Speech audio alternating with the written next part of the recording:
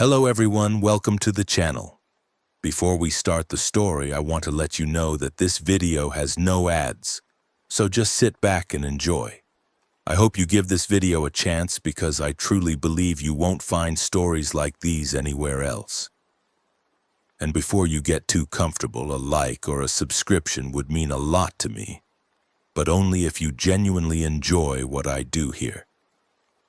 Leave a comment telling me where you're watching from and what time it is for you. It really helps us feel like the global community we are. Now let's begin day 0. The lunch rush at Drake Park Bistro started like every other Tuesday. Jesse Brennan stood at his station, knife moving in practiced rhythm through a pile of yellow onions, eyes watering from the fumes mixing with the perpetual kitchen heat. His phone sat on the stainless steel shelf above the cutting board, Paolo's laughter echoing from the dishwashing station behind him. "Yo, Jesse, you see that girl's Instagram, the one from Saturday?" Paolo wiped his hands on his apron, phone in hand, scrolling. "Maria says she's been asking about you, man, says you should..." The front windows exploded inward, not shattered, exploded, like something massive had been thrown through them. Glass sprayed across the dining room in a glittering wave and Jesse's knife stopped mid-cut, onion half severed on the board. He heard screaming, not the single voice of an accident, but a chorus, multiple voices growing. "What the fuck?" Paolo moved toward the kitchen door, the one leading to the dining room. Jesse grabbed his arm. "Wait!" The screaming intensified, running footsteps on pavement outside.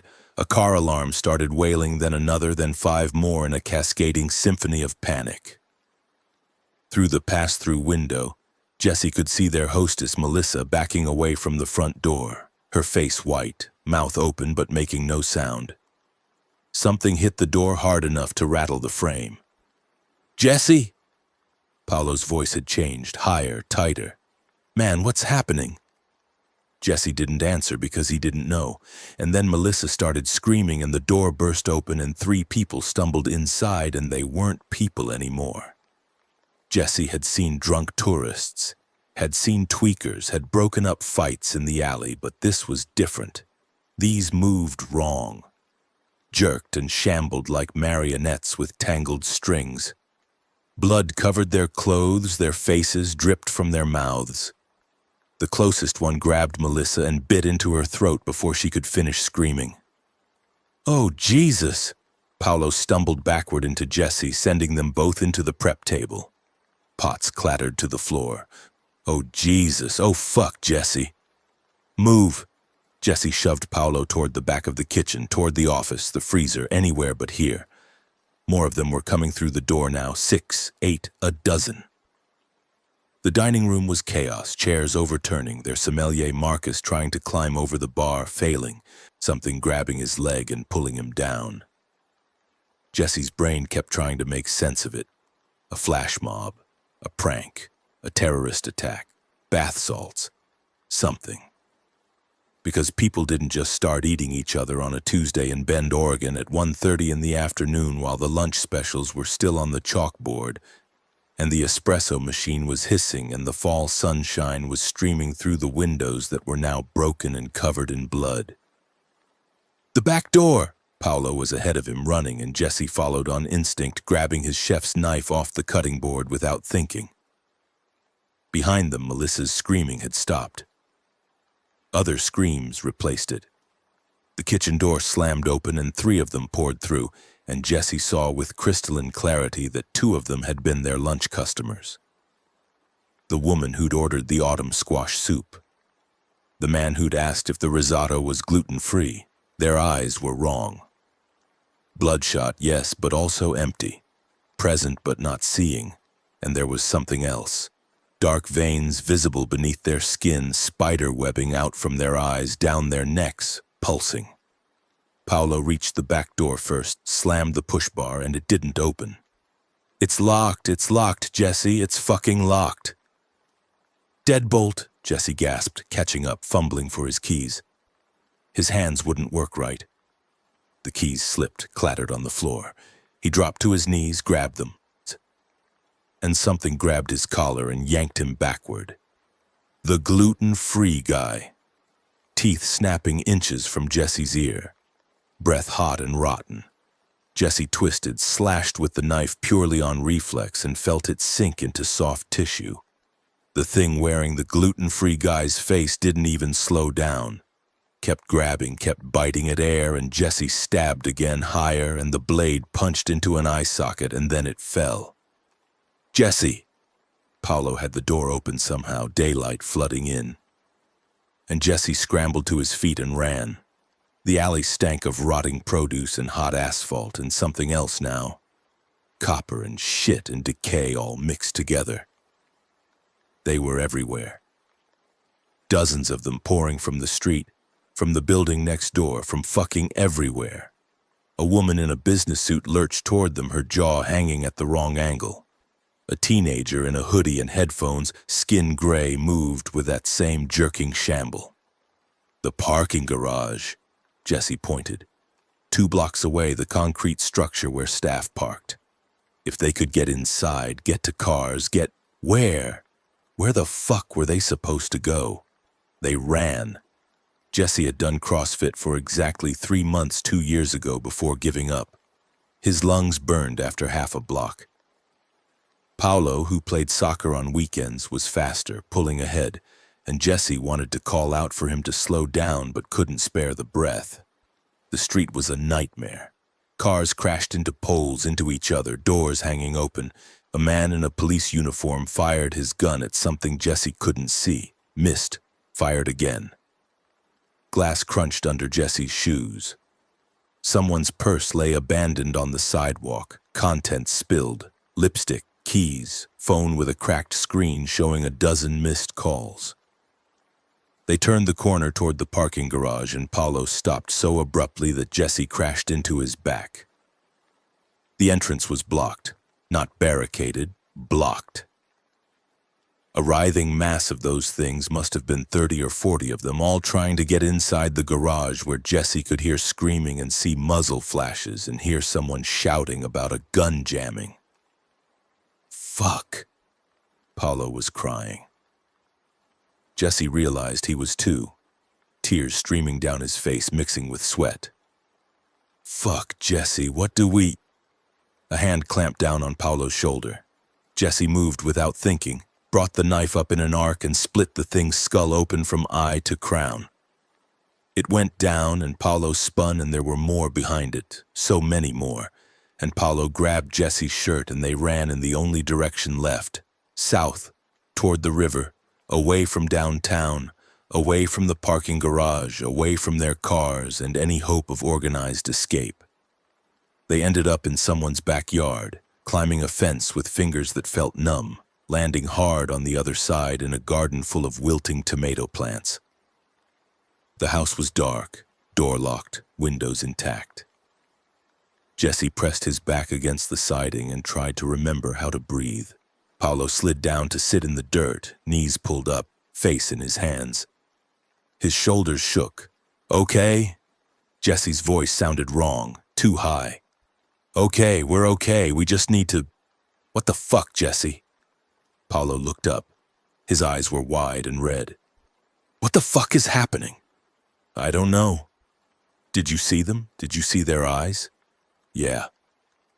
They were eating people, they were fucking eating... Paolo's voice broke.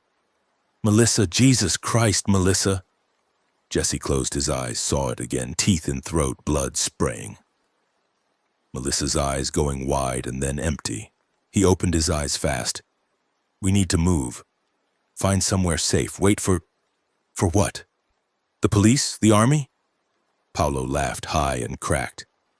Did you see the cop? He was shooting them and they kept coming. A door slammed somewhere nearby. Footsteps running. A car alarm started up, then stopped abruptly. Smoke rose from somewhere east, thick and black. Jesse's phone vibrated in his pocket. He pulled it out with shaking hands. The screen was cracked, must have happened when he fell, but it still worked. 3 bars of signal, 17 missed calls, 23 text messages. He scrolled through them with growing horror. Mom. Jesse, call me, please. Dad, are you safe? His roommate, Kyle. Don't come home downtown is fucked. Ex-girlfriend, Sarah. OMG, is this real? And at the bottom, timestamp 2 hours ago from a number he'd deleted 6 months ago but still knew by heart. Katie. Jesse, if you're alive, we're at my dad's cabin, Black Hills, please be safe. His thumb hovered over it. 2 hours ago, when this was just starting, when she was still thinking clearly enough to text him. Katie, who hadn't messaged him in 4 months. Katie, who'd sent the divorce papers and told him to lose her number. Katie, who had Mia. Jesse? Paolo was on his feet. Jesse, man, who is it? My ex-wife, she's... Jesse swallowed hard. She's in South Dakota, at her dad's place, with Mia. Your daughter? Yeah. Paolo's face shifted, some calculation happening behind his eyes. That's far, man, that's really far, isn't it? Yeah. 1,200 miles across 4 states through whatever the fuck this was. Yeah, it's far. A scream cut through the afternoon air, closer now. The backyard fence shook as something hit it from the other side. Wood cracked. Paolo grabbed Jesse's arm. We need to go inside, break a window, hide. No! The word came out before Jesse had fully thought it through. No, we need supplies, weapons, a car. We need to get out of the city. Where? Where are we supposed to go? Jesse looked at his phone again. Katie's message. Mia's face in his head. 9 years old now, gap-toothed smile, always asking questions about wolves and stars and why he never visited. Because you're a fuck-up, Jesse. Because you'd rather drink with co-workers than drive 6 hours to read bedtime stories. Because it's easier to send birthday cards than be a father. East, he said quietly. We're going east. They broke into the house through a basement window. Inside was dark and empty and smelled like coffee and laundry detergent, normal smells grotesquely out of place. Jesse's hands had finally stopped shaking enough to grip things properly. He found a baseball bat in the closet, handed it to Paolo, kept the knife for himself. In the kitchen, they filled 2 backpacks with whatever they could find. Granola bars, bottled water, a first aid kit from under the sink, batteries, a flashlight. Paolo found the keys to a Subaru Outback hanging by the door. Think it's in the garage? One way to find out. It was. Also in the garage, a bicycle, a lawnmower, and a dead woman in yoga pants with most of her face missing.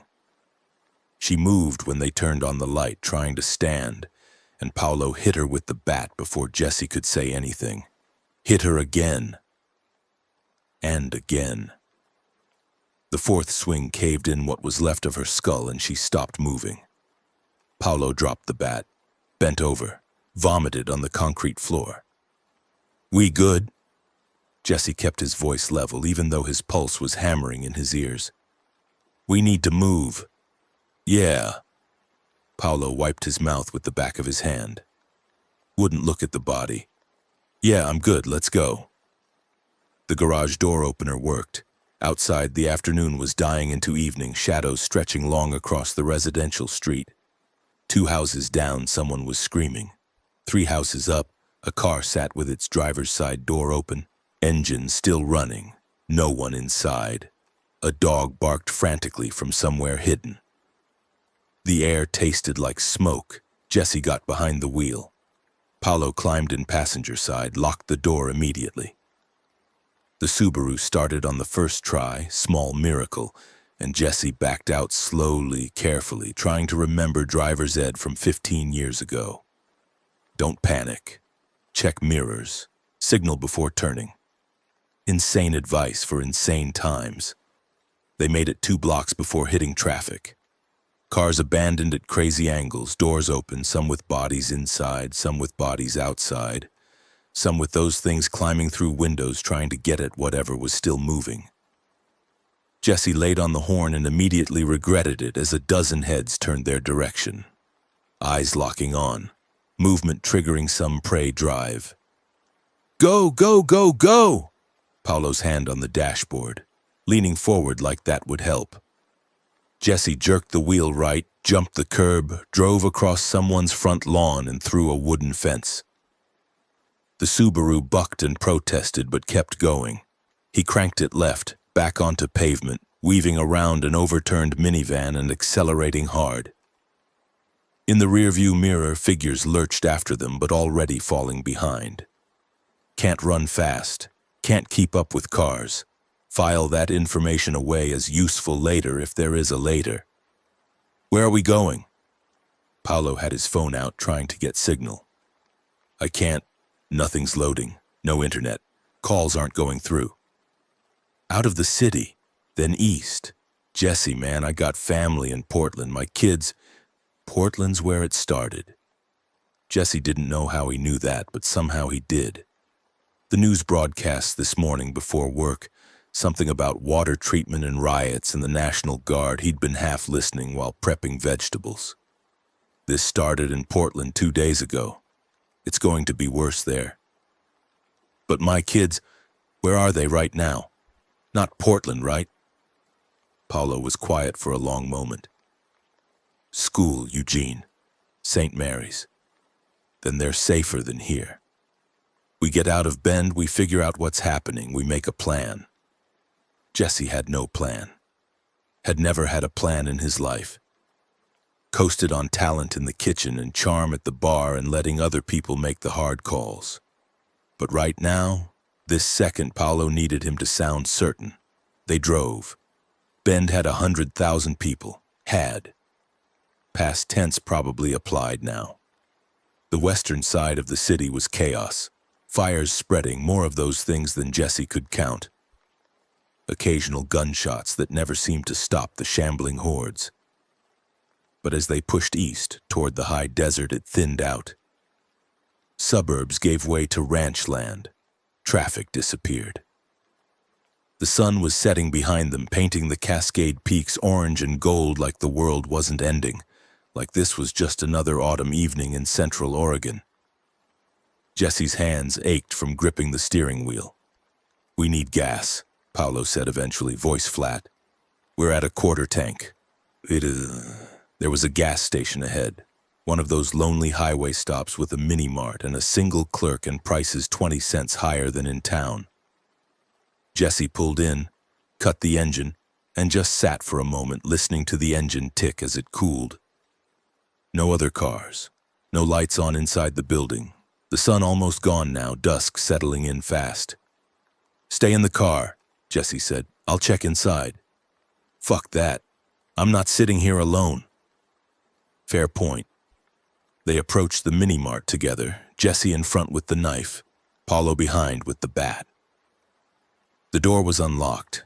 Inside, fluorescent lights flickered on motion sensors, illuminating aisles of chips and energy drinks and tabloid magazines.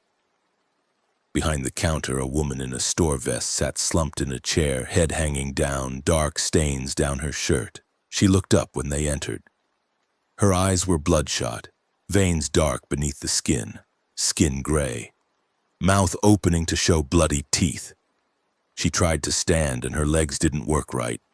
Collapsed sideways, hit the floor, started crawling toward them with disjointed movements like her joints didn't quite connect anymore. Jesse backed toward the door. Paolo raised the bat. The woman kept crawling, making sounds, not words, not quite moaning, something in between, wet breathing, determination.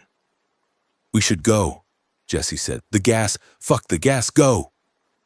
They ran back to the Subaru. Behind them, the woman crawled through the doorway, still reaching, still making those sounds.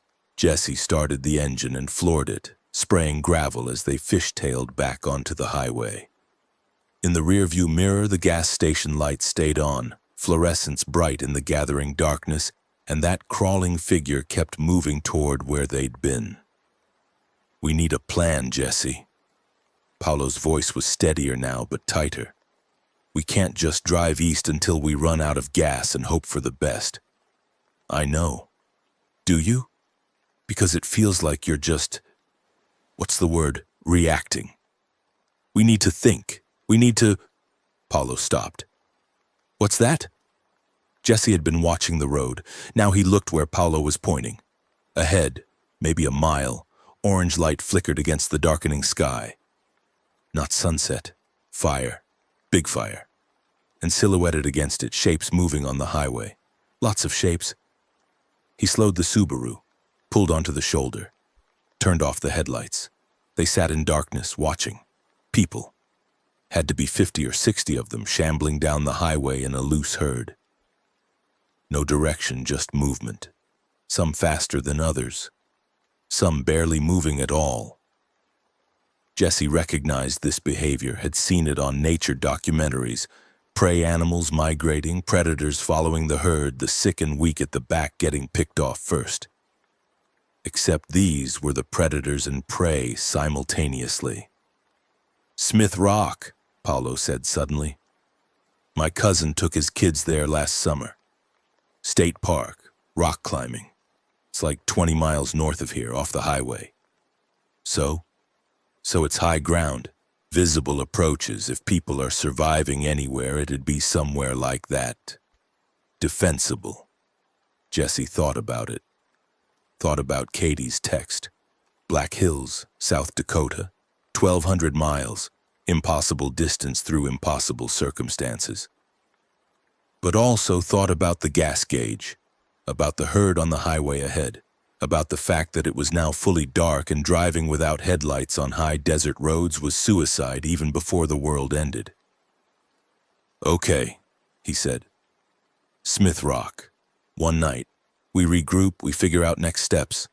And then we go east. We find your kids, we find my daughter.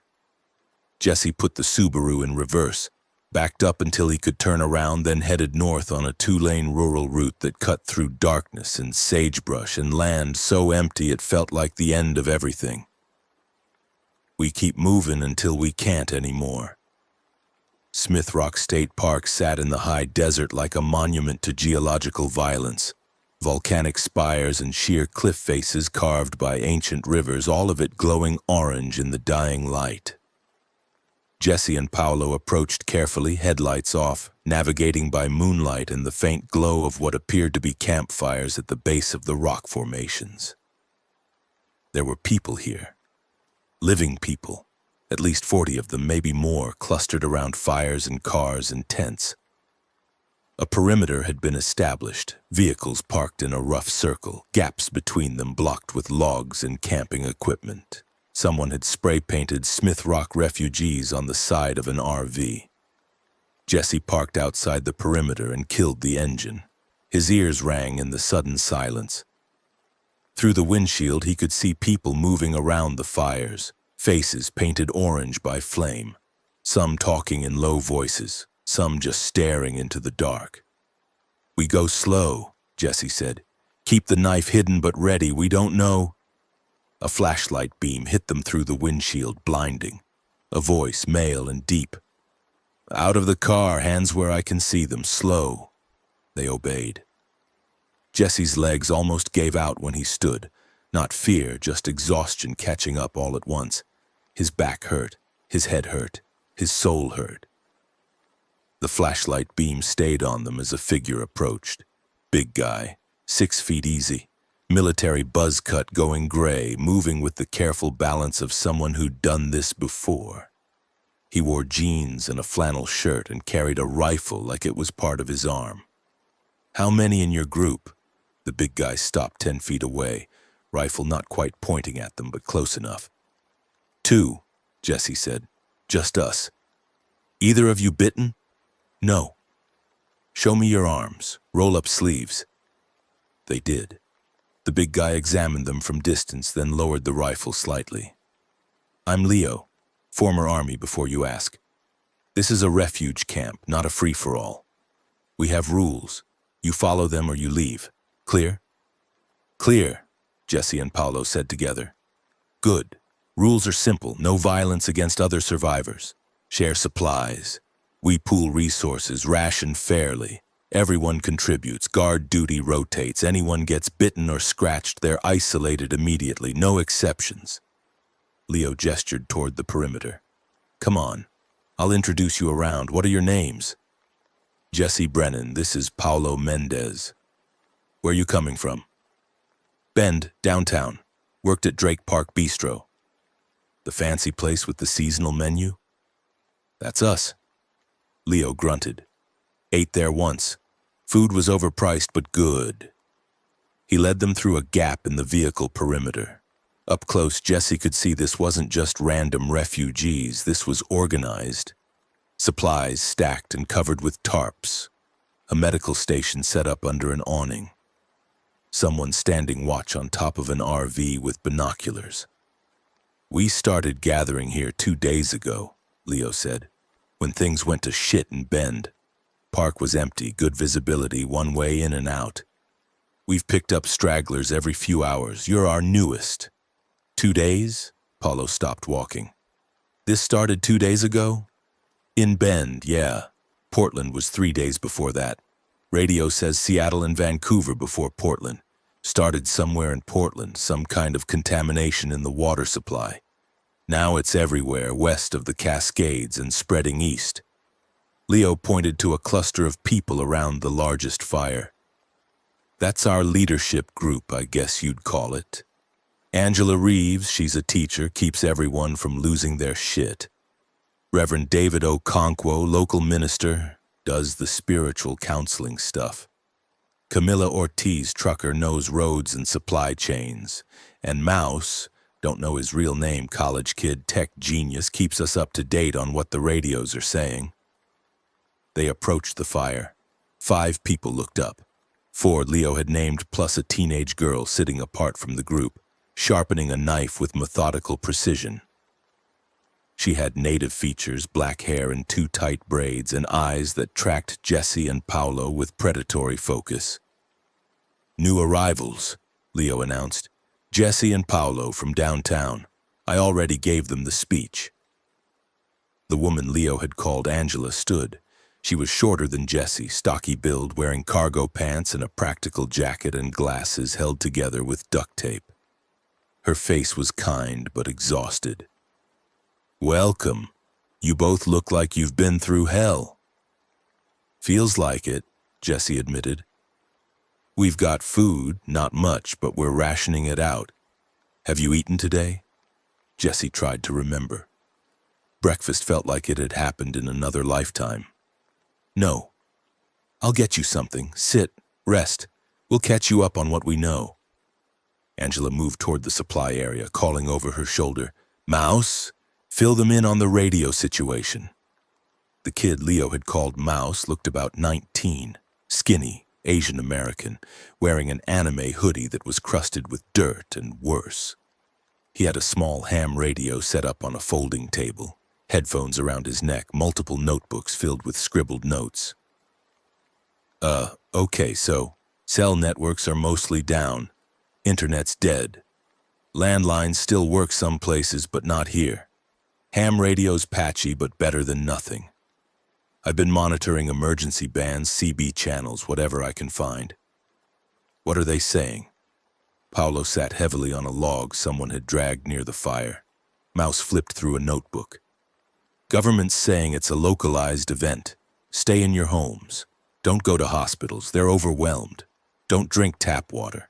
Don't approach infected individuals. Shoot on sight if necessary. He paused. That's the official line. Unofficially, it's worse than they're saying. Way worse. I've picked up traffic from National Guard units. They're calling it a catastrophic containment failure. Portland's gone. Seattle's gone. Most of Western Washington and Oregon are overrun. They're trying to establish a perimeter at the Cascades, but it's not holding. What about east? Jesse heard himself ask. Idaho? Montana? Further? Mouse met his eyes. Something in that gaze older than 19. Don't know. Radio signals don't reach that far, but if you're thinking about running, he shrugged. We all are. Question is where and when. The Reverend Okonkwo spoke up. He was a tall, lean black man with kind eyes and a clerical collar he still wore despite everything.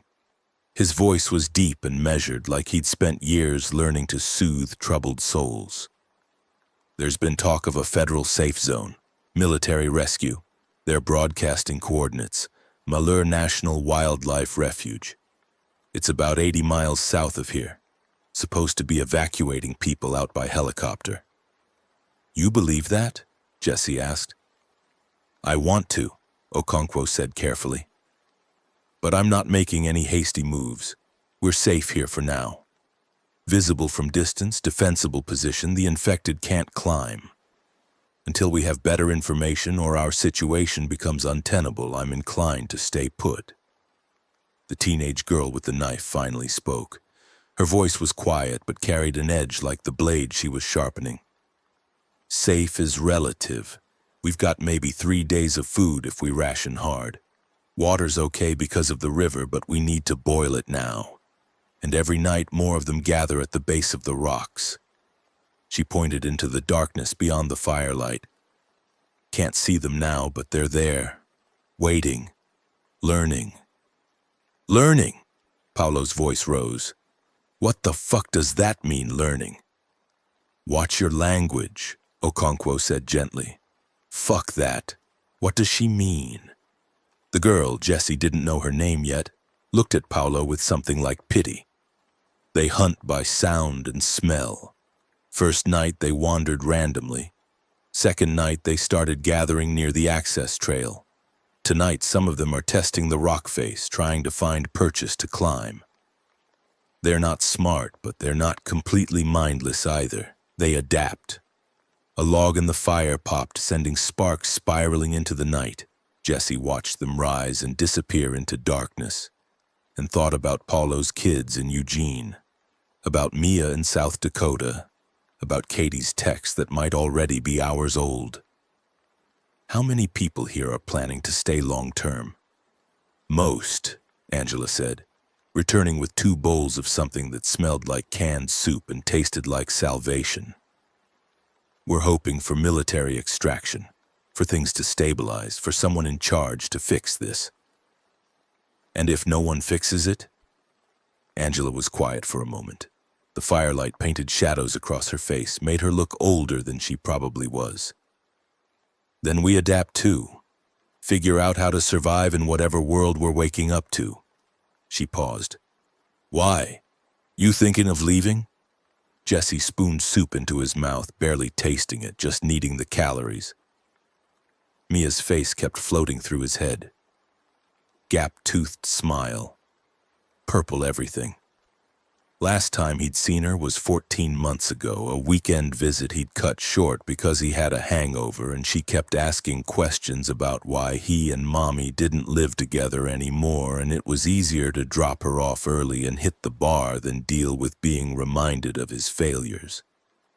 Maybe, Jesse said. I got someone I need to reach, South Dakota, my daughter. South Dakota? Paulo set down his soup bowl. Jesse, that's over 1,000 miles, man, through everything, through all of this. I know. You can't be serious. She's 9 years old. Jesse's hands were shaking again. He gripped the bowl tighter to hide it. Her mom texted me this morning. They're at her grandfather's cabin in the Black Hills. If I don't go, if I wait for things to stabilize... He stopped. Couldn't finish because finishing meant admitting what he already knew, that Katie and Mia might already be dead, might be dying while he sat around a campfire eating soup and waiting for adults to fix the world. Leo studied him across the fire. You got a plan? Route? Supplies? Weapons? Or just going to drive east and hope? Second one mostly.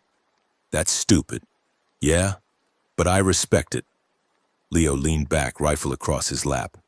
Man wants to reach his kid. I'm not going to tell him no. I'd do the same if I had... He trailed off. Didn't finish. Everyone here had unfinished sentences about people they'd left behind or lost or didn't know the fate of. Camilla spoke up. She was the trucker, solid build, sleeve tattoo visible even in firelight, weathered face that had seen miles of highway. If you're going east, you'll want to avoid main routes. I-84 is going to be packed. Accidents, abandoned vehicles, roadblocks. You'll make better time on smaller highways, county roads. I've driven most of the West. I can mark a route that'll keep you off major population centers. Why would you help me?" She smiled, but it didn't reach her eyes. "Because I've got family in Albuquerque, wife and son. I was driving north when this shit started, been thinking about turning around, heading south. Maybe we help each other, maybe we don't die alone in the desert." Mouse cleared his throat. "I could download maps, got a solar charger for tablets. Not useful for communication anymore, but GPS still works, and I've cached offline maps for the whole country. You'd need them if you're going off major roads." "I'm good with a rifle," the teenage girl said suddenly. Everyone looked at her. She kept sharpening her knife, not meeting anyone's eyes. "Name's Sienna. I got nowhere to go. Everyone I knew is dead. You're crazy enough to drive across the country during the apocalypse. Maybe you're crazy enough to survive. I'll come." "Hold on." Okonkwo stood, holding up his hands. "We're discussing this like it's a reasonable plan. It's not. Jesse, I understand your desire to reach your daughter, but the likelihood of success is minimal. The likelihood of death is high. You'd be throwing your life away on forgive me, a fantasy of reunion that may not even be possible anymore." "He's not wrong," Angela added softly. "Jesse, I'm not trying to be cruel, but we don't even know if the Black Hills are safe. We don't know if your daughter's alive. We don't know if the route is passable. This could be a suicide mission." "I know." Jesse set down his empty bowl, looked at the faces around the fire. Paolo, who'd followed him here out of friendship and panic. Leo evaluating him like a tactical problem. Angela worried for his soul. The Reverend worried for his life. Camilla thinking about her own impossible journey. Mouse already pulling up maps. Sienna waiting for permission to leave. "I know it's stupid, I know the odds, but I've been a shitty father for 9 years. I missed birthdays, I skipped visits, I forgot to call. I let my marriage collapse because it was easier than trying. And now the world's ending and my daughter is 1,200 miles away, and maybe she's already gone, but maybe she's not. And if there's any chance at all that I can get there, that I can be there for her when it matters, then I have to try. Because if I don't, I'm the same coward I've always been. The guy who locks his friend in a freezer and runs." Silence around the fire. The only sound was the crackling flames, and distant the low moaning of infected somewhere in the darkness beyond the rock walls. "You locked your friend in a freezer?" Mouse asked quietly. "Yeah." "Was he infected?" "Yeah." "Did he die?" Jesse closed his eyes, saw it again. Paolo's face, no, the original Paolo, the Paolo from the restaurant. Different person, same name, not this Paolo, screaming behind the freezer door. Fists pounding. Voice going from human to something else. "Yeah, he died. And I listened to every second of it, and then I ran because that's what I do, I run. But not this time," Sienna said. Not a question, statement of fact. "Not this time." Paolo stood abruptly, walked away from the fire into the darkness near the vehicle perimeter. Jesse could see his silhouette, shoulders shaking. After a moment, he came back. His face was wet. "My kids are in Eugene, St. Mary's School. They were there this morning when this started. My ex has them. She was smart, prepared. She'll have gotten them somewhere safe." He paused. "I keep telling myself that, but I don't know. And I can't drive to Portland, which is between here and Eugene, because Portland's gone, so I can't reach my kids, but you can try to reach yours." "Paolo, man, I'm sorry." "Shut up. I'm coming with you. Not because I think we'll make it, but because sitting here waiting to be rescued feels like dying slowly, and driving towards something, even if it's impossible, feels like fighting back. And my kids, if they're alive, they need to know their dad died fighting, not hiding." "That's 2 vehicles then," Camilla said. "Mine and yours. Better for redundancy. One breaks down, we've got backup. We pool supplies, weapons, knowledge. Agree on route and stick to it. Watch each other's backs." 3 vehicles, Leo said. "I'm coming too," Angela turned to him. Leo, you're our security, and I'm a soldier who's tired of waiting for orders that aren't coming. Leo's voice was flat, hard. I've got a prosthetic leg that's going to fail eventually, sooner than later. Rather die doing something than wait for the infection or the hunger or those things at the bottom of the rocks to take me. Jesse's got a destination. That's more than most of us have. I'll go too. Mouse was packing up his radio equipment, moving with sudden energy. You'll need communications, monitoring, tech support. I'm good at that. And staying here, listening to the world die on the radio. He shook his head. I'd rather be moving. Okonkwo watched them, face unreadable in the firelight. Finally, he sighed. You're all insane, absolutely insane. He paused. I'll pray for you every night, and I'll keep the radio on in case you make it somewhere and can call back. Another pause.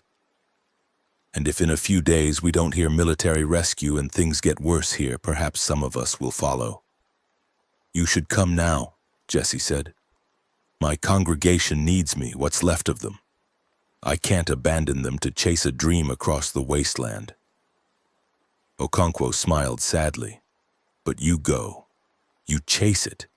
Because if we stop having dreams, even impossible ones, we stop being human.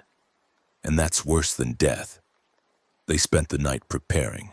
Jesse barely slept, kept jolting awake to sounds that might have been infected or might have been wind or might have been his imagination. When he did sleep, he dreamed of freezer doors and Paolo's fists and darkness closing in. Dawn came cold and clear. The volunteers gathered their supplies, what little they had or could scrounge from others. Camilla's pickup truck was loaded first, then the Subaru, then Leo's ancient Jeep Wrangler that looked like it had survived 2 wars already. Food, water, weapons. Leo had his rifle plus a hunting knife. Jesse had his chef's knife. Sienna produced a bow and a quiver of arrows from somewhere. Everyone else got makeshift weapons from the camp's communal supply. Angela hugged Jesse before he left, held on longer than expected. If you make it, she said quietly into his ear. If you actually reach your daughter and she's alive, you send word back. Let us know that miracles still happen. Deal? Deal. They rolled out at first light, 3 vehicles leaving the safety of Smith Rock State Park. As they passed through the perimeter, Jesse looked back once. 40+ refugees watching them go, some waving, some just staring. Okonkwo standing tall with his hand raised in blessing. Then the rocks fell behind them and there was only open road and morning sun and the long journey east towards something that might not even exist anymore. So, Paolo said from the passenger seat, checking the map Mouse had given them. First leg is Burns, Oregon, about 90 miles.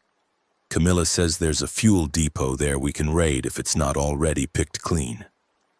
And if it is, then we figure something else out.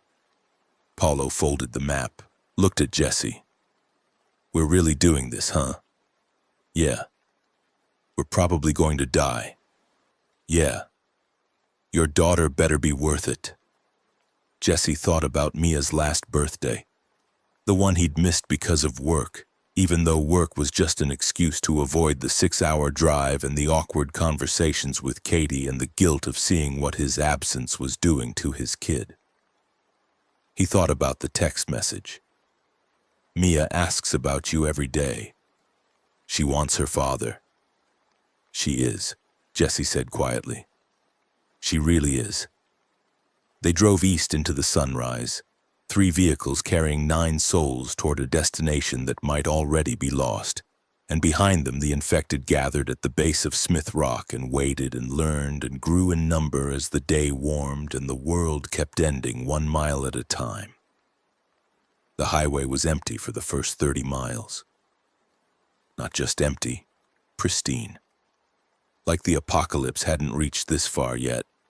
Like they'd driven out of one world and into another where gas stations still had power and convenience stores still had candy bars lined up in neat rows and the only thing wrong was the absence of other people. It didn't last. The first roadblock appeared around mile 40, a jackknifed semi-truck blocking both lanes, surrounded by abandoned cars and dark stains on the pavement that Jesse tried not to look at too closely. Camilla's truck led the way, pulling off the highway onto the shoulder, navigating around the wreckage on terrain not meant for vehicles. The Subaru followed, suspension groaning.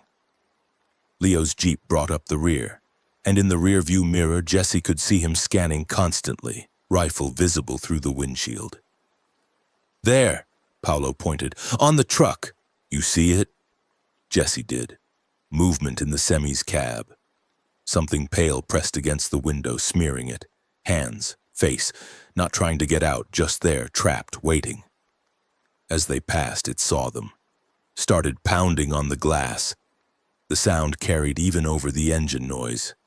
"Keep driving," Paolo said, voice tight. "Don't stop. Just keep driving." They kept driving. Mile 50 brought them through a small town that might have had 200 people before. Now it had more than that, but they weren't people anymore.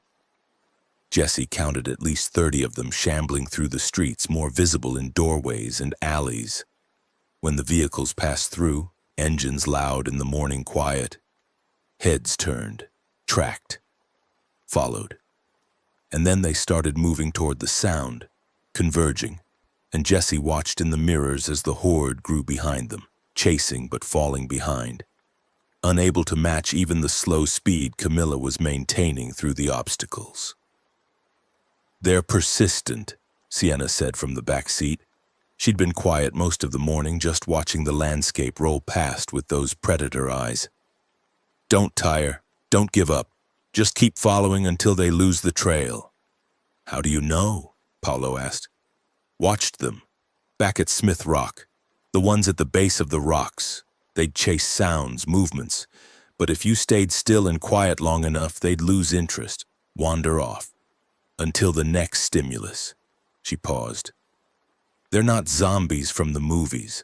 They're more like animals with a virus, driven by instinct, hunger, aggression, but still biological. Still limited by what bodies can do." "You talk like you've studied them," Jesse said. "I've watched. That's all I've done for 3 days. Watch and learn and try to survive." Sienna leaned forward between the seats. "Question is, do they evolve, get smarter, or stay at this level of threat?" Nobody had an answer for that. Burns, Oregon appeared on the horizon just before noon, a high desert town that baked in summer and froze in winter. Population around 3,000 pre-outbreak, now unknowable. They approached carefully, taking a county road that skirted the main downtown, heading for the industrial area where Camilla said fuel depots clustered. The radio in the Subaru crackled to life, Mouse's voice thin and distorted. "Seeing a lot of activity ahead, buildings burning, might be a firefight, copy?" Leo responded, "Copy. Hold position. Evaluate before proceeding." They pulled over in the shadow of an abandoned warehouse. Through binoculars Leo had distributed, Jesse could see the fuel depot 2 blocks ahead. Chain-link fence, multiple large tanks, office building, and surrounding it maybe 50 or 60 infected milling around like they were guarding something. "There's people inside," Camilla said over the radio. "See the fence? Someone reinforced it, added barbed wire on top, and that office building. Windows are barricaded from inside. Someone's holed up there. Should we help?" Mouse asked. "That depends," Leo said, "on whether they want help, and whether helping costs us more than we can afford." Jesse grabbed his own radio handset. "We need that fuel. If we bypass this depot, where's the next option?" "Ontario," Camilla said. "Oregon-Idaho border, another 80 miles. On our current fuel, we might make it, might not. 50-50 odds." Jesse looked at Paolo, who shrugged. Looked at Sienna, who was already checking her arrows. Looked at his own hands on the steering wheel, remembering how they'd shook when he locked the freezer door. "We help," Jesse said into the radio. "We draw them off. We get the fuel. We save whoever's inside if we can. That's not tactical, Leo said flatly. That's emotional. Yeah, it is. Jesse was already opening the driver's door. So you coming or not? A pause. Then, goddamn civilians, yeah, I'm coming. But we do this smart. Camilla, you create a distraction, drive past honking, draw them away from the fence. Mouse, you monitor radio traffic, see if the people inside can communicate. Sienna, you're our overwatch. Find high ground, watch for threats we don't see. Paulo and Jesse, you're with me. We go over the fence when the infected are drawn away. We're in and out in 5 minutes. If it takes longer than that, we aboard. Clear? Clear, everyone said. Then let's go save some lives. Try not to lose ours in the process. Camilla's distraction worked better than expected. She drove past the depot at speed, horn blaring, and the infected reacted like one organism. Heads turning, bodies pivoting, feet stumbling in pursuit. The horde moved away from the fence, chasing the sound, and in that window Leo was already running toward the gate with bolt cutters he'd produced from somewhere. Jesse followed, Paulo beside him, both of them carrying empty fuel cans. The fence was 10 feet high with barbed wire on top. But Leo cut the chain on the gate in seconds and they were through, inside the depot compound, surrounded by massive fuel tanks that smelled like petroleum and rust. Office, Leo pointed.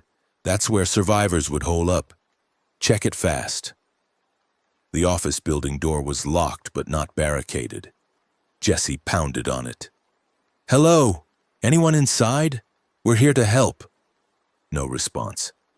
We need to get the fuel and go, Paulo said, glancing back toward the fence. Camilla was leading the horde in circles, but they were starting to spread out, some breaking off, wandering back toward the depot. Jesse, we don't have time. The door opened a crack. A shotgun barrel emerged, followed by a woman's face. Maybe 30 years old. Filthy, terrified. Who the fuck are you? Survivors from Bend, we need fuel, saw you were trapped, figured we'd help. Help, she laughed high and broken. Help would have come 3 days ago when we radioed for it. Help would have come when Marty got bit and we had to... She stopped, swallowed. We don't need help. We need out. We need... She saw the vehicles beyond the fence. Are those yours? Are you leaving? Yeah. Take us with you, please. There's 3 of us left. We've got supplies, food, medical shit. Please don't leave us here. Jesse looked at Leo, who was already shaking his head. We're at capacity. Can't take more. We're dying in here, the woman said, voice going from desperate to dead. We've been eating office supplies for 2 days, drinking from the water cooler. We're out. We're done. You leave us. We're dead by tomorrow. How many fuel cans can you carry? Jesse asked. Jesse, Leo grabbed his arm. Hey, we can't. We're already overloaded. How many? Jesse asked again, ignoring Leo. The woman understood. All of them, everyone you want, and we'll fill them fast. We know this place, every tank, every pump. You get us out, we get you fueled up. Deal? Deal. You've got 3 minutes. They worked like a coordinated unit, all pretense of conversation gone. The woman, her name was Tara, and her 2 companions emerged from the office. One was a kid, maybe 16. The other was a man in his 50s who moved like he was on autopilot. They knew the depot's systems, got pumps running, filled every container Jesse's group had, plus their own. Meanwhile, outside the fence, Camilla was running out of distractions and the infected were returning in greater numbers. Time's up, Leo said into the radio. Everyone out, now. They ran for the gate, carrying fuel cans that sloshed in strained arms. Jesse's shoulders burned. Behind them, the infected saw movement, started making those sounds, not quite moaning, not quite growling, something between. The horde surged forward. Go, go, go! Leo was last through the gate, firing his rifle into the massive bodies. Not killing shots, just shots to slow them, to buy seconds. They piled into vehicles, Tara's group cramming into Camilla's truck. fuel cans strapped to every available surface. Engines roared to life, tires spun on gravel, and they were moving, accelerating away from Burns with infected hands slapping against the Subaru's rear bumper. And Jesse caught one last glimpse of that fuel depot office where Tara had probably watched her friend Marty turn into something else, where 3 people had been dying slowly in a cage of their own making until someone stupid enough to help showed up. "That was incredibly reckless," Leo said over the radio once they were clear back on the highway heading east. "Cost us time, fuel to fill those cans, and took on 3 more mouths to feed." "We also got more fuel than we started with," Camilla pointed out, "and 3 people who know industrial systems. Could be useful later. Could be dead weight. We'll see." Jesse didn't say anything, just drove, watched the road ahead, thought about Paulo in the freezer and Tara in the office and how many times you could make the choice to help versus the choice to survive before one choice or the other destroyed you completely. Mia was still 1,200 miles away. Might as well be on the moon. That night they camped in an abandoned rest area, pulling the vehicles into a triangle formation for protection. No fires. Too risky. Everyone ate cold food from cans and tried not to think about how many days of rations they had left. Leo set up a watch rotation, 2 hours per person. Wake the next when your time was up. Sleep with weapons close. Jesse took the midnight to 2 shift. Sat on the hood of the Subaru with Paulo's chef knife. His chef knife now, he supposed, and watched darkness that moved sometimes when wind didn't blow. The infected were out there, somewhere, wandering, hunting, drawn by some instinct or scent or sound humans couldn't perceive. "Can't sleep?" Angela's voice. No, wait. Not Angela. That was wrong. Angela was back at Smith Rock. This was Tara, the woman from the fuel depot, coming to sit beside him with her own weapon, a crowbar she carried like it weighed nothing. "Not really," Jesse said. "Me neither. Keep seeing Marty's face. When he turned. When we had to." She stopped. "You ever have to kill someone you knew?" "No." "Lucky you." They sat in silence for a while. In the distance, a coyote howled, or something that had been a coyote once. Hard to tell anymore. "Where you heading?" Tara asked eventually. "East is a direction, not a destination." "South Dakota, Black Hills, my daughter's there." "Long way." "Yeah." "What if she's not there when you arrive?" Jesse had been asking himself that same question for the last 100 miles.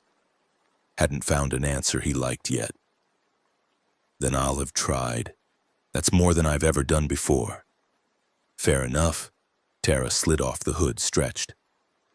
"I'm going to try to sleep. Good luck, Jesse. With your daughter. With everything."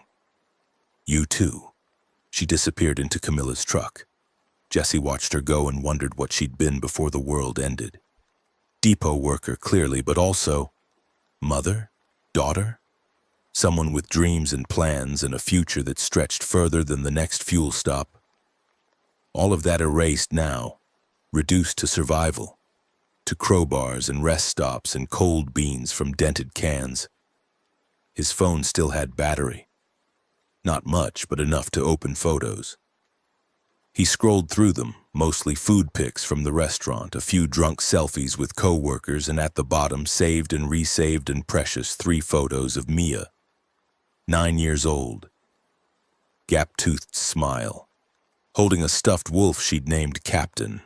Wearing a purple dress Katie had sewn herself. Looking at the camera like Jesse was the most important person in the world, which he absolutely was not and had never been. "I'm coming," Jesse whispered to the photo, to the darkness, to the 1,200 miles that might as well be 12 million. "I know I'm late. I know I'm always late, but I'm coming. I promise." The darkness didn't answer, just kept being dark. Kept holding threats he couldn't see. Kept existing as the space between here and there, between now and later. between the father he'd been and the father he needed to become. 2 hours passed. Jesse woke Paolo for the next watch, crawled into the back of the Subaru, and fell into sleep that was more unconsciousness than rest, full of dreams about freezer doors and running and arriving too late, always too late, forever too late. Eastern Oregon was a moonscape. High desert stretched in every direction, sagebrush and rock and sky so huge it felt like falling upward. They drove through it for 2 days, seeing almost no one, living or dead. Just emptiness and occasional ranch houses that sat dark and abandoned, or sometimes not abandoned, sometimes occupied by things that tracked the vehicles with eyes like hunger. On the 3rd day out from Burns, the radio crackled with something new. Not static, not the usual fragmented emergency broadcasts. Music. And that was Hotel California by the Eagles, taking us back to 1977, when the biggest problem was disco and inflation, not the end of the world as we know it. This is DJ Prophet broadcasting from an undisclosed location because I'm not an idiot and I'd like to stay alive. If you're hearing this, congratulations. You've survived this long. Here's some advice for staying that way. Mouse was the first to respond, nearly shouting into the radio. Are you hearing this? Someone's broadcasting. Someone organized enough to broadcast. Turn it up, Leo ordered. They all tuned to the same frequency. Sat in their vehicles rolling through the desert, listening to a voice that sounded sane and human and impossibly normal. Avoid major highways. I-5 is a death trap. I-84 is maybe slightly better but still bad. Stay off the beaten path. Small towns are hit or miss. Some are clear, some are overrun. No way to know until you're there, so approach carefully. Water sources boil everything. I cannot stress this enough. The initial contamination was through water systems, and while the active phase passed, infected corpses are everywhere, contaminating everything. Boil your water or die of dysentery, and I promise you the latter is less dignified than going down fighting infected. He's giving actual intel, Camilla said over the radio. Someone who knows things, who's seen things. For those of you heading east, and I know some of you are, listen close. There's supposedly a federal safe zone being set up. Malheur National Wildlife Refuge. They're broadcasting coordinates and promising rescue, medical care, the works. I can't confirm if it's legit or a trap. Could be either. Could be both. Use your judgment. Me? I'm not going anywhere near it because in my experience, large gatherings of desperate people attract both infected and the kind of humans who prey on desperation. But maybe I'm paranoid.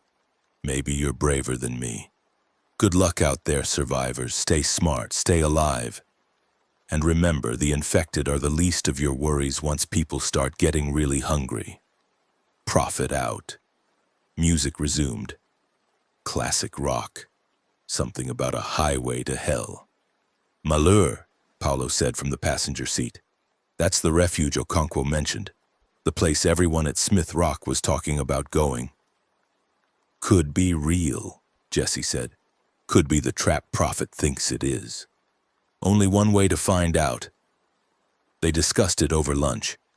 Cold Chef Boyardee eaten standing in the middle of nowhere with weapons close. The group had grown. 9 people now across 3 vehicles. Jesse, Paolo, Sienna, Leo, Mouse, Camila, and Tara's trio. Decisions couldn't be made by one person anymore. Had to be consensus. We're not equipped for long-term survival, Tara pointed out. We're running on adrenaline and canned goods. We need more supplies, medicine, weapons, actual shelter. If Malheur is real, it could be what we need. Or it could be a death trap, Sienna countered. Concentration of people means concentration of infected. And if Prophet's right about desperate people, we're walking into a potential shit show. We're walking through a shit show regardless, Mouse said. At least this one has the possibility of showers and hot food. Leo looked at Jesse. Your call. You're the one with the destination. We're just along for the ride. Jesse thought about it. South Dakota was still over 1,000 miles away. They had maybe 5 days of food left. Fuel was holding but wouldn't last forever. And everyone was looking at him like he had answers when he'd spent his entire life avoiding being the person with answers. We check it out, Jesse said finally. But carefully, we park a mile out. Leo and I scout on foot. If it looks safe, we bring everyone in. If it looks like a trap, we keep moving. Deal? Deal, Leo said. But I'm bringing more than just you. Sienna comes too.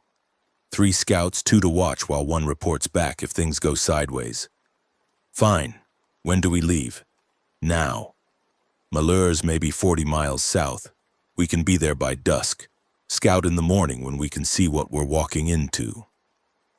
They drove south as the sun began its descent toward the western horizon, painting the desert in shades of amber and rust. Jesse watched the landscape roll past and thought about Katie's text message that was now 4 days old. Thought about Mia, who might be scared or safe or dead or something worse. Thought about how every mile south was a mile away from the east he needed to go. But sometimes you had to go the wrong direction to survive long enough to go the right direction later. That night they made camp in sight of Malheur refuge, or at least the complex of buildings that marked its location. They could see lights, electric lights, which meant generators, which meant organization, which might mean salvation or might mean something else entirely. Jesse volunteered for first watch again, sat with his knife and his thoughts and the distant lights that looked like hope, but might be anything at all. Jesse? Paolo climbed out of the Subaru, came to sit beside him. You still awake? Can't sleep. Yeah, me neither. Paolo was quiet for a moment. You know this is crazy, right? All of it. Driving across the country during the apocalypse to maybe find your daughter who might already be dead. That's objectively insane. I know, but I get it. If there was any chance my kids were alive, I'd do the same thing. Drive through hell itself. Paolo paused. They're probably dead. Statistically, odds are everyone we knew is dead, but we keep going anyway because what else is there? Give up and die here? At least driving means we're fighting. Is that what we're doing? Fighting? Isn't it? Fighting against odds, fighting to survive, fighting for the possibility that maybe, just maybe, we're not too late. Paolo stood, clapped Jesse on the shoulder. Get some rest. Tomorrow we see if hope is real or just another way to die. Jesse tried to rest, failed. Spent the night hours watching those distant lights and wondering what waited for them in the morning, and whether the people they were becoming in order to survive were people their old selves would recognize, or people who'd become strangers to themselves, reshaped by necessity into something harder and colder and capable of things they'd never imagined having to do. Dawn came eventually, as it always did, indifferent to human suffering or hope or the distance still remaining between fathers and daughters across 1,200 miles of apocalyptic American wasteland. Leo, Jesse, and Sienna approached Malheur National Wildlife Refuge on foot as the sun climbed higher. They'd left the vehicles hidden 3 miles back, came in through sagebrush and irrigation ditches using terrain and early light as cover. Leo moved like this was second nature, military training evident in every careful step, every hand signal, every pause to scan the area. The refuge complex appeared over a low rise, multiple buildings arranged around a central parking area, visitor center, maintenance sheds, housing for staff, and surrounding everything a fence. Not chain link anymore. Someone had reinforced it. Barbed wire, watchtowers at corners, armed guards visible in the towers. Well organized, Leo whispered. Too organized for refugees. This is military or something close to it. They bellied down in the brush and watched. Below, people moved with purpose, not shambling, not panicking, working. There were vehicles, Humvees, National Guard trucks. Tents set up in orderly rows. A medical station with white tent and red crosses. "Looks legitimate," Jesse said. "Looks is the operative word," Sienna pointed. "See the people in those rows of tents? They're not moving freely. Guards posted, could be quarantine, could be prisoners." "Could be both," Leo said. "Quarantine protocols would make sense. Screen for infection before letting people integrate." They watched for an hour.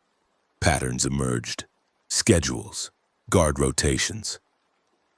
The main gate had a checkpoint. People arriving in vehicles were stopped, questioned, searched. Some were let in. Others were turned away.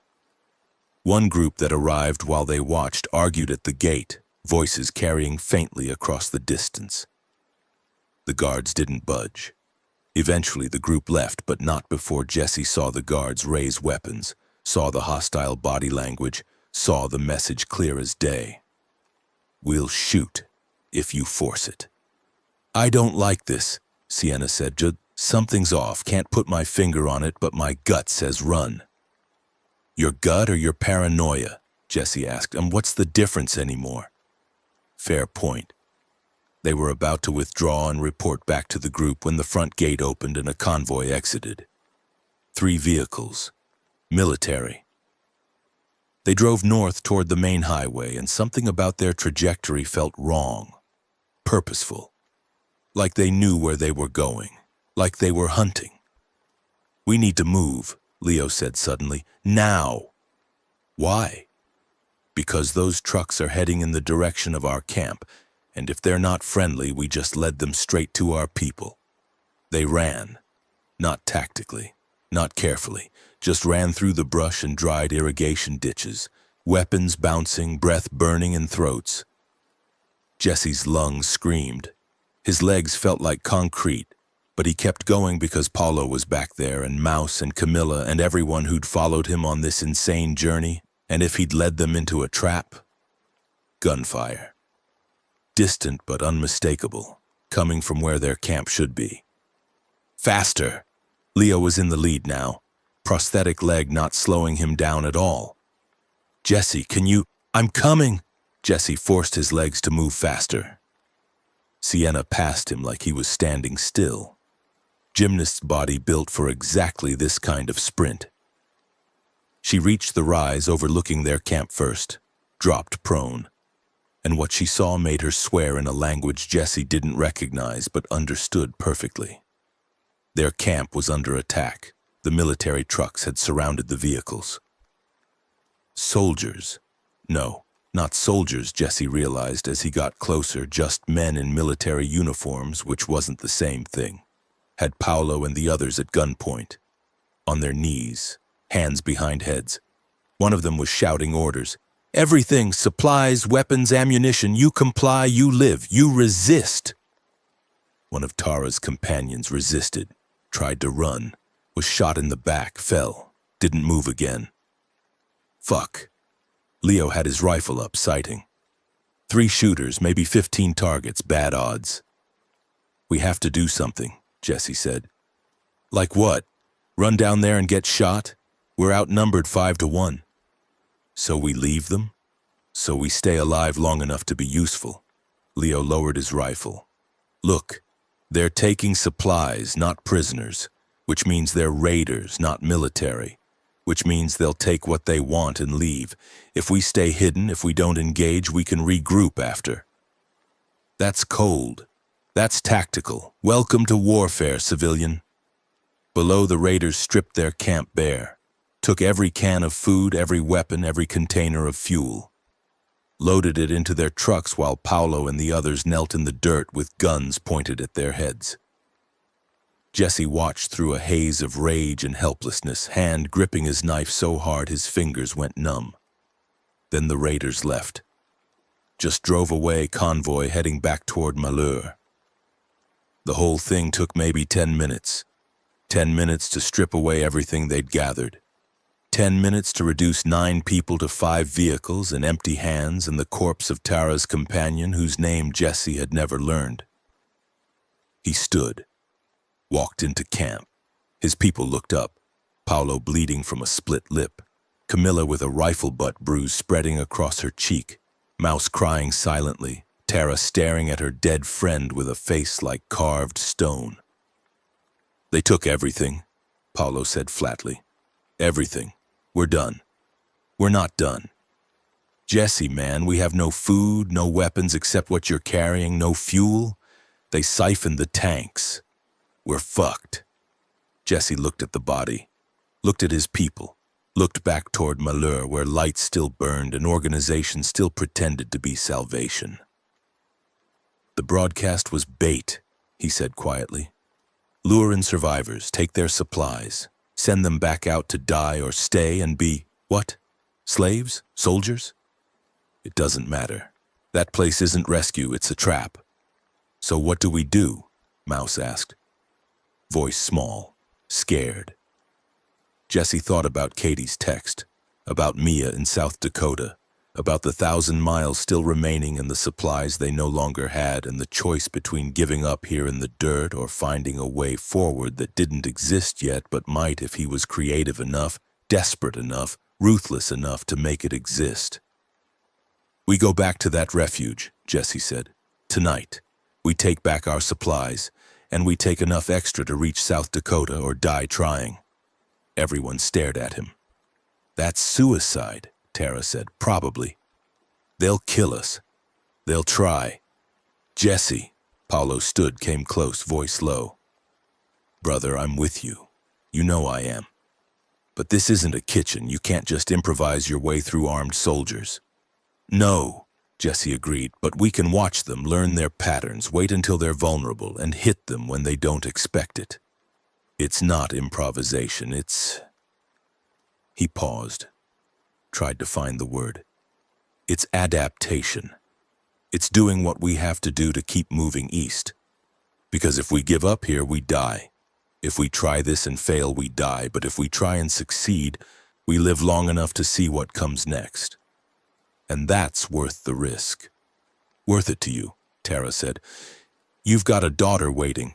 What do the rest of us have except a slim chance of survival that gets slimmer every day?" "A purpose," Jesse said. "Something to fight for instead of just against. And if that's not enough..." He stopped, started over. "I locked my friend in a freezer and listened to him die because I was too scared to do the hard thing. I'm not making that choice again. I'm going to that refuge. I'm taking back our supplies. Anyone who wants to come with me, come. Anyone who wants to walk away, walk. I won't stop you. But I'm done running from hard choices." Silence in the camp. Wind blowing through sagebrush. The corpse of Tara's friend leaking blood into thirsty soil. Finally, Leo spoke. "I'm in. Not because I think we'll succeed, but because I'm a soldier and soldiers don't run from fights they might lose. We plan, we execute, we adapt when the plan fails, and it will fail. But maybe we fail forward instead of backward." "I'm in," Sienna said. "Already am. They killed someone for running. That deserves payback." "Count me in," Camilla added. "Got nothing to lose except time, and time's running out anyway." Mouse nodded. Tara looked at her dead friend one last time, then nodded too. Paolo sighed. "Yeah. Okay. Let's rob the military and almost certainly die. Why not? Already committed to this insane journey." "Then we plan," Jesse said. "We watch tonight. We hit tomorrow when they're least ready. We take back what's ours. And we don't stop until we reach the Black Hills or we're all dead." "Deal?" "Deal," everyone said. They buried Tara's friend in the desert where sagebrush would grow over the grave eventually. And Jesse said words he didn't believe about peace and rest because that's what you did for the dead even when you knew there was no peace, only endless night and forgetting. Then they made plans to become thieves and murderers if that's what survival required, and Jesse felt something inside him shift. Not breaking exactly, but cracking. Letting through light or darkness, or maybe both mixed together in ways that would define who he became on the long walk toward his daughter through a country dying 1 mile at a time. They spent the night in shifts, 3 watching Malheur while 6 rested in the cold darkness miles from any fire. Jesse took notes in a small journal Mouse had scrounged from somewhere. Guard rotations, lights out times, patterns of movement, weak points in the fence, where supplies were stored. The compound slept or seemed to between 200 and 500 hours. 3-hour window. Guards changed at 300. 15-minute gap of confusion when shifts overlapped and attention divided. "We have one shot at this," Leo said, studying the notes by dim light of a shielded flashlight. "Maybe 20 minutes inside before alarm goes up. Grab what we can carry and run. No fighting unless forced. Understand?" Everyone nodded. "Weapons are in the maintenance shed, west side. Food storage is in the visitor center, north side. Fuel depot is external, south perimeter." We split into 3 teams. Jesse, Paolo, Mouse, you take food. Sienna and Camilla, weapons and ammunition. Tara and her remaining friend, fuel. I'll be overwatch high ground covering your extract. Questions? "Yeah." Mouse raised his hand like he was in class. "What if we get caught?" "Then you run. Shooting will attract infected from miles around, and nobody wants a firefight in the middle of a horde. They'll have to choose between chasing us or defending their compound. We make sure they choose wrong." "How?" Leo smiled, and it wasn't a kind smile. "Sienna, you still got that fire?" She produced a lighter. "Never leave home without it. Good, because we're going to burn their fuel depot as we leave. Give them something to worry about besides 5 people running into the dark with stolen supplies." "That's..." Mouse swallowed. "That's terrorism. That's war," Leo corrected. "And we didn't start it. They did when they shot an unarmed man and stole everything we had. This is just evening the score." Jesse felt that crack inside him widen, letting through more darkness, more of whatever he was becoming. "When do we go?" 0245 hours, 15 minutes from now. Get ready. Empty your pockets of anything that makes noise. Dress in dark colors. Leave identification behind. If you die, you don't want to lead them back to people you knew. Check your weapons, and remember, quiet in, loud out. We ghost in, we sprint out. Good? Good, everyone echoed. The 15 minutes crawled by. Jesse used them to write one more entry in the journal, not for anyone else, just for himself. For the record of who he'd been and who he was becoming. "If I die tonight, let it be known. Jesse Brennan, age 34, died trying to reach his daughter Mia in South Dakota. Died because some men in fake uniforms stole supplies from refugees and killed an innocent man. Died fighting back instead of accepting. Not a hero, not special. Just a father who showed up late but showed up. That's something." He closed the journal, tucked it in his jacket, checked his knife, Paolo's knife. The one he'd carried since the freezer door, since the moment he'd decided cowardice was easier than compassion. Not anymore. Not ever again. "Time," Leo said quietly. "Move out. Stay low. Stay quiet. Stay alive." They moved through darkness toward the fence, toward the compound where men pretended to be military, and pretended to be salvation, and pretended order could be maintained through violence and theft. Jesse's heart hammered. His hands stayed steady.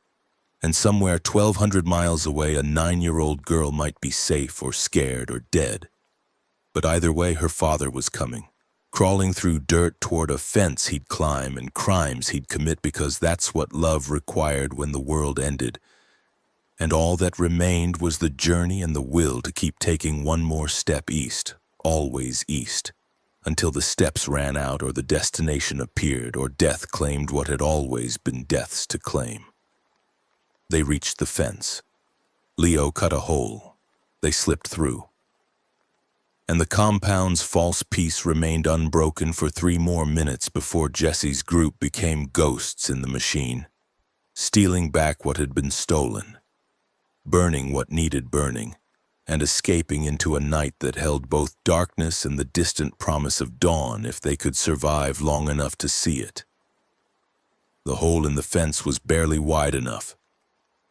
Jesse squeezed through, feeling the cut chain link catch on his jacket, hearing the faint metallic scrape that seemed loud as thunder in the 3 a.m. stillness. Behind him, Paolo followed, then Mouse, all three of them breathing too loud, hearts hammering too hard, every instinct screaming to run the other direction. The compound was dark except for 2 floodlights at opposite corners. The guards in the towers were backlit, making them easy to spot, but also making everything beyond their gaze invisible.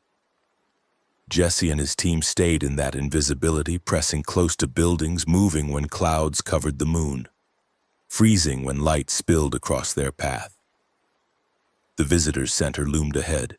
Single story, flat roof, windows barricaded with plywood. One door padlocked from outside. Jesse pulled out the bolt cutters they'd salvaged from the fence and positioned them on the lock's shackle. The metal was thick, required leverage. He squeezed hard and the cutters bit through with a crack that sounded like a gunshot. Everyone froze. 10 seconds passed. 20. No alarms, no shouts. Just wind and the distant sound of generators humming. "Go," Jesse whispered. Inside, the visitor center had been converted into storage. Shelves lined the walls, stacked with supplies that had clearly come from multiple sources, their own canned goods mixed with military rations, mixed with civilian brands from grocery stores. Jesse recognized the granola bars they'd taken from that house in Bend, saw Paolo's backpack on a shelf, contents dumped and redistributed. "Take everything we can carry," Jesse said quietly. "Prioritize calories and weight. Canned goods, dried food, anything that'll last." They worked fast, stuffing backpacks and duffel bags they found stacked in a corner. Mouse found medical supplies, antibiotics, bandages, painkillers, and loaded those too. Paolo discovered bottles of water, grabbed 4, then went back for more. Jesse took food, just grabbed whatever was closest and packed it tight. Outside, a door slammed. They froze, listened. Footsteps on gravel getting closer. Someone whistling tunelessly. A guard making rounds, early or late, or just bored enough to break routine. "Under the shelves," Jesse mouthed. They squeezed into the gap between floor and bottom shelf. The space was tight, filthy, and smelled like rat droppings. Jesse's face pressed against cold linoleum.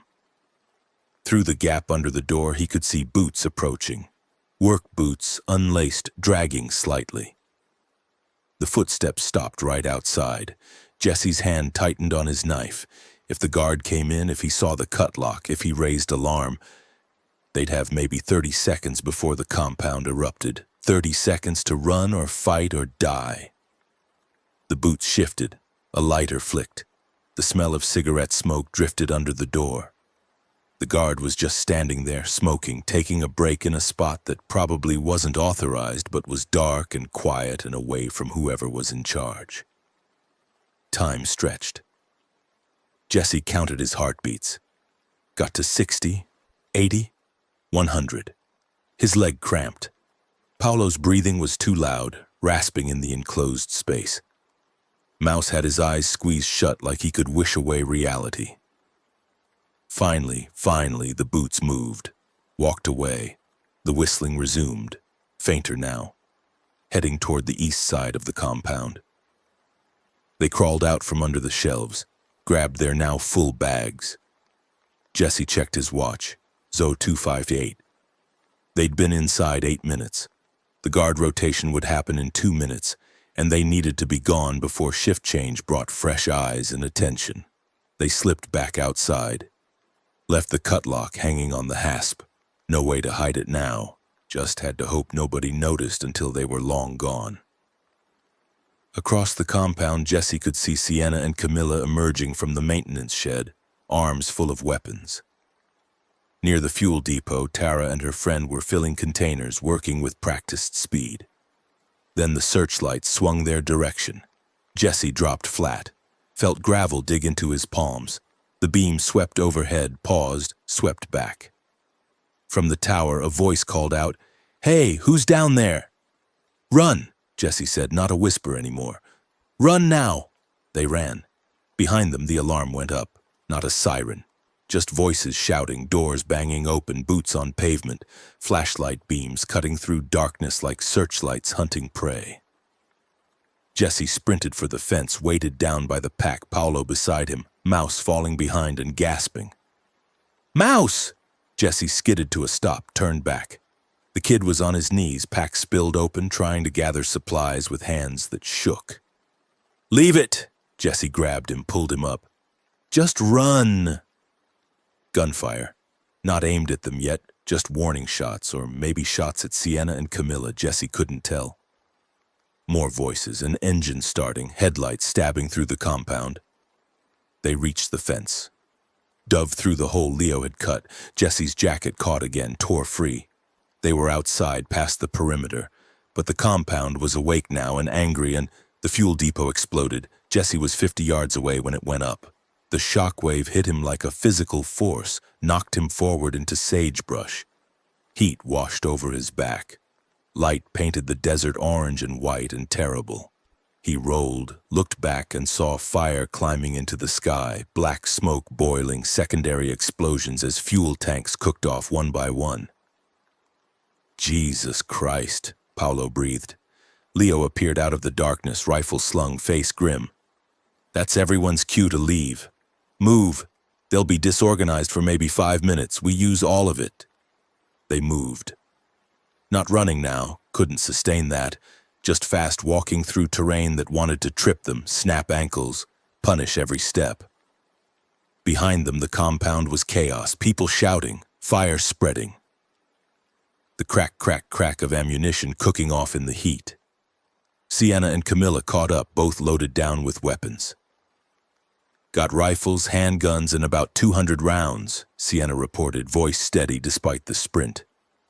"Plus some knives, a hatchet, and this." She held up a compound bow, modern and deadly. "Figured you could use an upgrade from that kitchen knife." "Keep the knife," Jesse said.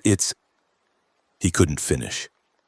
Couldn't explain about Paolo and the freezer and the weight of cowardice carried across hundreds of miles. Tara arrived last with her friend, both drenched in gasoline. "Depot's gone," Tara said. "All of it. Hope you didn't want to refuel there." "We already did," Camilla said. "Siphoned 3 vehicles while you were shopping. We're not full, but we're better than empty." They made it back to their hidden vehicles as the eastern sky was just starting to lighten. Dawn coming whether they wanted it or not. Jesse collapsed against the Subaru's hood, lungs burning, hands shaking from adrenaline crash. They'd done it, actually done it. Stolen back their supplies and then some, burned the raiders' fuel depot, escaped in the confusion. "We need to move," Leo said. "Soon as they get organized, they'll send patrols. We want to be 50 miles gone before that happens." "Where?" Mouse asked. "We were going to Malheur for supplies and shelter. Now we've got supplies but no shelter and winter's coming." Everyone looked at Jesse. Again. Always looking at him for decisions, like he knew what he was doing, like he wasn't making this up as he went. Like he had any plan beyond go east until Mia or death, whichever comes first. "Boise," Jesse said, pulling out the map. "It's the next major city. We skirt around it, use back roads, find somewhere to hole up and regroup. After that, we push for the Idaho border and beyond. Winter's coming. We need to move fast." "Boise's going to be hell," Camilla said. "250,000 people pre-outbreak. That's a lot of infected. Then we're careful, we're quiet, we get through." Jesse looked at each of them in turn. "Anyone want out? Want to stay in Oregon, find a farmhouse, wait out winter? Now's the time. No judgment." Nobody moved. Nobody spoke. They were committed now. Whether to Jesse's quest or their own survival or just the momentum of forward motion, it didn't matter. They were going east. Then we drive, Jesse said. We drive until we can't anymore. The highway stretched ahead like a scar across the desert landscape. They saw more infected as the sun climbed, individuals mostly wandering without apparent purpose, but also small clusters that tracked the vehicles with predator focus. Twice they had to detour around hordes too large to risk passing. Once they found a pileup of 20 cars, drivers who'd fled Portland and made it this far before something stopped them. And in the spaces between vehicles, Jesse could see shapes moving, could hear sounds that made his stomach clench. They didn't stop to investigate. Around noon, the radiator on Leo's Jeep started overheating. They pulled over in the shadow of a rock outcropping while Leo and Camilla worked on it, pouring in water they could barely spare, checking hoses and connections. Jesse stood watch with the rifle Sienna had given him, scanning the empty landscape for threats. "You know how to use that?" Sienna appeared beside him, silent as smoke. "Point and shoot, right? It's a bolt action, 5 rounds. You'll need to cycle between shots." She demonstrated, working the bolt with practiced ease. "And aim for center mass, not heads. Heads are small targets, especially on moving enemies. You hit the chest, you at least slow them down. Why are you teaching me this?" "Because you're the one everyone's following. If you die stupidly because you don't know how to work your weapon, we all die." She paused. "Plus, you remind me of my uncle. Same stubborn energy. He died in the first week trying to protect the reservation. Wouldn't leave even when it was obviously lost. I'm sorry." "Don't be. He died for something he believed in. That's more than most people get." Sienna took the rifle back, checked the sight, handed it back. "Load it. Always keep it loaded. Safety on until you need to shoot, then safety off. Aim, breathe out, squeeze trigger. Don't pull, squeeze. Pulling jerks the barrel. Squeezing keeps it steady." Jesse tried to remember all of that. Failed. Just nodded and hoped instinct would compensate when the moment came. The Jeep's radiator got patched, sort of, and they moved on, made it another 30 miles before the first signs of real civilization appeared. Abandoned gas stations with pumps running dry. Houses set back from the road, some intact, some burning, some with dark shapes visible in windows. A school with its playground empty and swings moving in the wind like ghosts of children who'd never play there again. "We're getting close to Boise," Camilla announced over the radio. "Next 20 miles is going to be suburban sprawl. After that, city proper. We need a plan." They stopped to discuss it. Pulled into an abandoned rest area, picnic tables overturned, bathroom reeking of death, vending machines smashed open and looted. Leo spread out a map on the hood of the Jeep, marked their position. "Boise's here," he pointed. "Downtown's a nightmare. High rises, narrow streets, nowhere to run if we get trapped. We want to skirt the southern edge, use Highway 84, bypass the city center entirely. Problem is, 84 runs right through the suburbs. We're going to see infected, lots of them." "Can we go around entirely?" Paolo asked. "North or south routes?" "North adds 100 miles. South goes through mountain passes that might already be snowed in. 84's our best bet, but we go during daylight, windows up, no stopping for anything. We see a horde, we turn around and find another route. We see individual infected, we keep driving. Clear?" "What about supplies?" Tara asked. "We got a decent haul from Malheur, but it won't last forever. Boise suburbs will have stores, houses, stuff we need. And infected in every store and house," Leo countered. "Risk versus reward. We're mobile, armed, and have enough food for maybe 2 weeks if we're careful. I say we push through, hit smaller towns on the Idaho side where we can scavenge with less risk." Jesse listened to them debate and realized something had shifted. Back at Smith Rock, he'd been the one pushing east, bringing people along through force of desperate will. Now they were making decisions collectively, weighing options, thinking tactically. They were becoming a unit, a team. Maybe even something like a family, bound by shared trauma and the simple fact of mutual survival. We push through, Jesse decided. But we stay together. 3-vehicle convoy. If one breaks down or gets surrounded, the others provide cover and extract. Nobody gets left behind. Ideally, Leo added. But if someone gets bit, if someone's infected, then we make that call when it happens, not before. Jesse's voice came out harder than intended. We're not abandoning people preemptively. Jesse, man! Paolo stepped forward. You know that's not what Leo's saying. He's saying we need protocols, rules, because when shit goes bad, there's no time to debate. We need to know what we're doing before we're doing it. Fine. Protocol is we don't leave people behind unless they're dead or asking to be left. That's it. That's the rule. Even if staying costs others their lives? Even then. Leo studied Jesse for a long moment. Something passed between them. Not agreement exactly, but understanding. Your call. You're the one we're following. But when this goes wrong, when someone dies because we tried to save someone else, that's on you. You good with that? No. But I'm doing it anyway. They got back in the vehicles and drove toward Boise as afternoon shadows lengthened and the temperature dropped, and somewhere ahead, 250,000 infected waited in a city that used to be home to 250,000 people but was now just a graveyard with its residents still moving. The suburbs started gradually.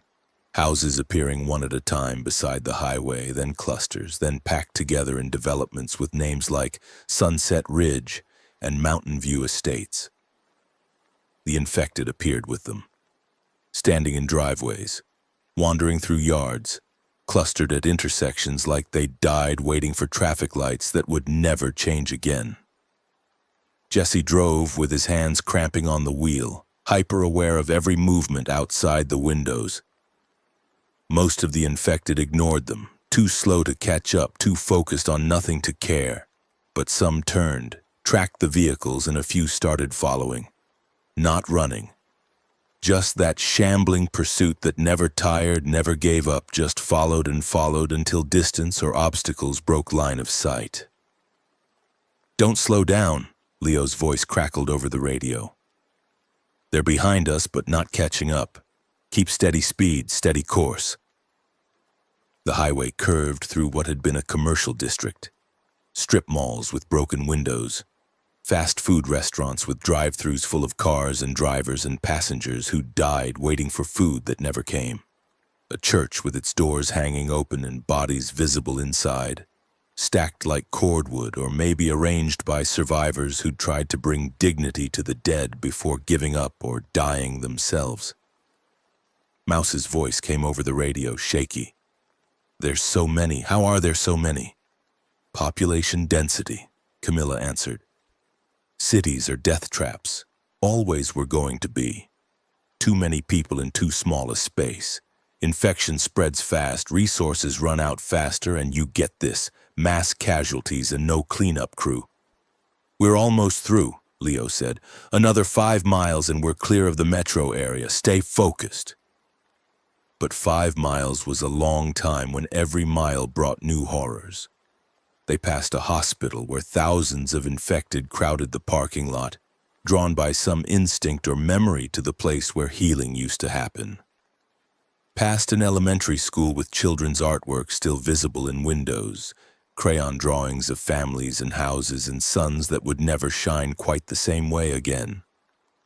Past a stadium where someone had tried to establish a safe zone, and the safe zone had failed, and now infected filled the stands like spectators watching a game that would never be played. Jesse's radio crackled. Tara's voice. Vehicle behind us, moving fast, not infected. He checked his mirror, saw dust rising from behind Leo's Jeep, a motorcycle emerging from the haze, then another, 3, 5, a dozen. Company, Leo said, armed. They see us, they're accelerating. Might be friendly. Or might not be, Camilla added. Everyone stay calm, keep driving. Let's see what they want. What they wanted became clear when the first motorcycle pulled alongside Camilla's truck and the rider pulled out a pistol. "Off the road!" the rider was screaming, voice barely audible over wind and engines. "Pull over now or we shoot." "Leo," Jesse said into the radio. "Call? Pull over, we're outnumbered and they've got better mobility, can't outrun bikes on highway. Pull over, see what they want, hope it's not everything." They pulled onto the shoulder. Jesse killed the engine with hands that wanted to shake, but he wouldn't let them. In the mirror, he watched the motorcycles circle like wolves cutting off escape routes. More bikes pulled up. He counted 15, maybe 20. Riders in leather and denim, faces covered with bandanas and scarves, armed with hunting rifles and shotguns and improvised weapons. The lead rider dismounted, walked toward them with the confidence of someone who owned this road, this moment, this confrontation. He pulled down his bandana to reveal a face that had been burned on the left side, scarred tissue pulling his mouth into a permanent sneer. His eyes were cold, calculating. "Out," he said. "All of you. Hands where I can see them." Jesse opened his door slowly, stepped out with hands raised. Paulo followed. One by one, their group emerged from vehicles, 9 people facing 20 with weapons drawn and odds that weren't even close to fair. The burned man circled them, looking each person over like he was shopping for livestock. "Nice haul. 3 vehicles. Looks like you've got supplies, weapons, all the basics." He stopped in front of Jesse. "Where are you coming from?" "Smith Rock," Jesse lied. "No reason to mention Malheur, the raid, the burning fuel depot. Just trying to get east. Not looking for trouble." "East?" the man laughed. "Everybody's going east, like there's something there, like running away solves problems." He walked over to Camilla's truck, looked in the bed. "But you've got nice stuff, real nice. Been raiding?" "Trading, scavenging, what everyone's doing." "Yeah, what everyone's doing." The man turned back to Jesse. "Name's Torch. Maybe you heard of me, probably not. Was nobody before the world ended, mechanic, biker, small time. But now?" He gestured to his crew. "Now I'm large time. Got 30 riders, 24 more at our camp. We control this highway, everything from Boise to Ontario. You want to use our road, you pay a toll." "What toll?" "Half your supplies, half your fuel, and..." Torch looked at the women in the group, and something in his expression made Jesse's stomach turn. "And anything else we want?" "No," Jesse said. Torch raised his eyebrows. "No? You sure about that? We outnumber you 2 to 1. We've got guns, we've got bikes. We can chase you, run you down, take everything anyway. I'm being generous, offering a toll. Don't confuse generosity for weakness." Jesse looked at his people, saw Paulo's hand drifting toward his waistband where he'd hidden a pistol, saw Leo's eyes doing math, calculating angles and odds, saw Sienna's absolute stillness that meant she was ready to move, fast and violent. The second things went wrong. "Half is too much," Jesse said. "We give you that. We won't make it another week. You kill us now or kill us slowly, same result. Not my problem. But it could be your opportunity. We've got skills. Mechanic," Jesse pointed to Camilla. "Medic," Mouse, who'd learned first aid from Priya before she died. "Scout," Sienna. "Soldier," Leo. "We could be useful. Hire us. Let us work off passage." Torch considered this, spat on the pavement. "You know what? I like you. Got balls making a counteroffer when I've got a gun pointed at your people. So here's my counter to your counter. You give me half your supplies right now, then you work for us. 3 assignments. Whatever we need, scavenging runs, guard duty, recon. You do those, you prove you're useful, we let you pass. You refuse or you fail, we take everything and leave you for the infected. Deal?" Jesse looked at Leo, who shook his head fractionally. This was a trap. Obviously a trap. They'd take the supplies now, work Jesse's group to exhaustion and kill them before they could ever earn passage. But saying no meant a firefight they'd lose. "One assignment," Jesse countered. "We do one job. You let us pass with our vehicles and half our supplies. That's fair." 3. 2. And we keep all our weapons. You get half our food, half our fuel, 2 assignments. Take it or we see who walks away from this standoff. Torch grinned. The burned side of his face stretched grotesquely. "You're either brave or stupid. Haven't decided which." He looked at his crew, seemed to be making calculations. Finally, 2 jobs, but you get first watch duty tonight. My camp's 10 miles east and we've got infected probing our perimeter every night. You spend tonight on the line, prove you can shoot straight, and we'll discuss job number 2 in the morning. Deal? Jesse knew this was wrong. Knew Torch was lying, would find an excuse to keep them or kill them. But fighting now was suicide, and accepting meant they stayed alive at least until tonight. "Deal," Jesse said. "Good, follow us. And if anyone tries to run..." Torch pulled his pistol, aimed it casually at Mouse. "The kid dies first, just so we're clear on consequences." They followed the bikers east into a sun that was already setting, and Jesse felt every mile as a failure. Being forced, controlled, trapped when they should have been free.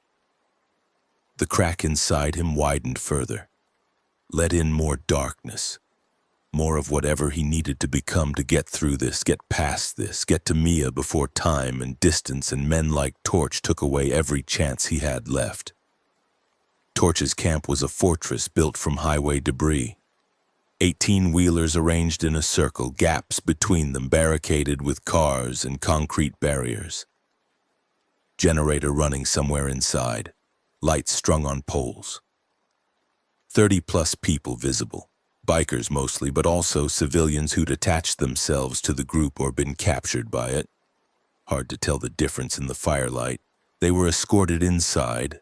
Their supplies were unloaded. Half, as agreed, though Jesse suspected Torch's people would take more once they had the chance.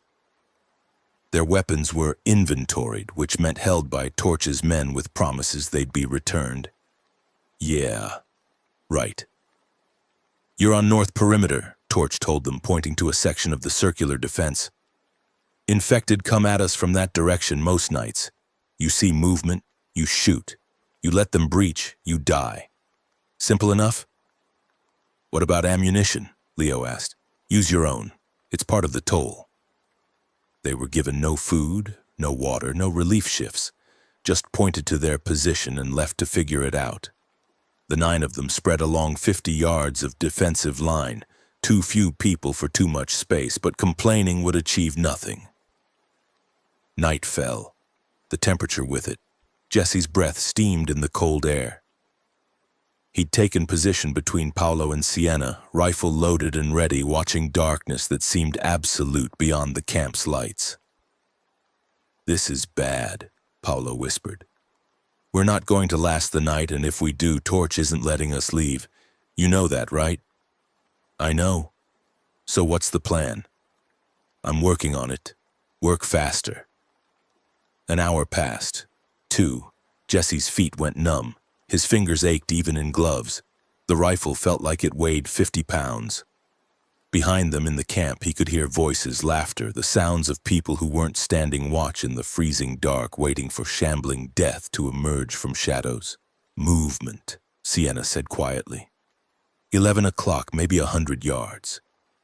Jesse strained to see. There, a shape that moved wrong. Jerky, purposeless. Then another beside it. 3. A dozen. The infected were coming, drawn by light or sound or the scent of living humans on the wind. "Do we shoot?" Paolo asked. "Wait until they're closer," Leo answered from Jesse's right. "Ammunition's limited. Make every shot count." The infected shambled closer. Jesse could see them more clearly now in the ambient light. Gray skin, dark veins visible even at distance, mouths hanging open. Some wore the remnants of business casual. Some wore hospital gowns. Some wore nothing at all, bodies covered in dirt and decay. At 50 yards, Leo said, "Fire!" Jesse aimed, breathed out, squeezed trigger. The rifle kicked against his shoulder.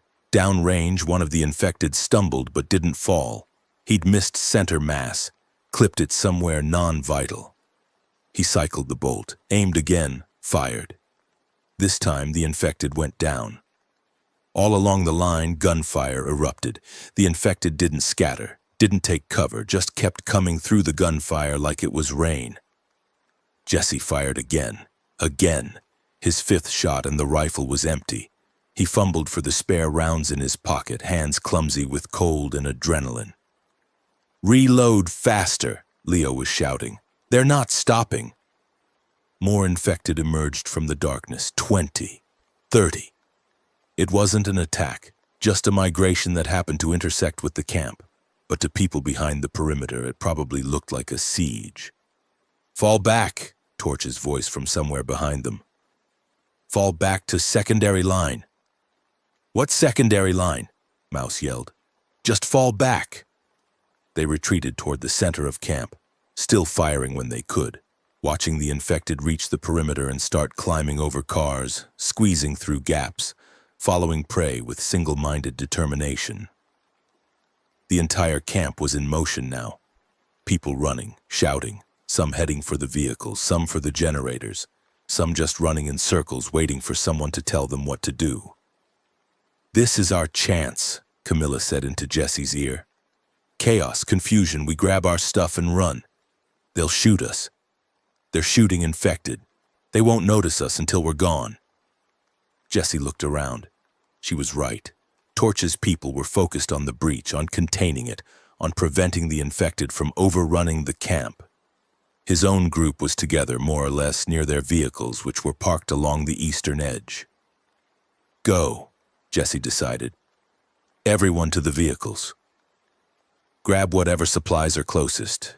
Doesn't matter whose, just grab and load. 60 seconds and we're out." They moved. Not running. Running attracted attention. Just walking purposefully through chaos while infected breached the perimeter, and bikers shot at them and screams echoed in the cold night air. Jesse reached the Subaru, threw open the back hatch, started loading whatever was within reach. Cans of food, water bottles, a medical kit, his own backpack still mostly intact. "Jesse!" Paolo was at the Subaru's driver door. "Keys!" Jesse tossed them. Behind them, an infected lurched out of the darkness. Tara hit it with a tire iron, hit it again, kept hitting it until it stopped moving. She looked up, face splattered with dark blood, eyes wild. "We good?" she asked. "We're good. Get in Leo's Jeep, let's move." Engines started, 3 vehicles rumbling to life in the chaos. Someone noticed. One of Torch's bikers turned, saw them leaving, raised his rifle. Jesse saw the muzzle flash before he heard the shot. The bullet starred the Subaru's windshield but didn't penetrate. "Go!" Jesse shouted into the radio. "Go now!" They went, accelerated through the camp's eastern exit, hit the highway at speed and just drove. Behind them, gunfire continued. The infected kept coming. Torch's voice was screaming something about traitors and cowards and promises he'd keep about what happened to people who crossed him. But they were out. Free. Moving east again with half their supplies gone but their lives intact. And that had to be enough because enough was all they'd ever have. Just barely enough to keep going, 1 more mile, 1 more hour, 1 more impossible stretch of highway between here and there. "Everyone okay?" Leo asked over the radio once they were 5 miles clear. Responses came in one by one. All accounted for. No bites. No serious wounds. Just exhaustion and fear and the growing understanding that humans might be more dangerous than infected, that trading one threat for another was the new currency of survival. "Where to now?" Mouse asked. "East," Jesse said. "Always east. We find somewhere to camp, we rest for a few hours, we reassess, but we keep moving. Torch is going to come after us. He said it himself, he controls this highway, that means he's got patrols, scouts. We need to get off 84, find back roads, disappear before he organizes a pursuit. You heard him, Camilla said. He's got 30 riders and more at other camps. We can't outrun motorcycles. No, but we can outlast them. They need fuel just like us. They need food. They need warm places to sleep. Winter's coming. Eventually, they'll have to choose between chasing us and surviving. We make sure survival looks more attractive. They drove through the night, headlights carving tunnels through darkness, and Jesse thought about choices and consequences and how every decision created ripples that spread in ways he couldn't predict. Taking the toll route instead of fighting at the roadblock had kept them alive but trapped them. Escaping during the infected attack had freed them but made enemies. Going east toward Mia was saving him but costing everyone else everything. Was any of it worth it? Did worth even matter anymore? He didn't know, just kept driving mile after mile after mile. They found shelter in an abandoned farmhouse 20 miles off the highway, down a dirt road that the map said existed but hadn't been maintained in years. The house was empty, cleared out weeks ago by the looks of it. Supplies taken, valuables gone, nothing left but furniture and the ghost of lives that used to happen here. They fortified what they could, barricaded doors, blocked windows, set up watch rotations. Leo wanted to post guards, but everyone was too exhausted. They compromised on one guard at a time, 2-hour shifts with instructions to wake everyone at first sign of trouble. Jesse took first watch. Sat in an upstairs bedroom with a view of the driveway, rifle across his lap, eyes burning with fatigue. The house was cold, their breath fogged in the moonlight coming through the window. Downstairs he could hear someone crying quietly. Tara, maybe, or Mouse, or maybe himself, and he just hadn't noticed yet. His phone was dead, had been for 2 days.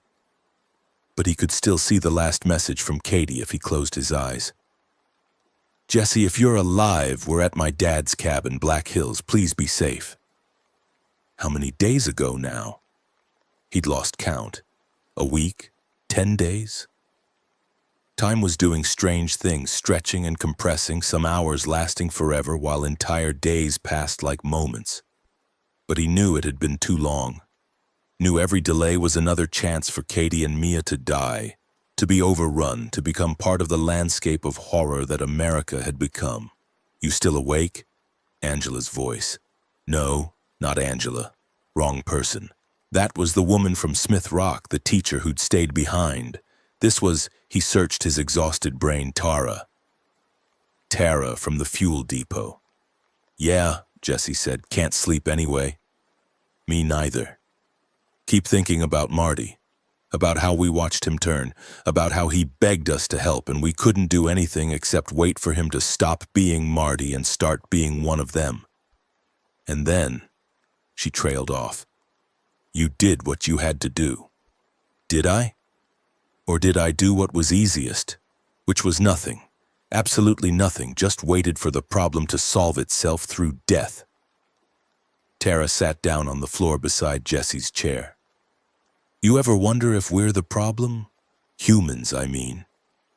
We created this. Some lab somewhere, some experiment gone wrong. We made it and now we're acting surprised that it's killing us. Like we're victims instead of perpetrators. I don't think most people made this. Some did.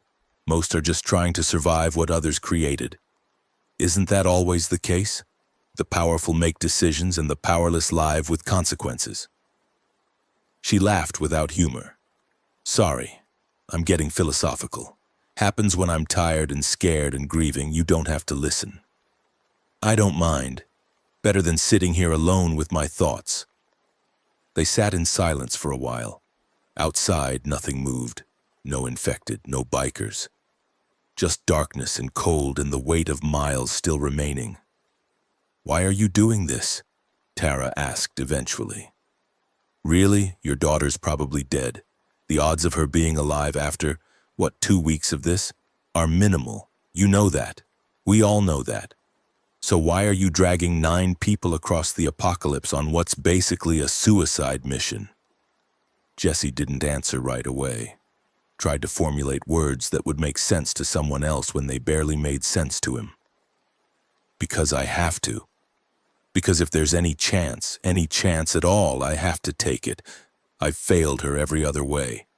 This is the last way I can show up. Even if I'm late, even if she's already gone, I need to try. That's not rational. No, it's not. But it's human. Maybe the most human thing there is. Doing something against all odds because the alternative is accepting failure. Tara stood.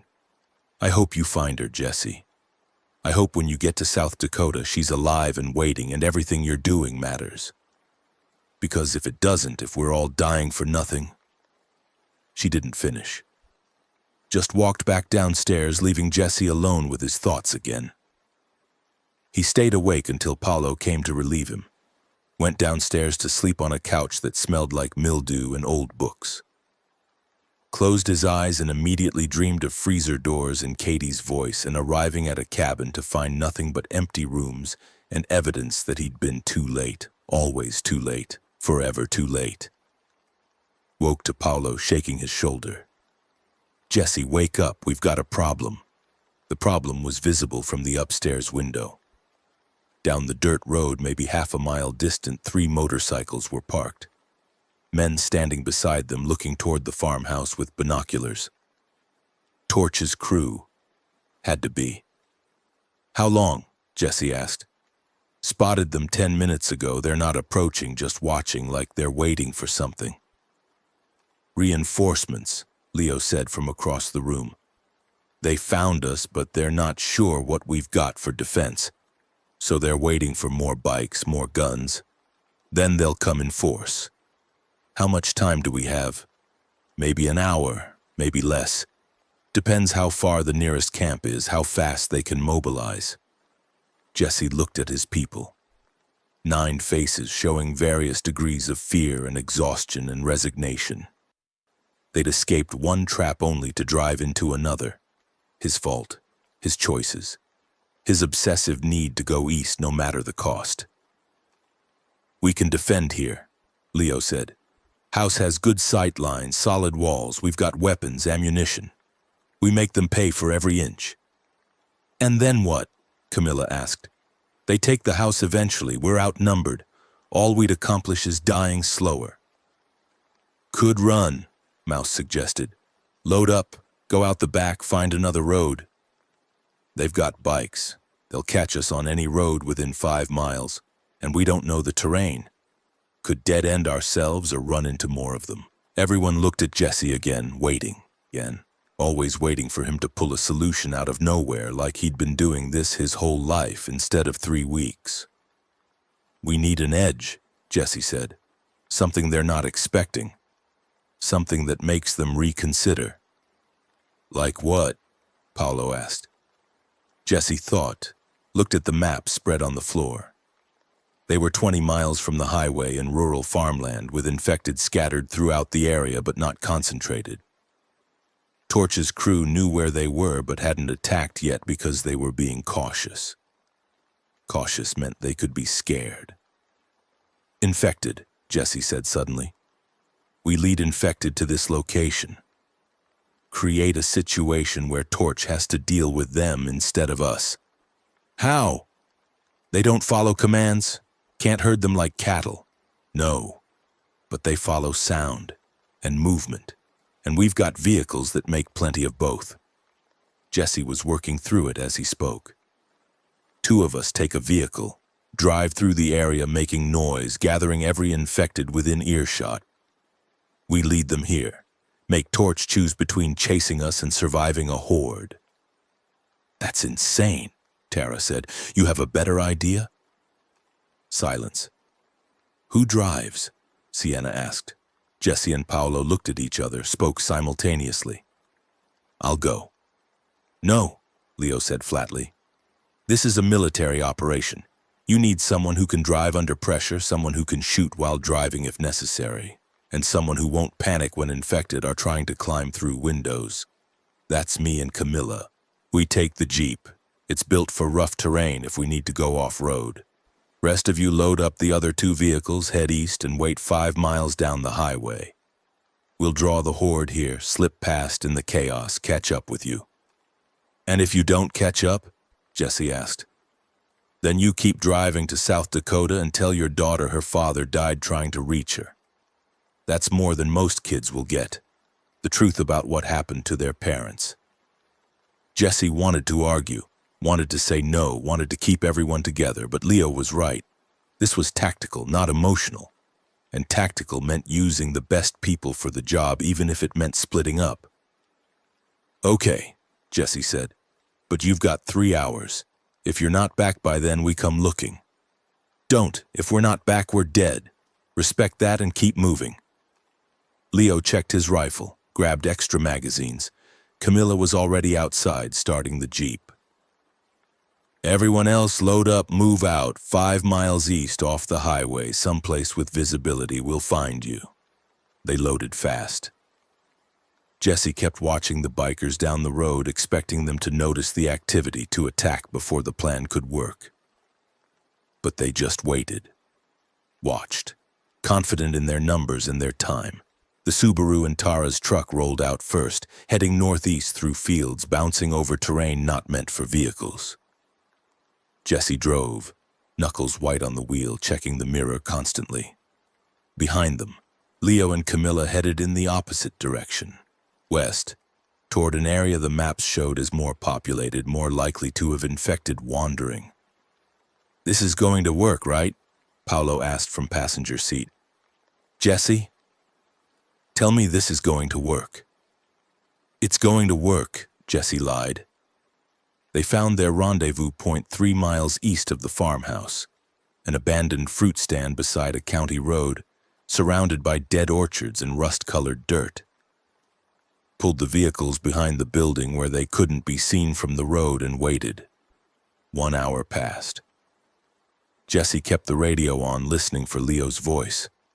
Nothing but static and occasional fragments of other broadcasts, other survivors, other groups, other desperate people trying to make contact in a world where contact might mean help or might mean death. 2 hours. The sun climbed higher, temperature with it.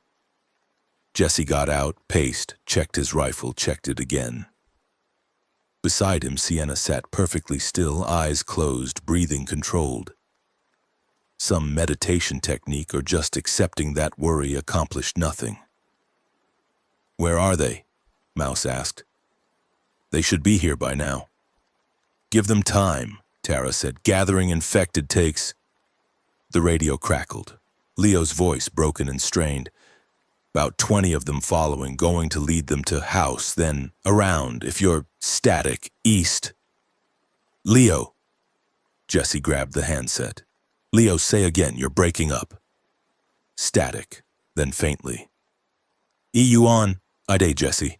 "Good. Daughter." Then nothing. He said something about "see you on the side," Paulo translated. "And good something, daughter. Maybe good luck with your daughter." "Or goodbye," Sienna said quietly. Jesse refused to believe it. "They're coming. Just taking longer than expected. We wait." They waited.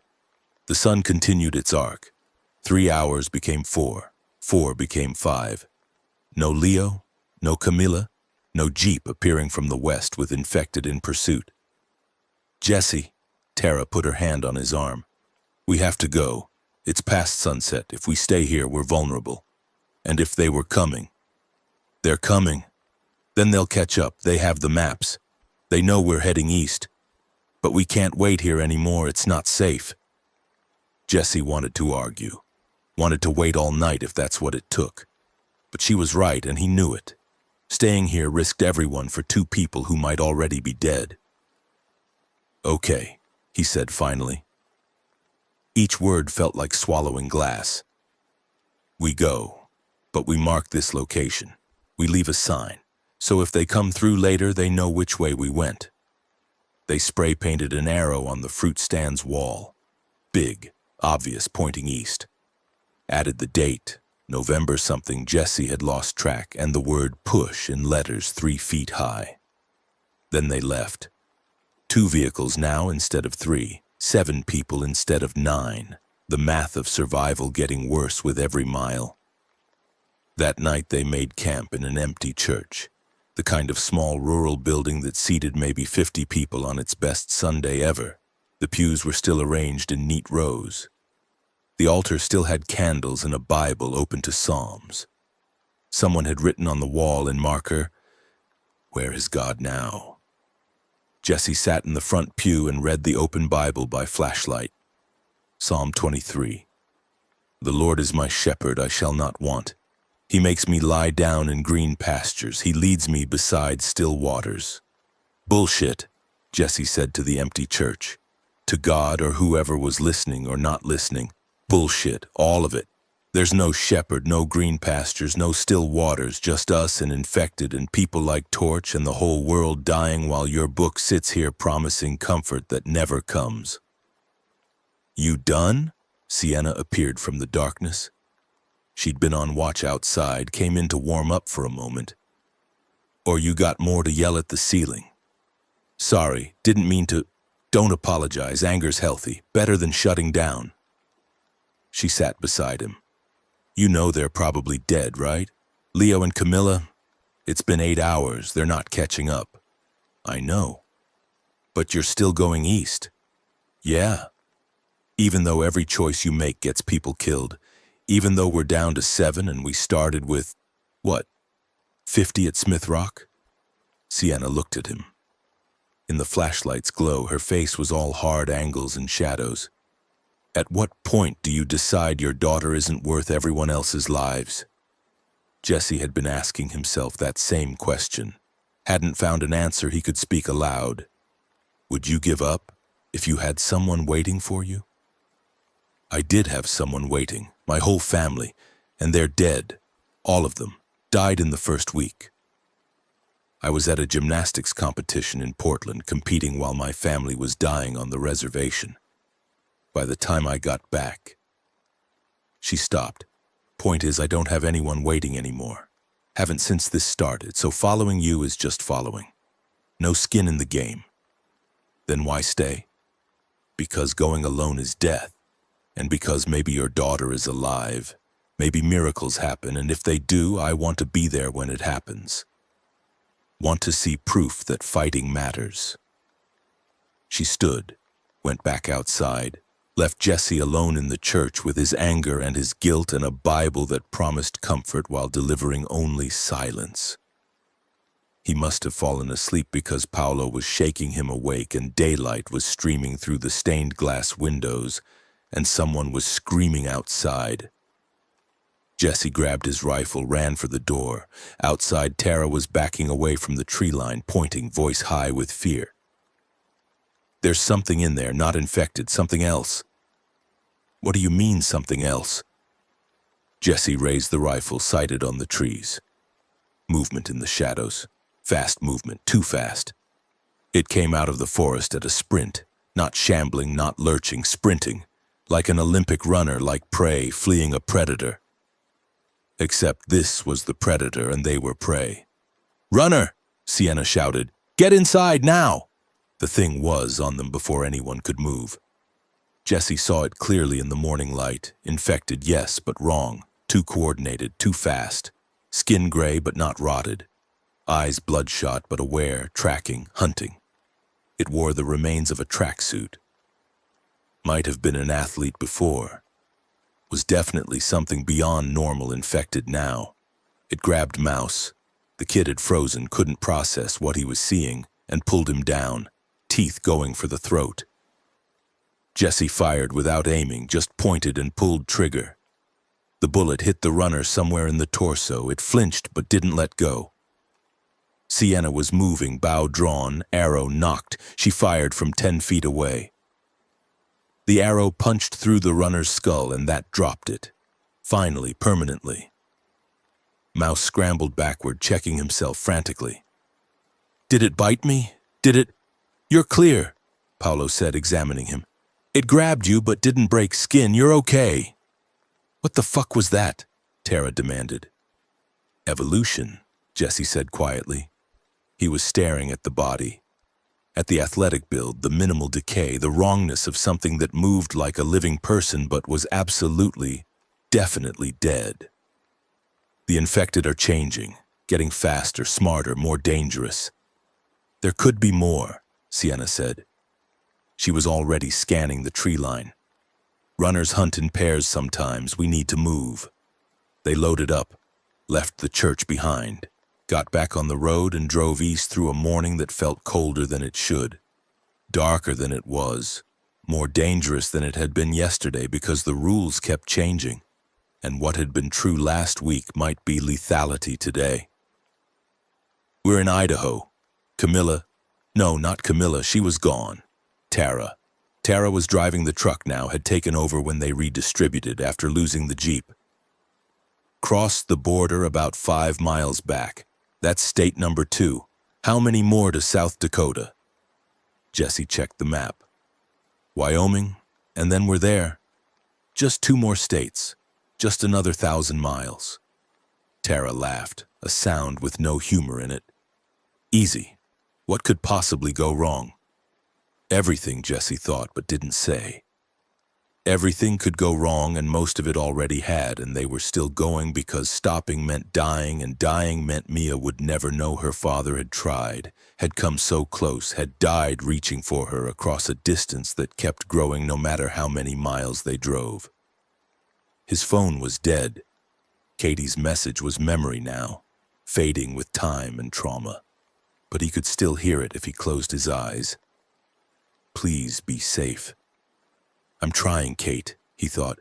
I'm trying so fucking hard, but safe isn't an option anymore. Just alive, just moving, just 1 more mile east.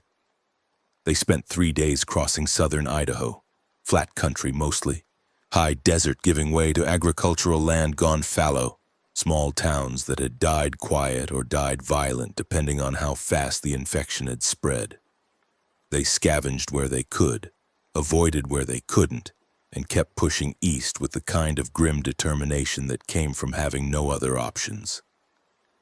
On the second night, Paolo found a working radio in an abandoned farmhouse. Spent an hour fiddling with frequencies trying to raise anyone, anything. Finally found a voice, female, middle-aged, speaking with the cadence of someone reading prepared notes. Is the emergency broadcast system. This is not a test. All citizens are advised to shelter in place. Do not attempt to reach designated safe zones. These locations have been compromised. Military and emergency services are not available in most areas. If you are hearing this message, you are on your own. Take precautions against infected individuals. Boil water. Ration food. Stay together. Stay armed. Stay alive. This message will repeat. And it did. The same message over and over recorded weeks ago and left playing on automatic. No human operator, no one to answer questions or provide updates. Just a ghost in the machine telling them what they already knew. They were alone, had been alone, would continue to be alone. Turn it off, Jesse said. Paolo clicked the radio silent. In the quiet that followed, they could hear wind outside.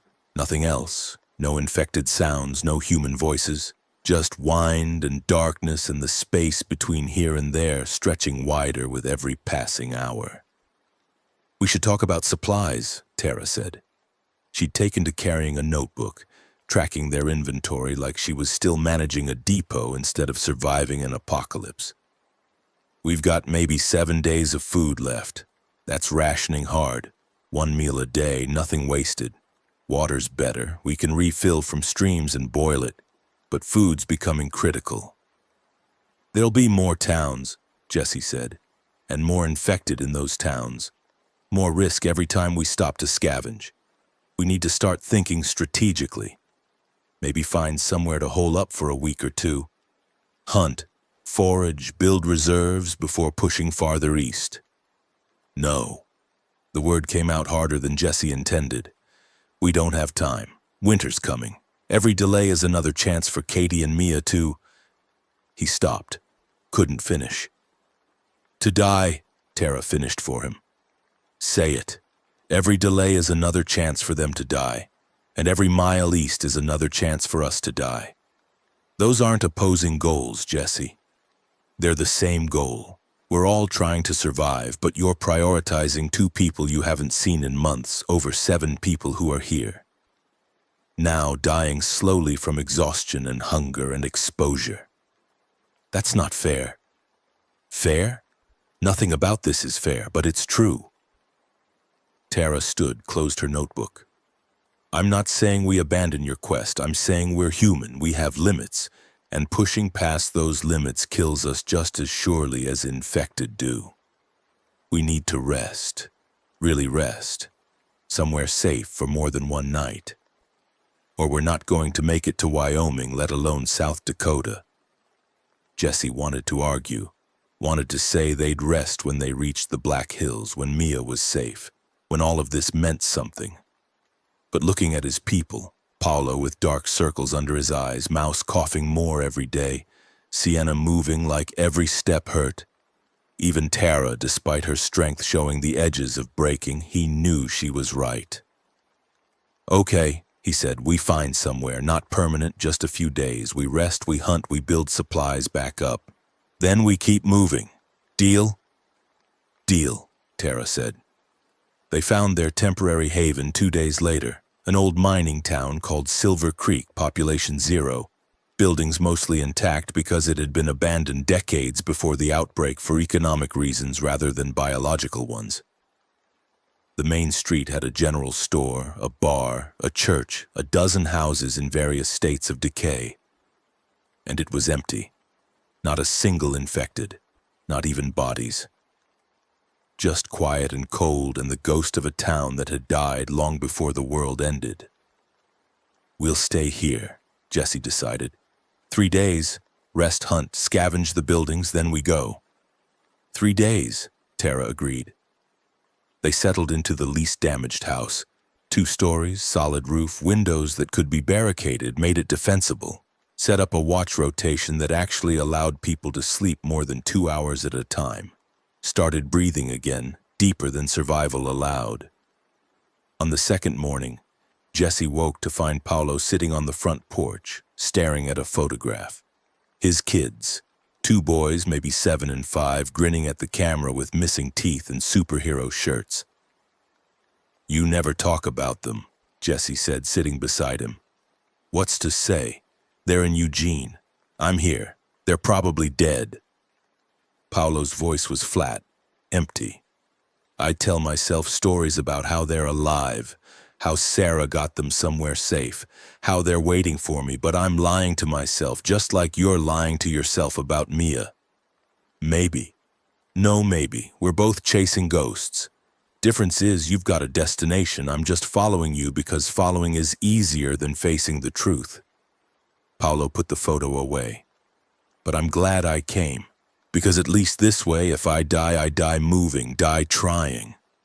That's better than dying in a camp at Smith Rock waiting for rescue that never comes. You think Okonkwo's group is still alive? I don't know. Hope so. Hope someone makes it through this. They sat in silence, watching the empty street. After a while, Sienna appeared with a dead rabbit. Found snares I set yesterday actually worked. Anyone know how to clean a rabbit? Jesse did. Skill learned from his grandfather during a summer visit years ago back when hunting was sport and not survival. He showed Sienna and Mouse how to skin it, clean it, prepare it. They cooked it over a fire in the backyard, rationed out the meat among 7 people, and for the first time in days, everyone ate something hot and fresh. This is good, Mouse said around a mouthful. Like really good. I forgot food could taste like something other than canned sadness. Don't get used to it, Tara said. But she was smiling. First time Jesse had seen her smile since the fuel depot. That night, Jesse took last watch. Sat on the roof of the house with his rifle and his thoughts and the stars overhead that seemed brighter here without city lights competing. He could see the Milky Way, that river of distant suns, and for a moment he let himself imagine Mia seeing the same stars from the Black Hills, wondering where her father was, if he was alive. if he was coming. "I'm coming, baby, I promise. Just hold on a little longer." The stars didn't answer, just kept burning their ancient light, indifferent to human suffering, human hope, human desperation played out on a cooling rock that orbited one of billions of stars that cared nothing for the small dramas happening in the darkness below. On the third morning, they loaded up, 7 people, 2 vehicles. Supplies built back up enough to last maybe 10 more days. No sign of Leo or Camilla, no sign of Torch's bikers, no sign of anything except the road ahead and the miles remaining. "Wyoming's next," Jesse said, studying the map. "About 100 miles to the border. After that, it's another 400 to the Black Hills." 500 miles, Paolo said. "That's what we've got left between us and finding out if this was all worth it or all for nothing." "It'll be worth it," Jesse said. "You can't know that." "No, but I have to believe it. What else is there?" They drove east into a morning that promised cold and distance and trials yet to come. The Subaru's engine was making a sound it hadn't made before. Not loud, just a faint knocking that worried Jesse every time he accelerated. The truck wasn't much better, burning oil, suspension shot. The vehicles were dying, the people were dying. The world was dead already. But they kept moving. Because movement was life and stopping was death, and somewhere ahead, maybe possibly, there was a 9-year-old girl who still believed her father might show up, might keep a promise, might be worth the faith she'd had in him before he'd taught her that fathers were people who disappointed you. Not this time, Jesse thought, hands tight on the wheel. This time I show up, even if I'm late, even if it's too late. I show up. That has to count for something. It had to. It had to. Because if it didn't, then what was the point of any of this? The Wyoming border was marked by a sign riddled with bullet holes. "Welcome to Wyoming Forever West." Except West was behind them, and Forever was looking increasingly finite. They crossed into the state on a county road that switchbacked through foothills. The landscape transforming from Idaho's agricultural flats into Wyoming's mountainous terrain. Snow appeared in patches, then in drifts, then covering everything. Temperature dropped. The vehicles struggled on the inclines. "We need to find shelter before dark," Tara said over the radio. "Temperature's falling fast. We'll freeze in the vehicles overnight." They found a ski lodge 20 miles into Wyoming, closed for the season pre-outbreak, now serving as shelter for 7 survivors post-outbreak. The building was intact, massive, built to house hundreds of tourists who came for powder and views. Now it held only silence and their footsteps echoing in vast empty spaces. "Clear the building," Jesse ordered. "Room by room. I don't want surprises." They cleared methodically, found nothing living. Found 3 bodies in the kitchen, staff looked like, who'd barricaded themselves inside and died of starvation or exposure, or maybe just gave up. Found a storage room full of non-perishable food supplies meant for a season that would never happen. Found generator fuel and blankets and firewood, and suddenly their supply situation went from desperate to comfortable. "We could stay here," Mouse said, looking around the main lodge with its massive fireplace and mountain views. "Set up permanent. There's food for months, water from snow, defensible position." "And when the food runs out?" Sienna asked. "When spring comes and infected migrate up here? This is temporary. Everything's temporary now." But temporary felt like luxury after weeks of constant movement. They built a fire. Real fire, huge fire, warming the entire main room. Cooked real food from the storage room. Slept in actual beds for the first time since Smith Rock. Jesse's body ached in ways he hadn't noticed while moving, every muscle protesting now that it was allowed to stop. He woke in the middle of the night to voices downstairs. Angry voices. Grabbed his rifle and crept to the staircase. "Can't keep doing this," Paolo's voice strained. "Every choice prioritizes Jesse's kid over the rest of us." We detour for his quest. We risk our lives for his goal. When do we get to decide? When you want to split off, Tara's voice calmer. Nobody's forcing you to stay. You're free to go anytime. By myself in winter in Wyoming? That's a death sentence. So stay, but stop complaining about the only thing keeping us moving forward. At least Jesse has a destination. At least we're going somewhere instead of nowhere. To save one girl who's probably already dead. Jesse descended the stairs. Both Paolo and Tara turned, saw him, stopped talking. The silence stretched uncomfortable and accusatory. You're right, Jesse said quietly. Every choice I make prioritizes Mia. That's true, and it's not fair to you, any of you. But it's all I've got. It's the only thing driving me forward. Without it, I'd have given up on night one, locked myself in a basement and waited to die. He gestured at the lodge, at them, at the journey. This is all happening because I can't let go of the possibility that my daughter is alive and I can reach her. If that's not enough for you, if you want to go a different direction, I understand. No hard feelings. But I'm going to the Black Hills. I'm doing it with a group or alone. Your choice. Paolo looked at him for a long moment. Finally sighed. I'm staying. Not because I think we'll find her, but because you're right. At least we're going somewhere. That's more than most people have. I'm staying too, Tara said. But you need to understand something, Jesse. We're not just here for your quest anymore. We're here because staying together is survival. This is our group now, not just your journey. If you make a choice that gets someone killed for no reason, we're going to have a problem. Understood.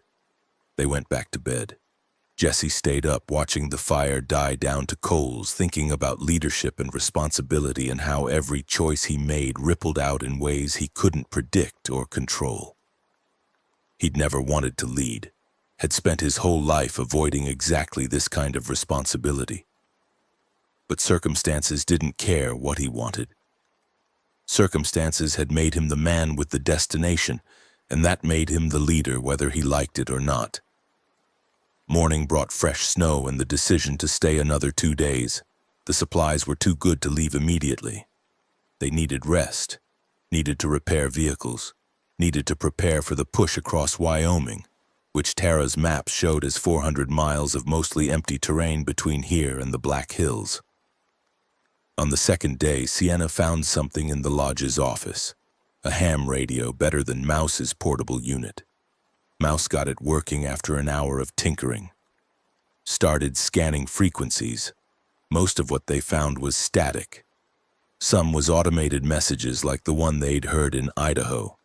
But on one frequency they found voices. Live voices. Actual humans communicating in real time. Covenant patrol spotted near Rock Springs. All units advised to avoid. Copy that. We're heading north toward. The signal faded. Mouse adjusted, found it again. Supplies running low, requesting resupply at checkpoint. Negative. Checkpoint overrun yesterday. Proceed to fallback position. This is organized, Mouse said, like military organized, but not government. Listen to the terminology. They're calling themselves the Covenant. What's a covenant? Paolo asked. Religious term, agreement with God, or... Mouse's face changed as he understood. Agreement among believers. Shit. These aren't military. They're a cult or something like it. Military-style cult controlling territory. Jesse listened as more transmissions came through. The Covenant had camps throughout Wyoming. They had patrols. They had recruitment. They were absorbing survivors forcibly, killing those who resisted. And their territory covered exactly the route Jesse needed to take to reach South Dakota. We'll go around, Jesse decided. North or south, whatever avoids them. North adds 200 miles through mountain passes that might be impassable in winter, Tara said, checking maps. South goes through desert that has no water sources and sparse shelter. The direct route through is 400 miles, but straight shot. Through hostile territory. Through territory we don't know is hostile to us specifically. They might let us pass, might not care about a small group, or might conscript us or kill us or worse, Sienna said. This isn't a risk we should take lightly. They debated for hours, eventually decided to take the direct route but carefully. Scout ahead, avoid patrols, stay invisible. If they encountered Covenant forces and couldn't avoid them, they'd turn north and accept the detour. It's a bad plan, Leo would have said if Leo was still alive. But Leo was gone, and it was Jesse's plan now. Jesse's risk, Jesse's responsibility if it went wrong. They left the ski lodge on the morning of the third day. 7 people, 2 vehicles, 400 miles remaining. The Subaru's engine knock had gotten worse. The truck's oil consumption had gotten worse. Everything had gotten worse, but they were still moving, still fighting forward, still refusing to accept that maybe the smart thing was to give up. Smart wasn't the goal anymore. Survival was. And beyond survival, reunion. And beyond reunion, redemption. Jesse drove with his hands aching and his eyes burning and his soul cracking wider with every mile, letting in darkness and determination in equal measure, becoming someone he didn't quite recognize but had to accept. Because that person was the only one capable of making the hard choices and living with the consequences and reaching across the miles toward a daughter who deserved better but might settle for a father who showed up late rather than not at all. The road stretched ahead. Wyoming spread vast and empty and dangerous around them. And somewhere ahead, maybe, possibly, there was an ending to all of this that didn't involve dying in the snow or the desert or the ruins of America. Jesse had to believe that. Had to. Because belief was all that remained when hope had died and faith had fled and only stubborn determination kept hearts beating and vehicles moving and the long walk home continuing 1 impossible mile at a time. The Subaru's engine died 30 miles into Wyoming's backcountry. Not sputtered, not coughed, just died. Jesse was navigating a switchback on a county road when the power cut completely. Engine silent, dashboard dark, momentum carrying them forward for maybe 50 feet before gravity won, and they rolled backward toward a drop-off that promised nothing but rocks and regret. "Brake!" Paolo lunged for the emergency brake. Jesse was already stomping the pedal, both of them pulling hard, and the Subaru shuddered to a stop with its rear tires inches from the edge. They sat in the sudden silence, breathing hard. Behind them, Tara's truck pulled up. Her voice crackled over the handheld radio. "You good?" "Depends on your definition," Jesse said. His hands were shaking. "Engine's dead, like completely dead, won't even turn over." Tara and her companion, a man named Marcus, who'd barely spoken since leaving Malheur, climbed out to look. Mouse and Sienna emerged from the truck bed where they'd been riding, wrapped in blankets against the cold. Everyone gathered around the Subaru like mourners at a funeral, which wasn't far from accurate given the vehicle's condition. "Pop the hood," Tara said. Jesse did.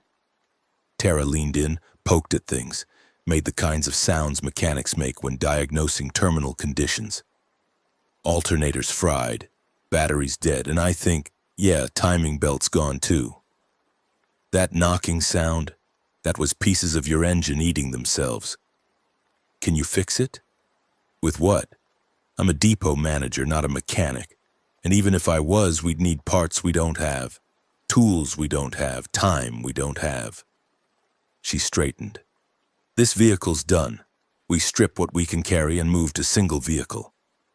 Truck won't hold 7 people plus supplies," Paolo pointed out. "Then some of us walk, or we leave supplies behind, or—" Tara stopped. The unspoken third option hung in the cold air, or we leave people behind. "We all fit," Jesse said firmly. 3 in the cab, 4 in the bed under the camper shell. It'll be cramped and cold, but we make it work. We're not splitting up." They spent 2 hours transferring supplies, taking only the essentials, leaving everything else in the Subaru's corpse. Food, water, weapons, ammunition, medical supplies, blankets. Everything else got abandoned. Paolo's photos of his kids that he'd carried from Bend, Mouse's collection of notebooks full of technical diagrams, Jesse's journal where he'd been documenting the journey.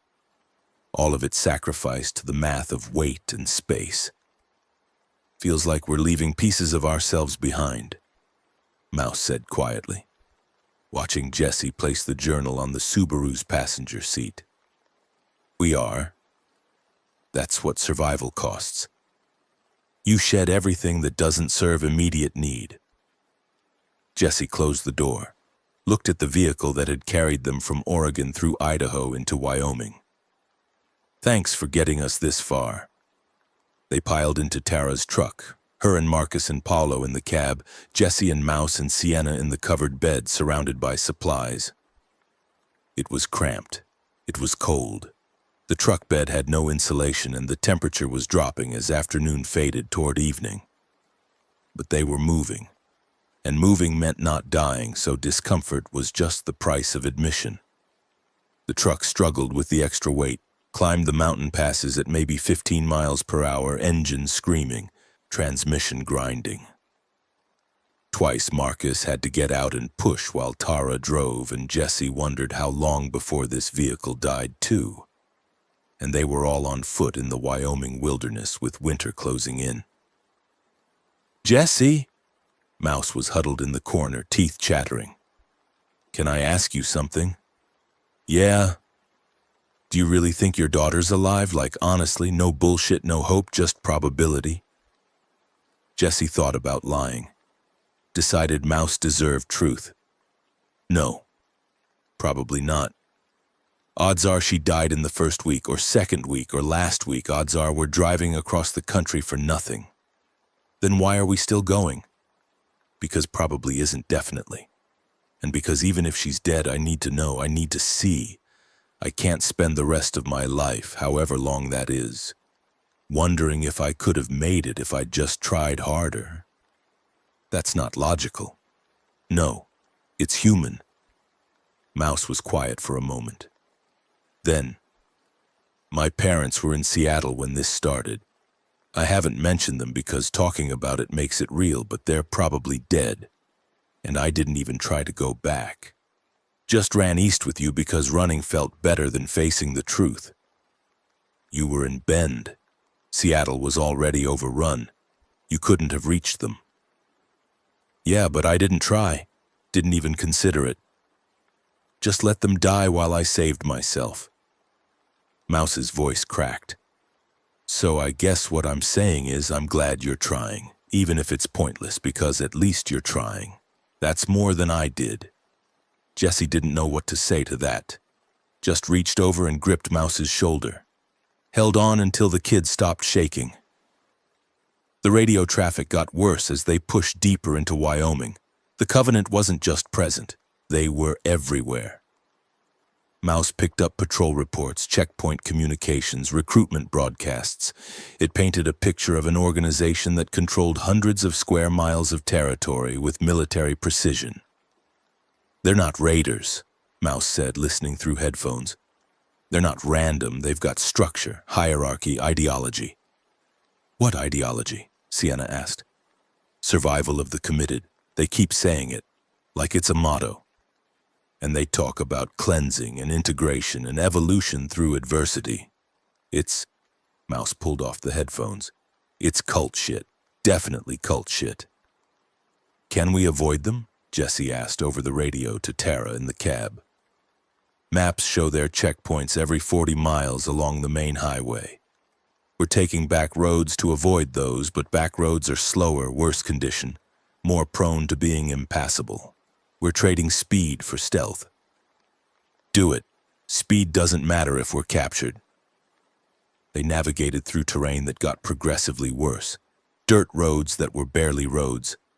More like suggestions of where vehicles might go if they were lucky and brave and stupid. The truck bottomed out repeatedly. They got stuck twice. everyone having to get out and push while Tara gunned the engine and prayed to whatever gods still listened. Night caught them in a narrow valley with steep walls on both sides and no good place to camp. They pulled off the road, such as it was, and huddled in the truck, eating cold food, rationing water, trying to stay warm as the temperature dropped below freezing. "We should have stayed at the ski lodge," Marcus said. First words he'd spoken in hours. "Had food, had warmth, had shelter, this is suicide." "Lodge would have been a trap come spring," Tara said.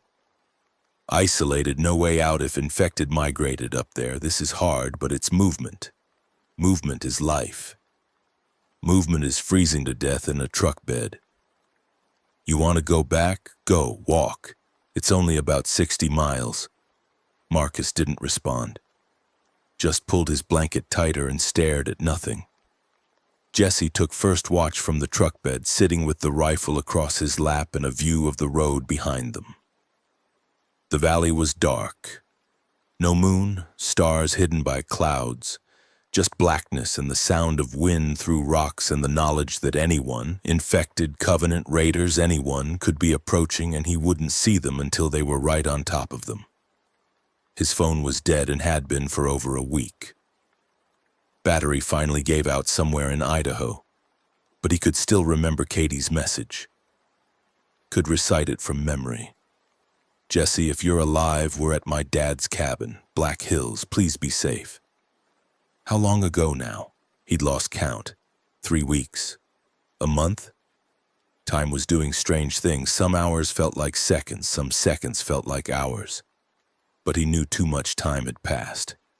Knew every hour was another chance for Katie and Mia to die, to be overrun, to become just more corpses in a country full of corpses. "You're thinking too loud," Sienna said. She'd come to sit beside him, silent as always, appearing out of the darkness like a ghost. "Can hear it from across the truck bed." "Sorry. Don't be. Thinking's better than shutting down." She checked her bow, tested the string tension. "You know we're not going to make it, right? This truck's going to die. We're going to end up on foot in winter in Wyoming with the Covenant hunting us. Odds are we all die before we reach South Dakota. Probably. But you're still going." "Yeah." "Why? And don't say because of your daughter. That's the goal. I'm asking about the why underneath the goal. What makes you keep going when stopping would be easier?" Jesse thought about it, tried to find words for something he barely understood himself. "Because I locked my friend in a freezer. Because I spent 9 years being a shitty father. Because I've run from every hard thing in my life and I'm tired of running. This," he gestured at the darkness, the truck, the journey. "This is me finally standing still, finally facing something, even if it kills me, especially if it kills me, because at least then I'll die being the person I should have been all along. That's not about your daughter. That's about you. Yeah. Maybe. Maybe it's all been about me. Maybe I'm dragging everyone across the apocalypse for my own redemption and calling it love." Jesse looked at Sienna. "You think that makes me a bad person?" "I think it makes you human. Everyone's fighting for themselves. They just dress it up in prettier language." She stood. "I'm going to sleep. Wake me if infected show up, or Covenant or the Rapture. Otherwise, let me rest." She disappeared back into the darker shadows of the truck bed. Jesse sat alone with his thoughts and his guilt and the cold that was seeping into his bones, turning blood to ice, making every breath hurt. Somewhere in the darkness, something howled. Coyote or wolf or infected or just wind through rocks that sounded like screaming. Jesse gripped his rifle tighter and waited for dawn. The railroad tracks appeared on the 3rd morning after losing the Subaru. They'd been following a county road that was deteriorating into nothing when Tara spotted them. Old Union Pacific line, single track, disappearing into a mountain tunnel carved through solid rock. "Maps show this line runs east for about 60 miles, Tara said, studying her navigation. Comes out on the other side of this mountain range, right where we need to go. It's a straight shot instead of following these switchbacks. What about trains? Paolo asked. Haven't run in years. Line was abandoned before the outbreak, should be clear. Should be. Should is the best we get these days. They drove alongside the tracks, truck bouncing over railroad ties and gravel, until they reached the tunnel entrance. It was massive, 20 feet high, 30 feet wide, disappearing into darkness that felt absolute. The truck's headlights barely penetrated 30 feet before getting swallowed by black. We can't drive through that, Marcus said. Can't see. Could hit a derailment, a rockfall, anything. So we walk, Jesse said. Leave the truck here, hidden. Take what we can carry. 60 miles isn't that far. 60 miles underground in the dark with no idea what's inside. Paolo looked at the tunnel mouth like it was the entrance to hell. That's how people die in horror movies, Jesse. This isn't a movie, it's survival. And those switchbacks add 3 days to our route. 3 days we don't have. Jesse was already unloading supplies, packing a backpack. We take flashlights, weapons, enough food for 3 days. We move fast, we get through. And if the tunnels collapsed, blocked, if we get halfway and have to turn back, then we turn back. But we try first. They argued for an hour. Eventually, Jesse's stubborn insistence won out over everyone's better judgment, which was becoming the pattern. Jesse pushing east no matter the cost, everyone else following because the alternative was going alone. They loaded packs, checked weapons. Mouse distributed the 5 working flashlights they had among the group. Sienna took point with her bow. Tara took rear guard with a rifle, everyone else in the middle. If we get separated, we regroup at the exit, Jesse said. If someone gets injured, we carry them. If someone dies, we leave them. Everyone clear? What if the exit's blocked? Mouse asked. Then we made a bad choice and we die in a hole in the ground, but we won't know until we try. They entered the tunnel. The temperature dropped immediately, from below freezing outside to maybe 40 degrees inside, the mountain insulating them from winter but also from hope. The flashlight beams cut through darkness that felt solid, revealing concrete walls stained with water damage, tracks covered in rust and debris, graffiti from workers long dead. Their footsteps echoed, breathing echoed, everything echoed, bouncing off walls and ceiling until it was impossible to tell if the sounds were them or something else. Something ahead or behind, something watching from the darkness beyond the lights. This is a bad idea, Paolo whispered. Little late now, Jesse whispered back. They walked and walked. Time became meaningless in the tunnel. Could have been minutes or hours, impossible to tell when every step looked like the last step and the darkness ahead never changed. The air smelled like moisture and rust and something else, something organic that Jesse tried not to think about. After what felt like forever but was probably only 30 minutes, Mouse stopped. You hear that? Everyone froze, listened. At first Jesse heard nothing. Then, there, a sound like breathing. Wet breathing, multiple sources coming from ahead. Lights off, Sienna hissed. They killed the flashlights, stood in absolute darkness so complete that Jesse couldn't see his own hand in front of his face. The breathing sounds continued, got closer, accompanied by shuffling footsteps and that smell getting stronger, rot and fungus and decay. Infected, Tara breathed. In the tunnel. How many? Don't know, can't see, could be 3, could be 30. Jesse's hand found his knife. The rifle was useless in darkness, couldn't see to aim. But a knife he could use up close if he had to. We back up, slow, quiet, find a side tunnel or maintenance access, hide until they pass. They started backing up, felt their way along the wall. The breathing sounds got closer. Jesse could hear wetness in it. Like lungs that didn't work right anymore, like air moving through passages clogged with fungal growth. His hand found an opening in the wall. some kind of alcove or maintenance niche. Here, everyone in, now.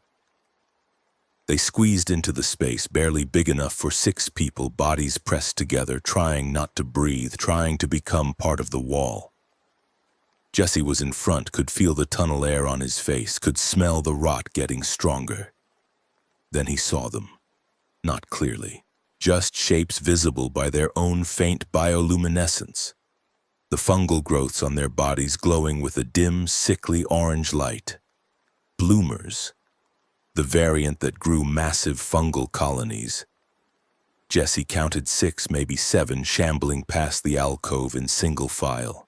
Their bodies were grotesque, mushroom caps erupting from shoulders and heads, tendrils hanging like beards, every surface covered in growths that pulsed with their own light.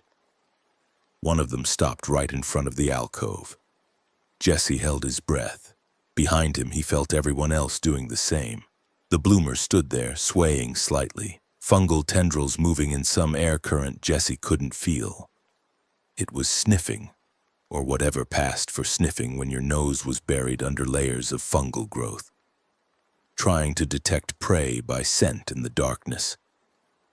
Mouse coughed, quiet cough, barely audible. But in the silence of the tunnel, it sounded like a gunshot. The bloomer's head turned toward them. The others stopped. 7 pairs of dead eyes hidden behind fungal masks, all oriented on the alcove. "Run," Jesse said. They ran, flashlights back on, stabbing through darkness, revealing the tunnel stretching ahead and the bloomers shambling after them faster than Jesse expected. Not fast like runners, but not slow either. That middle ground where they could maintain pursuit for miles. "How far to the exit?" Paolo gasped as they ran. "Don't know," Tara yelled back.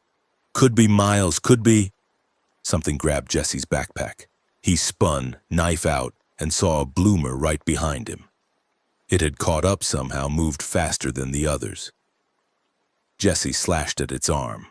The blade cut through fungal tissue and something burst, spores erupting in a cloud that filled the tunnel. "Don't breathe!" Sienna screamed. "Uncover your mouths!" But it was too late. They were already breathing, already inhaling spores that tasted like dirt and rot and mushrooms. Jesse felt his lungs seize, started coughing, couldn't stop. Around him, everyone else was coughing too, doubling over, eyes streaming. The bloomers kept coming. Slow, methodical, not needing to breathe, not affected by their own spores, just shambling forward through the cloud toward prey that was choking and blind and helpless. "Side tunnel," Marcus pointed. Jesse couldn't see where, couldn't see anything through the tears. Just followed the others as they stumbled right into some kind of maintenance passage, smaller than the main tunnel.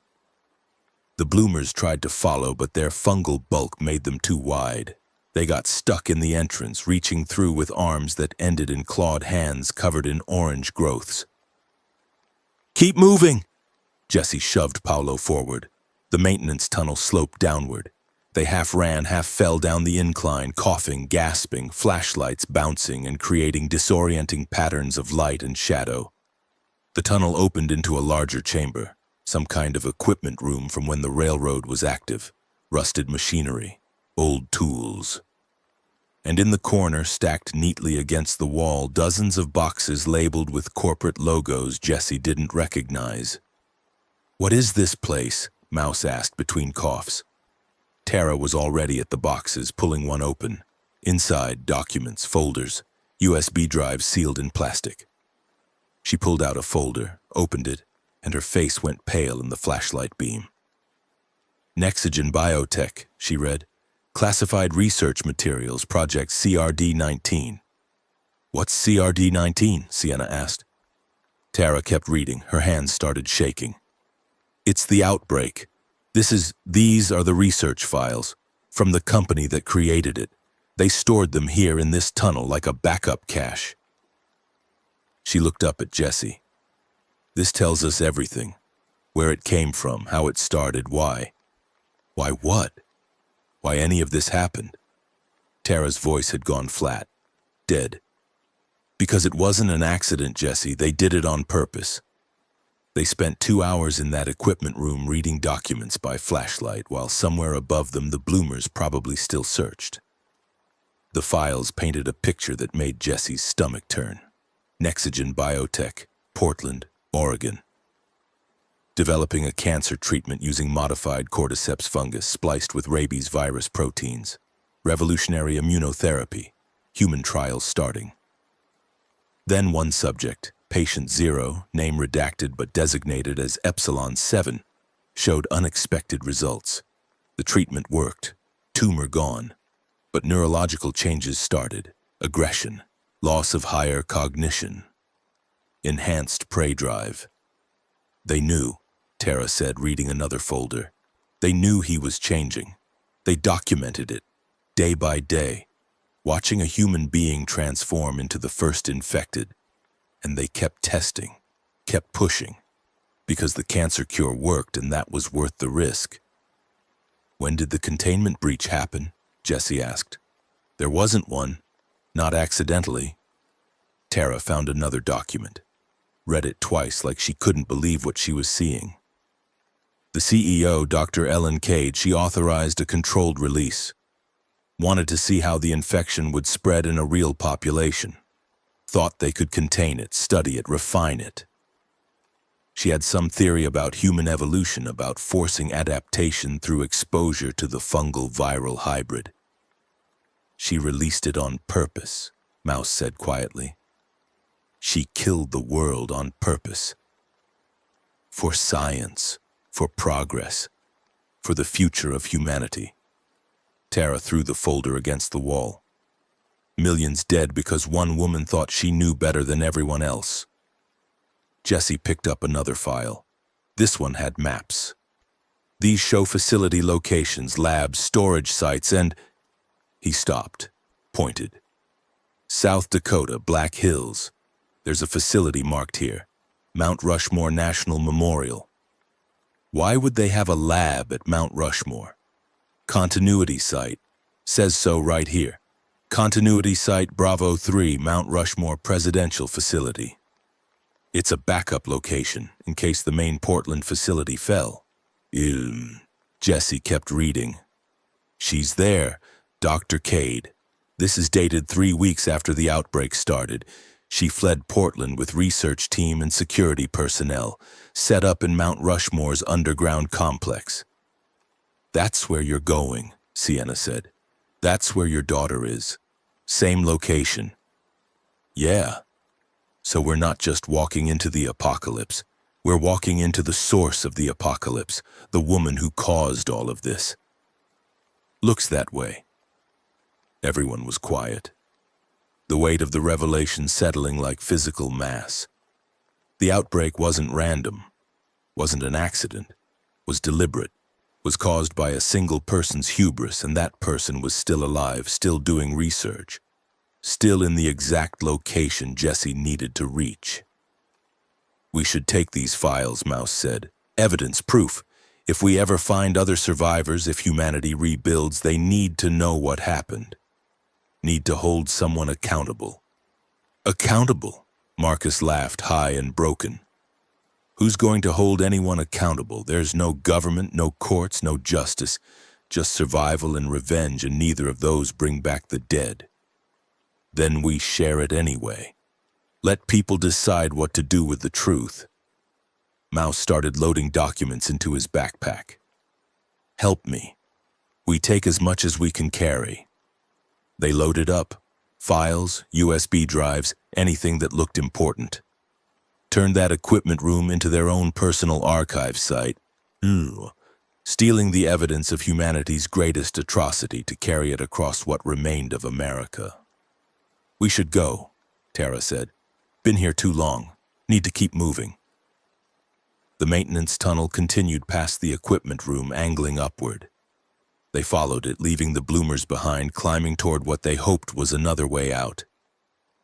Jesse's lungs burned from the spore exposure. Everyone was coughing less, but breathing hurt. They needed real air. Needed out of these tunnels. After another hour of walking, they saw it. Light, not flashlight. Real light. Daylight filtering through a partially collapsed exit. They scrambled over the rubble, squeezed through gaps, and emerged into late afternoon sun that felt like a miracle. They were on the eastern side of the mountain range. Behind them, the tunnel disappeared into darkness. Ahead, the railroad tracks continued through rolling terrain covered in dead grass and patches of snow. And in the distance, maybe 10 miles away, a small town. "Check supplies," Jesse ordered. "Make sure we didn't lose anything critical in the rush." They checked. Everything was there except... "Where's Marcus?" Tara said suddenly. They looked around. 5 people. Should be 6. Marcus wasn't among them. "When did you last see him?" Jesse asked. "Equipment room. He was reading files with the rest of us. Then we loaded up and started climbing and..." Tara's face went pale. "He didn't follow us." "Why didn't he follow us?" "Maybe he took a different route," Paulo suggested. "Maybe he'll come out another exit." "Or maybe he stayed behind," Sienna said. "Chose the tunnel over whatever's ahead." "Or something got him," Mouse added quietly. They waited an hour, called down into the tunnel, voices echoing. No response. Marcus didn't emerge. Eventually they had to make the choice. Wait indefinitely for someone who might not be coming, or keep moving with 5 instead of 6. "We go," Tara decided, voice flat, empty. He made his choice. Or something made it for him. "Either way, we can't wait." They walked east along the railroad tracks toward the distant town. Nobody talked about Marcus. Nobody talked about the files they were carrying. Nobody talked about Dr. Cade or the fact that the woman who'd ended the world was exactly where they were heading. Just walked. 1 foot in front of the other. 5 people instead of 6. Carrying the weight of truth and the miles still remaining, and the knowledge that every revelation made the journey harder instead of easier. The town was called Bitter Creek. Population 400 was past tense. Now it held maybe 200 infected and 0 living humans that Jesse could see from their vantage point on a hillside overlooking the main street. "We need supplies," Tara said, "especially medical. That spore exposure is going to cause respiratory infections. We need antibiotics or we're going to get sick." "So we go in," Jesse said quietly. "Find a pharmacy or clinic, get what we need, get out." 200 infected, Paulo pointed out. "That's not quietly, that's suicide." "Then we create a distraction, pull them away from the center of town. 2 of us go in while the others make noise elsewhere." They planned it out. Sienna and Jesse would enter town from the south, moving quietly toward what looked like a medical clinic. Paulo and Tara would set up on the north side and create noise, banging on cars, breaking windows, anything to draw infected away. Mouse would stay at their rally point with the backpacks and files, guarding their cache. "If we're not back in 1 hour, leave," Jesse told Mouse. "Don't wait, don't come looking, just go east and make it to South Dakota. Someone needs to tell the world what we found in those files." "I'm not leaving you." "You will if we're dead. Promise me." Okay, I promise. But come back, please." They split up. Jesse and Sienna descended into town from the south, moving through backyards and alleys, keeping to cover. The infected were everywhere but scattered, individuals standing in the street, small groups clustered around nothing in particular. They moved like wind-up toys, random patterns, no obvious purpose. The clinic was a single-story building with barred windows and a door that had been barricaded from inside. Barricade had failed at some point. Now the door hung open, darkness visible beyond. "Cover me," Jesse whispered. Sienna knocked an arrow, held position. Jesse slipped through the door into the clinic. Inside was chaos frozen in time. Waiting room chairs overturned, magazines scattered, dried blood on the floor in patterns that suggested someone had been dragged. The smell was overwhelming. rotten chemicals and human waste all mixed together. Jesse found the pharmacy in the back. The lock had been smashed open, shelves partially emptied, but there was still medicine here. Antibiotics, painkillers, bandages. He loaded his pack with everything useful. That's when he heard the radio. Not his radio. Another radio, someone else's. Broadcasting from somewhere in the clinic. He followed the sound to an exam room. Inside, a body sat slumped in a chair, dead for weeks, dried out, gray.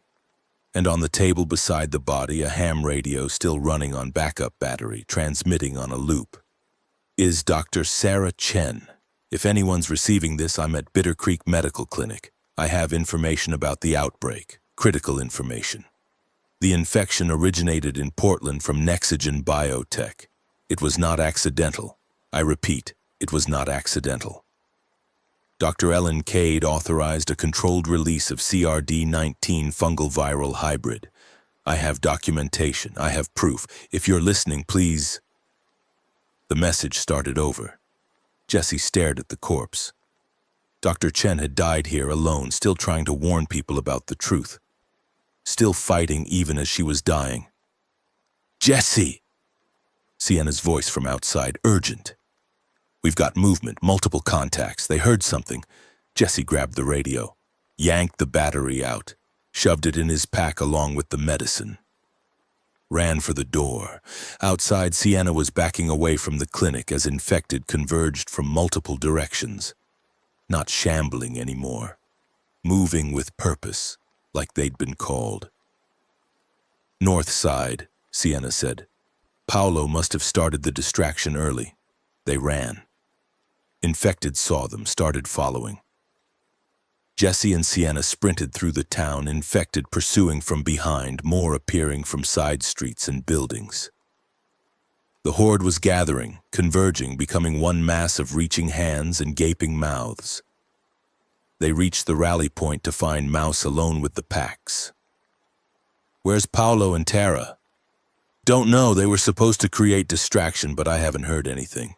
Just infected moving north toward something. Shit. Jesse looked back. The horde was maybe 2 blocks away, coming fast. We can't wait, we run, hope they catch up. They ran east out of Bitter Creek with 200 infected shambling after them and 2 of their people missing, and Jesse wondering how many more losses this journey could sustain before there was no one left to reach the destination. They made it maybe 5 miles before collapsing in exhaustion beside the railroad tracks. Behind them, the infected had fallen behind but were still visible, still pursuing. No one was coming. Paolo and Tara weren't catching up. They're dead, Mouse said between gasps. Have to be. Something went wrong. We don't know that. Jesse, man, they're not here. They would have caught up by now. They're dead and we need to accept it and keep moving because that horde is still coming. Jesse wanted to argue, wanted to go back, wanted to refuse the reality that he'd lost 2 more people. But Mouse was right. The horde was still coming. Standing here meant dying here. Okay, Jesse said. We go, 3 of us. We keep moving. Jesse! A voice from the north. Jesse spun, rifle up, and saw 2 figures running toward them. Paolo, Tara, both covered in blood, both limping but alive. What happened? Jesse met them, checked them for bites. Are you hurt? Not our blood, Paolo gasped. Went to create distraction. Found a group of survivors already there, 10, maybe 12. They were hiding in a house. Infected must have sensed them, started gathering. We tried to help, create a diversion, get them out. He stopped, bent over, threw up. Tara finished for him. Infected breached the house while we were setting up. We heard screaming, tried to help. By the time we got there, everyone was dead or dying. We fought our way out. Barely made it. So the distraction was a massacre. And now there's 200 infected who just fed on fresh meat, which means they're energized and they're following the scent of blood we're covered in. Tara looked back toward Bitter Creek. We need to move. Fast. Put distance between us and them. They moved. 5 people, exhausted, injured, carrying the weight of miles and losses and revelations that made the world even darker than it had been. The horde fell further behind but never disappeared entirely, just maintained pursuit, tireless, relentless, following the scent of living humans like wolves following deer. Night fell. They didn't stop, couldn't stop, just kept walking through darkness with infected somewhere behind them and the temperature dropping and frostbite becoming a real concern. Jesse's feet went numb. His hands went numb. His face felt frozen. There, Sienna pointed, ahead barely visible in starlight, a structure, some kind of building beside the tracks. Shelter, we can barricade, rest, let them pass. It was an old railroad station, abandoned decades ago, roof partially collapsed, but walls still solid. They got inside, blocked the door with debris, and collapsed on the floor. No fire, no light. Just darkness and cold and the sound of their own breathing. "How far did we come?" Mouse asked. 20 miles, maybe, Tara said. Maybe less, hard to tell. How far to the Black Hills? 300, give or take. 300 miles. Jesse tried to do the math. At their current pace, walking injured, winter closing in, that was 2 weeks minimum, maybe 3. And they had supplies for maybe 5 more days. And they were being hunted by a horde, and the Covenant controlled most of the territory between here and there. "We're not going to make it," Paolo said quietly. "Are we?" Just being honest. Looking at the math, we're not going to make it. "We've made it this far," Jesse said, "by getting lucky, by losing people, by barely surviving every encounter. That's not sustainable. Eventually luck runs out. Then we make our own luck. How? By hoping harder? By believing stronger? This isn't a movie, Jesse. There's no narrative momentum carrying us forward. There's just math and odds and biology, and all of those say we die in Wyoming. Then we die trying." "That's not enough," Paolo's voice rose. "Dying trying doesn't feed us, doesn't heal wounds, doesn't make winter warm. It's just dying with extra steps." "What do you want me to say?" Jesse stood, paced in the small space. "You want me to give up? Turn around? We're 300 miles from the Black Hills. We're 800 miles from Smith Rock. Going back is further than going forward, so we go forward. We keep going until we can't. And when we can't anymore, then we stop. But not before. Even if it kills everyone. Everyone's dead already. You, me, Sienna, Mouse, Tara. We've been dead since the outbreak started. We just haven't stopped moving yet, so we keep moving until we stop. That's all there is." Silence in the darkness. Finally, Paolo spoke again, voice quieter. "I'm sorry, I'm tired, I'm cold, I'm watching people die and wondering when it's my turn. I didn't mean..." "I know, we're all tired, all cold, all wondering." Jesse sat back down. "Get some sleep, I'll take first watch." "Jesse?" "Yeah? When we reach South Dakota, if we reach South Dakota, and your daughter's not there, what then? Do we just keep going, find another destination?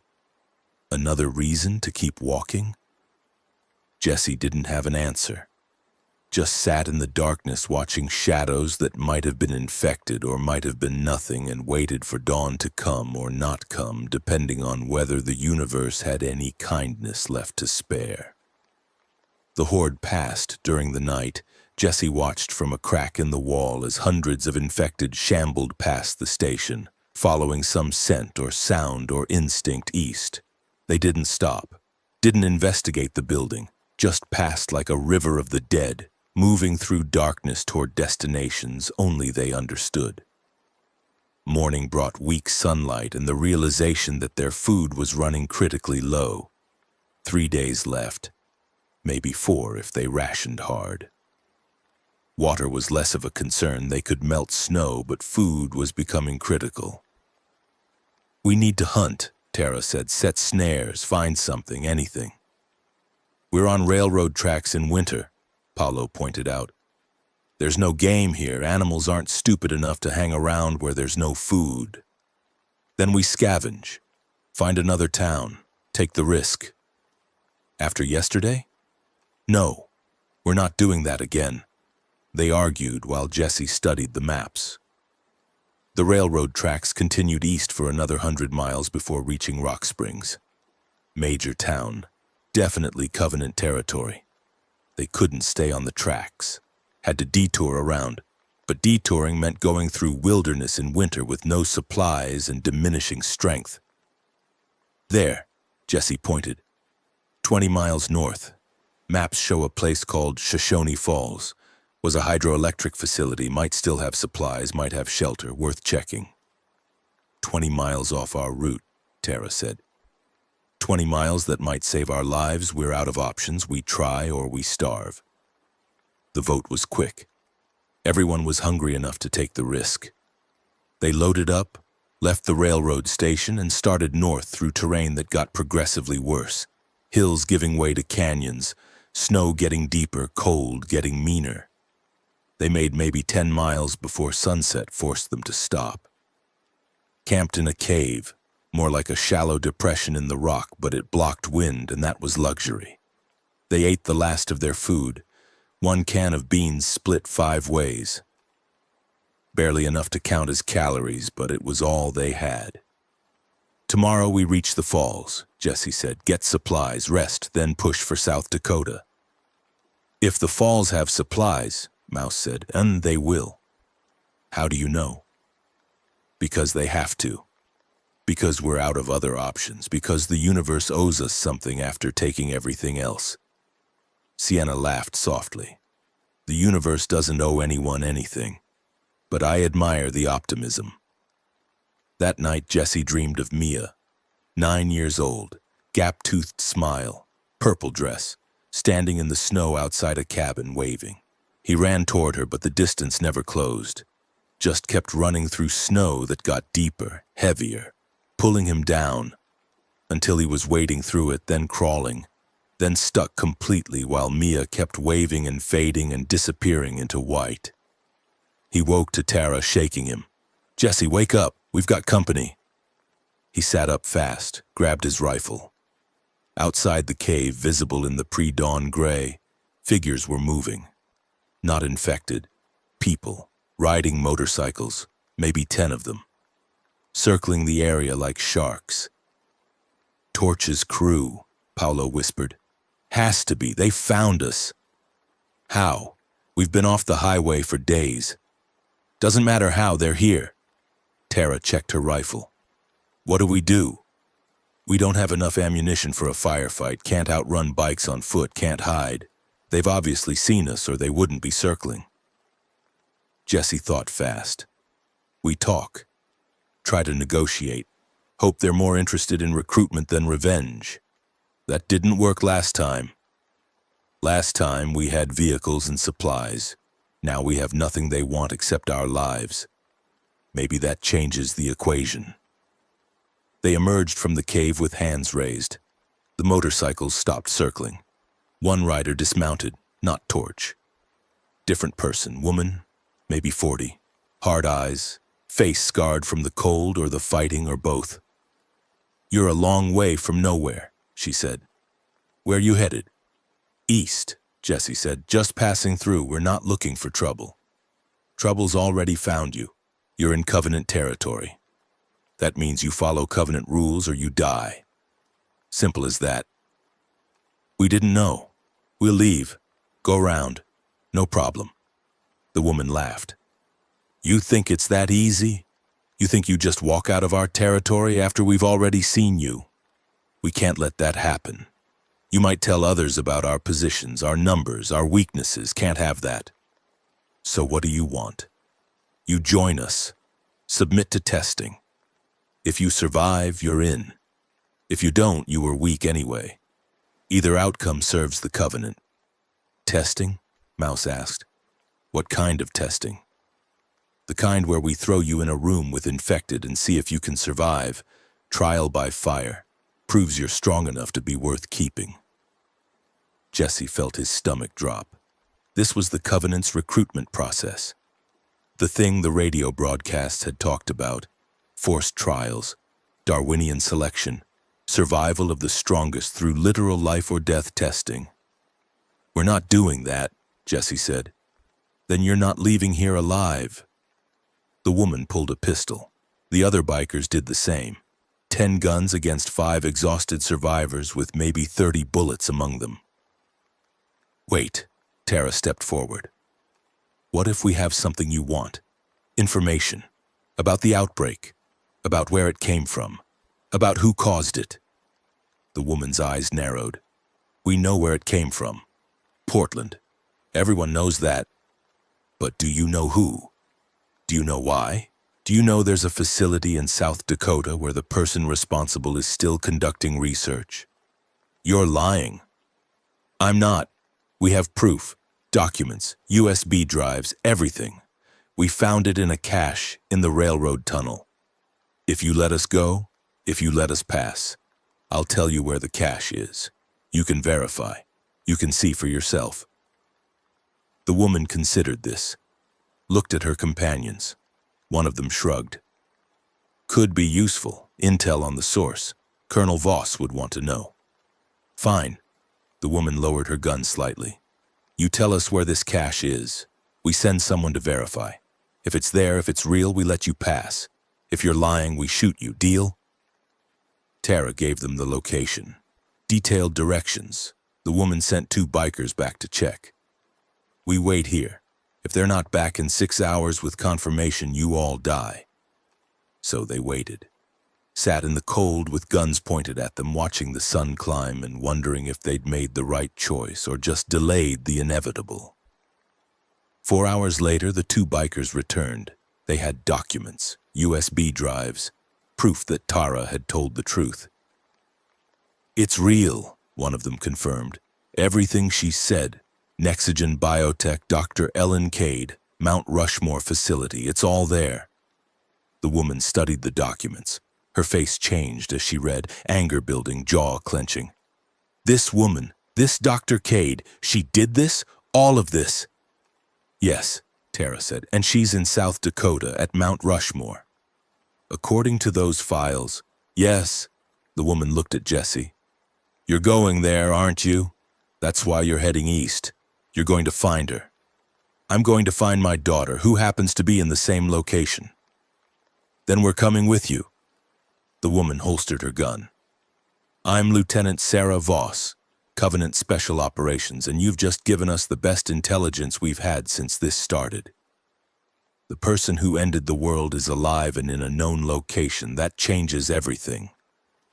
We don't want your help, Jesse said. You don't get a choice.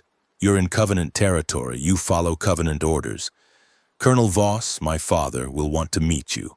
We'll want to discuss this Dr. Cade situation. You're coming to the compound, now. And if we refuse, then I shoot you and take the documents anyway, but I'd rather have live prisoners who can answer questions. Your choice. It wasn't a choice.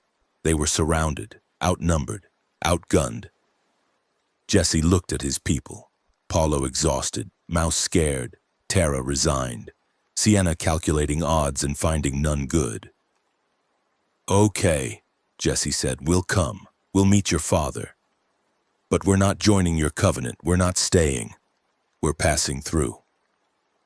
That's for the colonel to decide, not you. Sarah gestured to the motorcycles. 3 of you ride with us, 2 walk behind. Don't try anything stupid. We're 10 miles from the compound. You'll be there by noon. They walked. Jesse and Tara on foot, hands bound loosely, following the motorcycles carrying Paulo, Mouse, and Sienna. The Covenant compound appeared on the horizon after an hour. A fortress built from highway barriers and shipping containers, surrounded by watchtowers and armed guards. They were going into the heart of enemy territory with no weapons, no supplies, no options. And somewhere ahead, Jesse knew the colonel was waiting. The man who ran the Covenant, the man who would decide if they lived or died, the man who now knew about Dr. Cade and would want revenge just as much as Jesse wanted reunion. This was going to change everything. The question was whether it would change it for better or worse. The Covenant compound was a city unto itself. Jesse estimated maybe 200 people living here, some in tents, some in prefab structures, some in modified shipping containers. All organized, all disciplined, all watching the newcomers with expressions ranging from curiosity to hostility. They were escorted to a central building. Looked like it had been a warehouse once, now converted into administrative headquarters. Inside, the temperature was warmer. Generator power. Lights that actually worked. The smell of cooking food that made Jesse's empty stomach clench with hunger. "Wait here," Sarah said. She disappeared into a back room. They waited. 5 prisoners surrounded by 10 guards.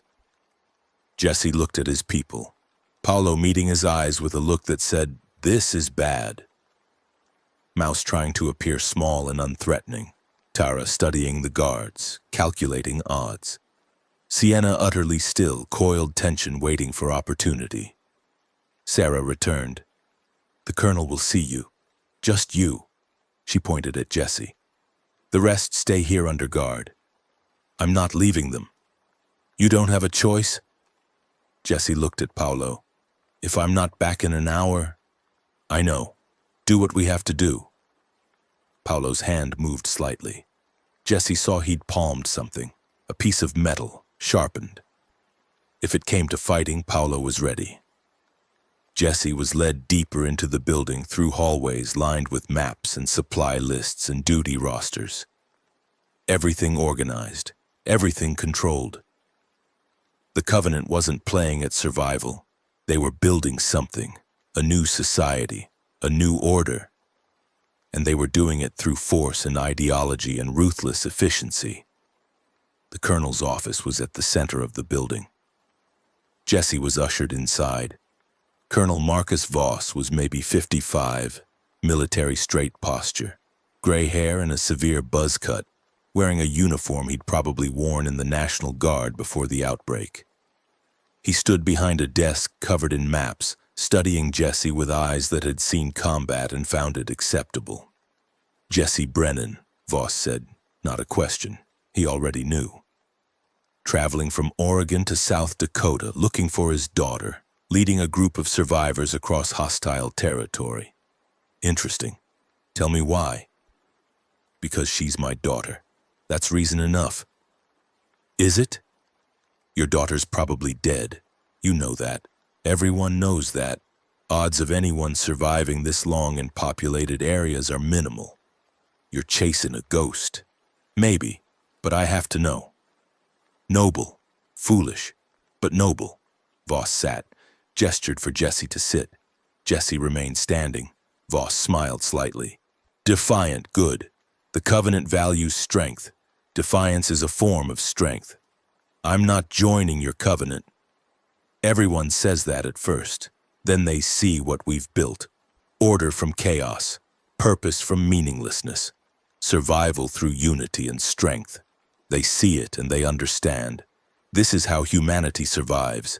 Not through kindness, not through hope, through discipline and hard choices, through forcing people to fight infected for your entertainment, through testing, through proving worth. The old world was soft, entitled, weak. This outbreak is evolution in action, forcing humanity to adapt or die. We're adapting. Everyone who survives our trials proves they're strong enough to build the new world." Voss stood, walked to the window. Outside, Jesse could see people moving with purpose, working, training. "You think we're monsters, but we're pragmatists. We do what's necessary. You're killers. Yes, and so are you. Sarah reported your story. You killed a man named Connor, executed him. Left him to die in an arena full of infected. That's not the action of a moral man. That's survival through ruthlessness. You're already one of us. You just don't admit it yet." Jesse wanted to argue, wanted to say he was different. But Connor's face kept appearing in his head. The moment of execution. The choice to kill rather than save. Voss was right, and that made it worse. "Why am I here?" Jesse asked. Why not just kill us? Take the documents? Because you've given me something valuable. The location of the person who caused all of this, Dr. Ellen Cade, and more importantly, you're going to her facility. You have a reason to be there, a daughter to find. Voss turned back to Jesse. So here's my offer. You work for the Covenant. You continue to Mount Rushmore like you planned. But when you get there, you infiltrate the facility. You gather intelligence. You report back to us. And when we have everything we need, we attack. We eliminate Dr. Cade and anyone working with her. We make sure this never happens again. Why would I do that? Because if you don't, I'll kill your friends. Right now. While you watch. And then I'll kill you. And your daughter, if she's somehow alive, will never know you tried to reach her. You'll die having failed at the one thing you set out to do. Voss smiled. Or you work with us, you get to Mount Rushmore, you find your daughter if she exists, and you help us eliminate the person who killed the world. Everyone wins except Dr. Cade. Jesse felt the trap closing. He couldn't fight, couldn't escape, couldn't save his people through force. The only option was cooperation or death. If I do this, Jesse said carefully, you let my people go, all of them. You give us supplies, you let us leave, and you don't follow us. We do this job and we're done. No more Covenant, no more cooperation. We go our separate ways. Agreed, with one condition. What? You take Sarah with you. She's my daughter, my best operative. She'll ensure you actually do the job instead of running. She'll report back to me. And when the time comes, she'll coordinate the attack. Voss walked to his desk, pulled out a map. We have resources, men, weapons. We can mount an assault on Mount Rushmore, but we need intelligence first. Floor plans, guard positions, weaknesses. You get us that information, we do the rest. And my daughter? If she's alive, you get her out before we attack. I'm not a monster. I don't kill children. But Dr. Cade and anyone working with her? They die. That's non-negotiable. Jesse looked at the map. Mount Rushmore marked in red. His destination, his goal, the place where everything converged. His daughter, the woman who'd ended the world, the Covenant's vengeance. Everything coming together in one location. Okay, Jesse said, I'll do it. But my people go free now, and you give us supplies for the rest of the journey. Done. Voss extended his hand. Jesse looked at it, shook, felt the weight of the deal settle on his shoulders. He'd made a pact with people he despised to reach a destination that might already be lost. But it was the only play he had. The only way forward was through cooperation with the enemy. Welcome to the Covenant, Voss said, temporarily. They left the compound 2 hours later with supplies, weapons, and Sarah Voss riding with them. Not in restraints, not as prisoner, as partner. It felt wrong in every possible way, but there was no choice. The truck had been serviced. Covenant mechanics fixed the oil leak, replaced worn belts, filled the tank with fuel they could barely spare. Jesse's group got food, medical supplies, cold weather gear.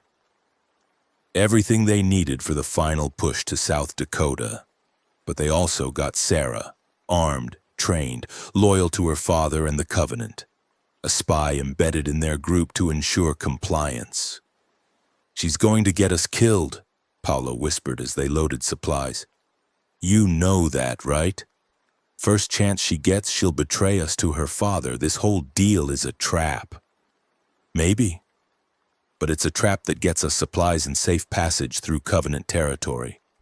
We use what we can, then adapt when the situation changes. And if the situation changes when we're in the middle of Dr. Cade's facility with nowhere to run, then we improvise, like always. They drove east out of the compound with Sarah in the cab giving directions, steering them around Covenant checkpoints, past patrol routes, through territory they couldn't have crossed alone. It was efficient. It was strategic. It felt like selling their souls for safe passage. Mouse kept trying to engage Sarah in conversation, getting nothing but tactical responses. "What's your father like?" "The colonel?" he asked on the second evening. "Focused, disciplined. He believes in the Covenant's mission, survival through strength. But he kills people, forces them into trials. He gives them a chance to prove their worth. Some fail, that's natural selection. The weak die, the strong survive. That's how it's always been. The outbreak just made it obvious." "That's insane." Sarah looked at him. "Is it? Look at your group. Started with how many? 50, and now you're 6. That's natural selection. The weak fell away. You're what remains. You're strong enough to survive. That's not insane. That's reality." Mouse didn't have a response to that. Neither did anyone else. Because she was right. They had started with 50. Now they were 6. And that wasn't random. That was the mathematical reality of survival. Most people died, a few people lived, and the difference was some combination of strength and luck and ruthlessness. On the 4th morning after leaving the Covenant compound, they crossed into South Dakota. The border was marked by a bullet-riddled sign. "Welcome to South Dakota. Great faces, great places." The faces were gone. The places were dead. But it was still South Dakota. Still the final state between here and Mia. "Black Hills are maybe 200 miles northeast," Sarah said, checking maps. "We should reach them in 3 to 4 days if roads are clear. And if they're not, then longer, but we're close. Your daughter, if she's there, you'll know soon." Jesse looked at the map, at the Black Hills marked in green, at Mount Rushmore somewhere within them. At the end of everything he'd been walking toward for how long now? He'd lost count. 5 weeks? 6? Time had become meaningless. Only distance mattered, and the distance was finally shrinking. "We're close," Jesse said to Paolo. 3 days, maybe 4. "We're going to make it." "Don't say that," Paolo said. "Don't jinx it." "Since when do you believe in jinxes?"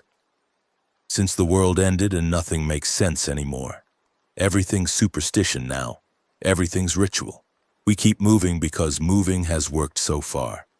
We don't tempt fate by celebrating before we reach the finish line." Jesse understood. They'd lost too many people, come too far, sacrificed too much. Celebrating before reaching Mia felt like inviting disaster, like giving the universe permission to take her away at the last second. So they drove in silence. 6 people and 1 spy, through a landscape that grew more rugged, more beautiful, more dangerous. The Badlands appeared on the horizon, layered rock formations in reds and oranges and whites, carved by wind and water into shapes that looked alien, otherworldly, like they'd driven off Earth entirely and landed somewhere that had never known humans. "This is incredible," Mouse said, staring out the window. "Even with everything else, this is incredible." "Was here before the outbreak," Sarah said. "We'll be here after humans are gone. Geology doesn't care about biology." They camped that night in the Badlands among rock formations that provided natural shelter and defensive positions. Built a small fire. First fire they dared in weeks, and cooked real food. Ate until they were full for the first time since Oregon. "Tell me about your daughter," Sienna said to Jesse. "What's she like?" Jesse realized he'd barely talked about Mia. Had been using her as motivation, but not sharing her as person. "She's 9. She loves wolves, loves purple, asks a million questions about everything. Last time I saw her, she wanted to know why stars were different colors, and I didn't know the answer, so I made something up and she called me on it. Said, 'Dad, that's not right, I read about it.' Smart. Too smart, deserves better than me." "But you're coming anyway." "Yeah, because showing up late is better than not showing up at all." "Maybe." "She'll be happy to see you," Sienna said. "If she's there, kids forgive, it's what they do." Jesse wanted to believe that. Wanted to imagine Mia's face lighting up when he arrived. But he kept seeing the alternative, arriving at an empty cabin, finding bodies, discovering he'd dragged 6 people across the apocalypse for nothing. What if she's not there? Jesse asked. What if we get to Mount Rushmore and Katie and Mia are already dead? What then? No one answered, because there was no answer. If Mia was dead, if this whole journey was for nothing, then they dragged themselves across 1,000 miles of hell for a ghost. And that would mean something had broken in Jesse that couldn't be fixed. She's there, Paolo said finally. She has to be, because if she's not, then none of this meant anything. And I need it to mean something. We all do. That night, Jesse couldn't sleep. Just lay awake looking at stars that looked the same as they had in Oregon, in Idaho, in Wyoming. Constant, unchanging, indifferent to human drama playing out beneath them. In the morning, they drove toward the Black Hills, toward the end of everything, toward reunion or grief, or both mixed together in ways Jesse couldn't predict. The journey was almost over. One way or another, in 3 days or 4, he'd know if Mia was alive. And if she wasn't, he'd know he'd failed at the one thing that had kept him walking through 1,000 miles of death and horror and loss. The weight of that knowledge was heavier than any pack he'd carried. The Black Hills emerged from the plains like a promise or a threat, depending on how Jesse chose to see them.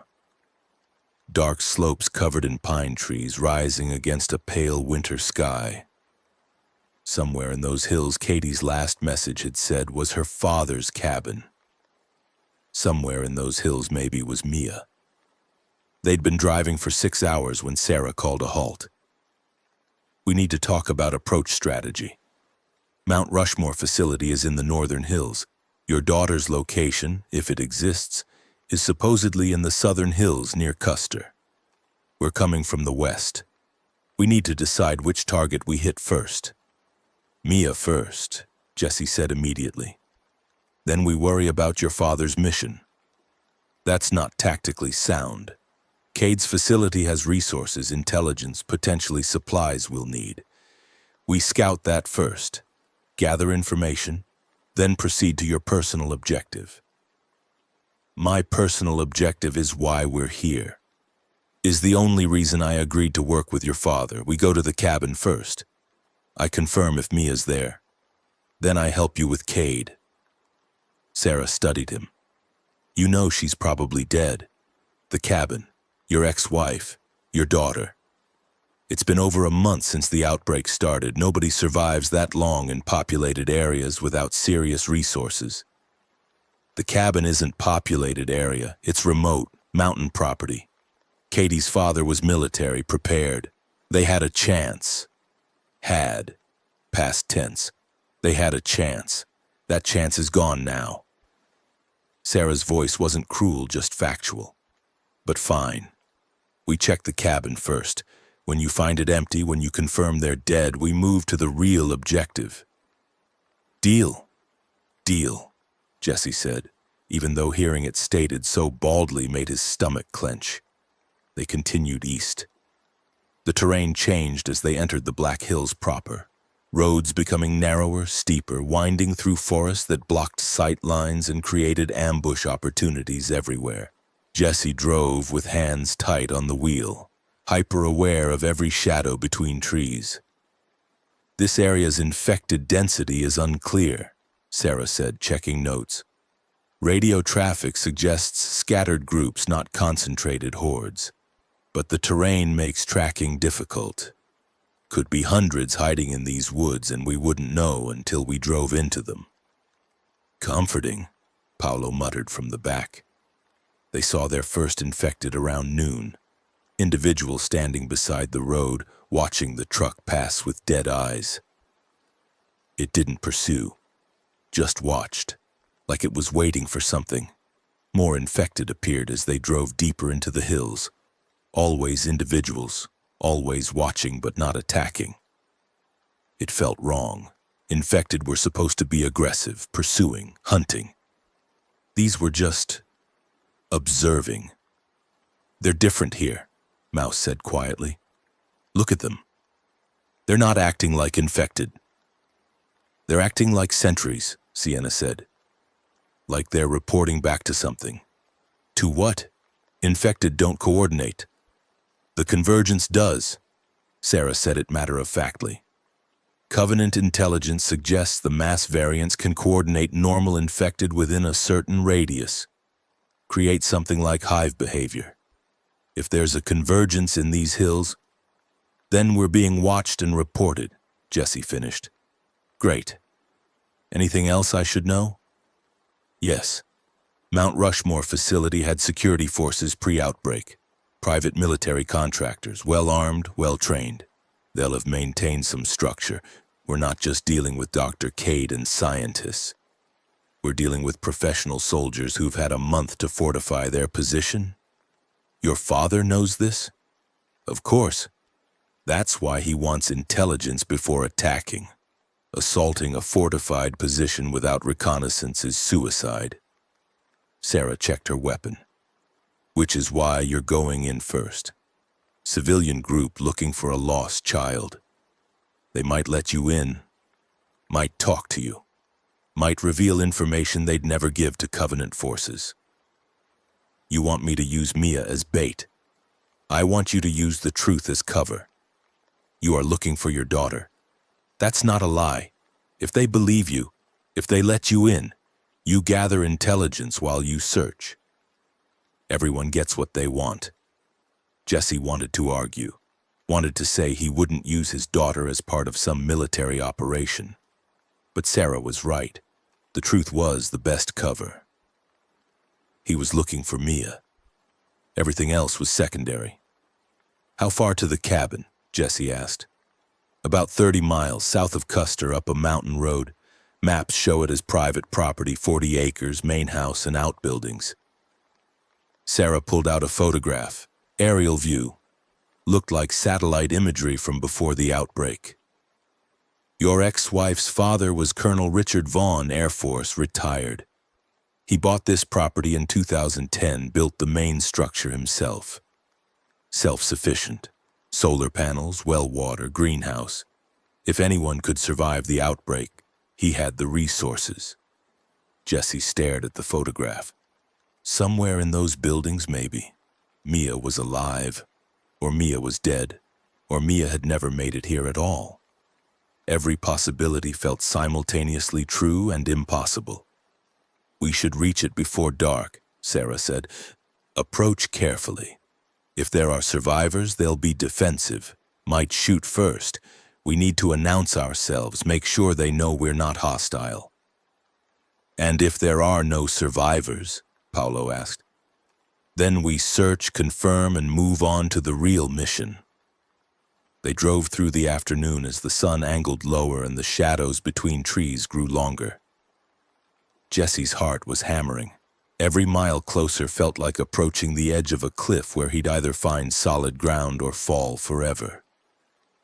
The turnoff appeared exactly where Sarah's maps indicated, unmarked dirt road heading up into the mountains, barely wide enough for the truck. They followed it for 3 miles, climbing steadily until the road opened into a clearing and Jesse saw the cabin. Saw what was left of it. The main house was partially collapsed. The roof had caved in on the eastern side. Windows were shattered. The front door hung open on broken hinges. Around the clearing, Jesse counted at least 30 infected bodies killed by gunfire, some weeks old, some more recent.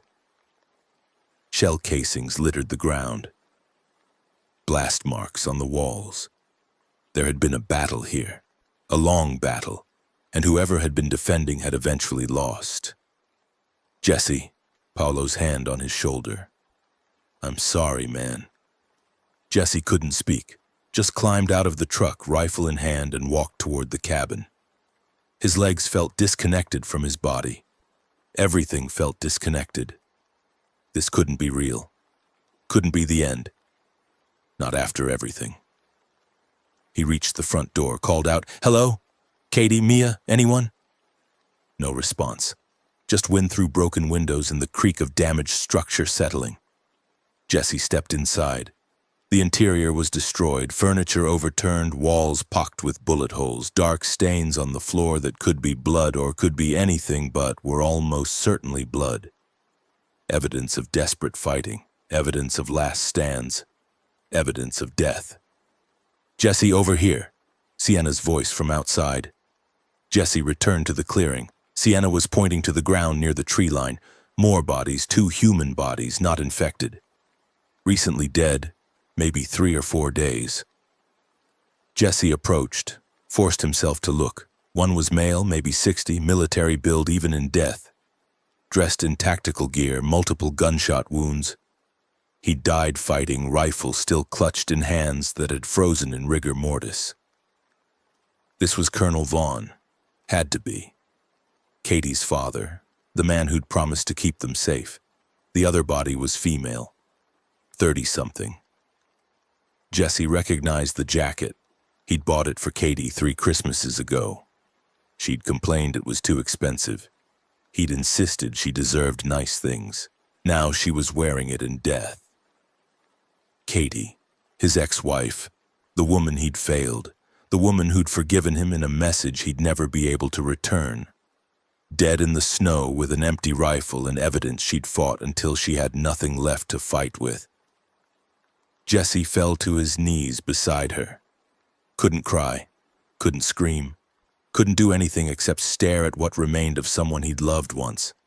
Someone who'd loved him despite his failures. Someone who died thinking he might never come. "I came," Jesse whispered. "Kate, I came. I tried. I'm sorry I'm late. I'm so sorry." The body didn't answer. Bodies never answered. That was the thing about death. It was final, absolute, offering no second chances or late redemptions. "Jesse," Tara's voice gentle. "Where's the girl? Where's Mia?" Jesse looked around the clearing. 2 bodies, Vaughn and Katie, but no third body. No small form in a purple jacket. No 9-year-old girl. "She's not here," Jesse said. Voice strange in his own ears. "Mia's not here. Maybe she's in the cabin, maybe." "No, I checked. She's not there." Jesse stood, looked at Sarah. "You said this happened 3 or 4 days ago. These deaths are recent." "Based on decomposition and weather, yes. 3 to 5 days maximum." Jesse did the math. They'd been in Covenant Compound 4 days ago, been traveling toward the Black Hills while Katie and Vaughn were making their last stand. If he'd pushed harder, if he'd left the compound sooner, if he'd driven through the night. "There's something else," Mouse called. He was examining the cabin's foundation. "There's a hatch here, hidden. Looks like a bunker entrance." Everyone moved to look. Mouse was right. Concealed under debris was a metal hatch with a heavy lock. The lock was secure, unbroken. Whatever was down there had been sealed from inside. "Someone could be hiding down there," Paolo said. "Could be survivors." Jesse's heart restarted. Mia. Could be Mia. Katie's last act could have been hiding her daughter, keeping her safe, buying time with her own life. "Open it," Jesse said. "It's locked from inside. We'd have to cut through or—" "Open it. Now!" Sarah pulled explosives from her pack. Covenant issue, shaped charge designed for breaching. She positioned it on the lock, everyone backed away, and the explosion tore through the afternoon quiet with enough force to send birds fleeing from trees and probably alert anything within 5 miles. The hatch swung open. Darkness below. Jesse grabbed a flashlight, didn't wait for clearance, just descended the ladder into the bunker. It was small, maybe 10 by 10 feet. Concrete walls, shelves stocked with food and water, a cot in the corner, and on the cot a small form wrapped in blankets. "Mia," Jesse's voice cracked. "Mia, baby, it's Dad. It's okay. You're safe now." The form stirred, sat up, and Jesse's heart shattered because it wasn't Mia. It was a boy, maybe 7 years old, blonde hair, terrified eyes, definitely not his daughter. "Who are you?" the boy whispered. "My name's Jesse. I'm looking for my daughter. 9 years old, brown hair, purple jacket. Have you seen her? The boy shook his head. It's just me. Been just me for, I don't know. Long time. The lady, she came 3 days ago, put me down here, said to stay quiet. Then I heard guns, then nothing. I've been waiting. The lady, what did she look like? Brown hair, crying. She said her name was Katie, said she was sorry, said to stay hidden no matter what. Katie. Katie had saved this boy, but not her own daughter, which meant Mia hadn't been here, had never made it here, was somewhere else or nowhere at all. Come on, Jesse said gently. Let's get you out of there. You're safe now. He helped the boy climb the ladder. Above ground, everyone was watching, waiting, looking for hope that wasn't there. It's not her, Jesse said. It's not Mia. I don't know where she is. Maybe she was here and left, Tara suggested. Maybe Katie sent her somewhere safer. Maybe she never made it out of Rapid City. Sarah's voice cut through the desperate speculation. The outbreak hit cities first. Your ex-wife's message said they were heading to the cabin. Doesn't mean they made it. Could have died on the way. Could have been stuck in Rapid City when it fell. Could be anywhere between there and here. Jesse looked at Katie's body, at evidence she'd fought and died protecting this place, protecting a stranger's child because her own wasn't here to protect. We checked the surrounding area, Jesse said. Expand the search. Maybe there are other survivors. Maybe someone knows something. Jesse, Paolo started. We search. We don't give up until we've eliminated every possibility. How many possibilities are there in 100 square miles of forest? We could search for weeks and find nothing. Meanwhile, winter's getting worse.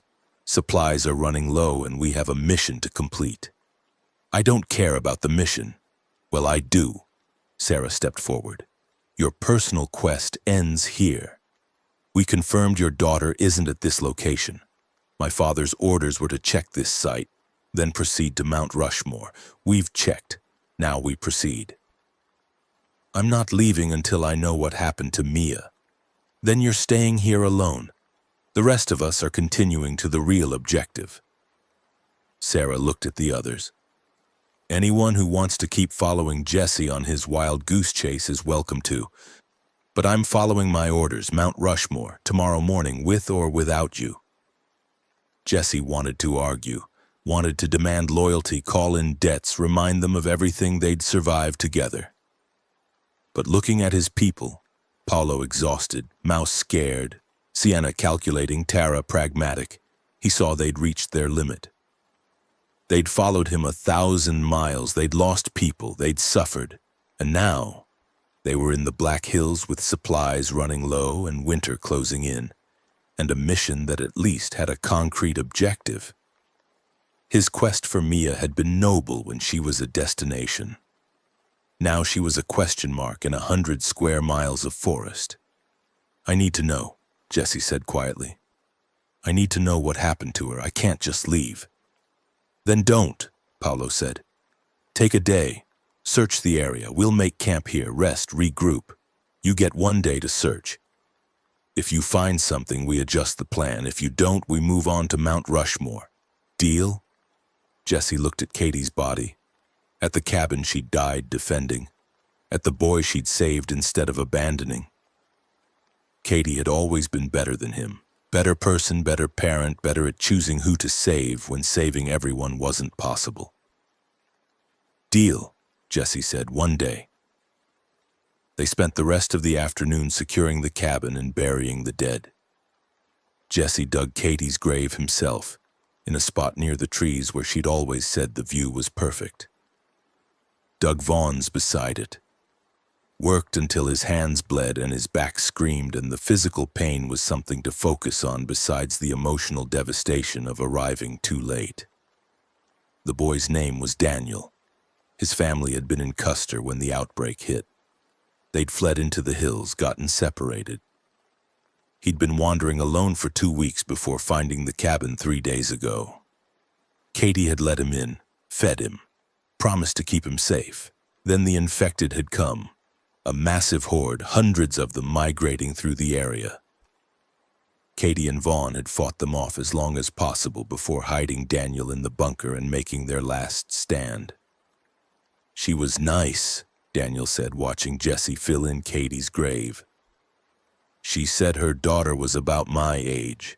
Said she missed her. Said she hoped someone was keeping her safe like she was keeping me safe." Jesse's shovel hit dirt. "Did she say where her daughter was? Anything about where they got separated?" "No. Just that they'd gotten separated in Rapid City. That things went bad fast. That she hoped—" Daniel trailed off. "Hoped what?" "That she hoped her daughter's dad would come. That he was a good person even if he didn't always show it. That maybe he'd surprise everyone." Jesse leaned on the shovel, looked at the grave. "I came, Kate. I'm here.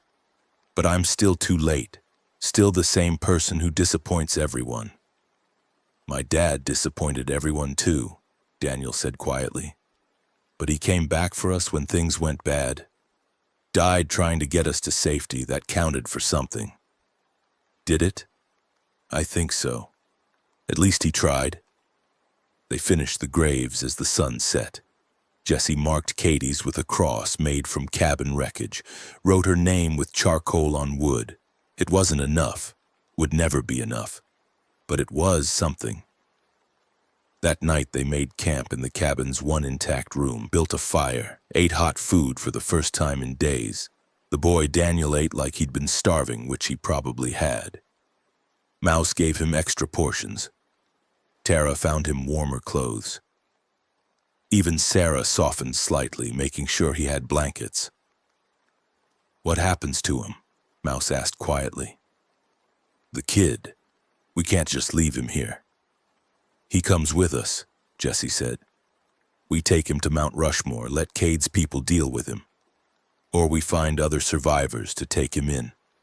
But we don't abandon him." "That wasn't the deal," Sarah said. "We're running a military operation, not an orphanage. The kid slows us down." "The kid comes."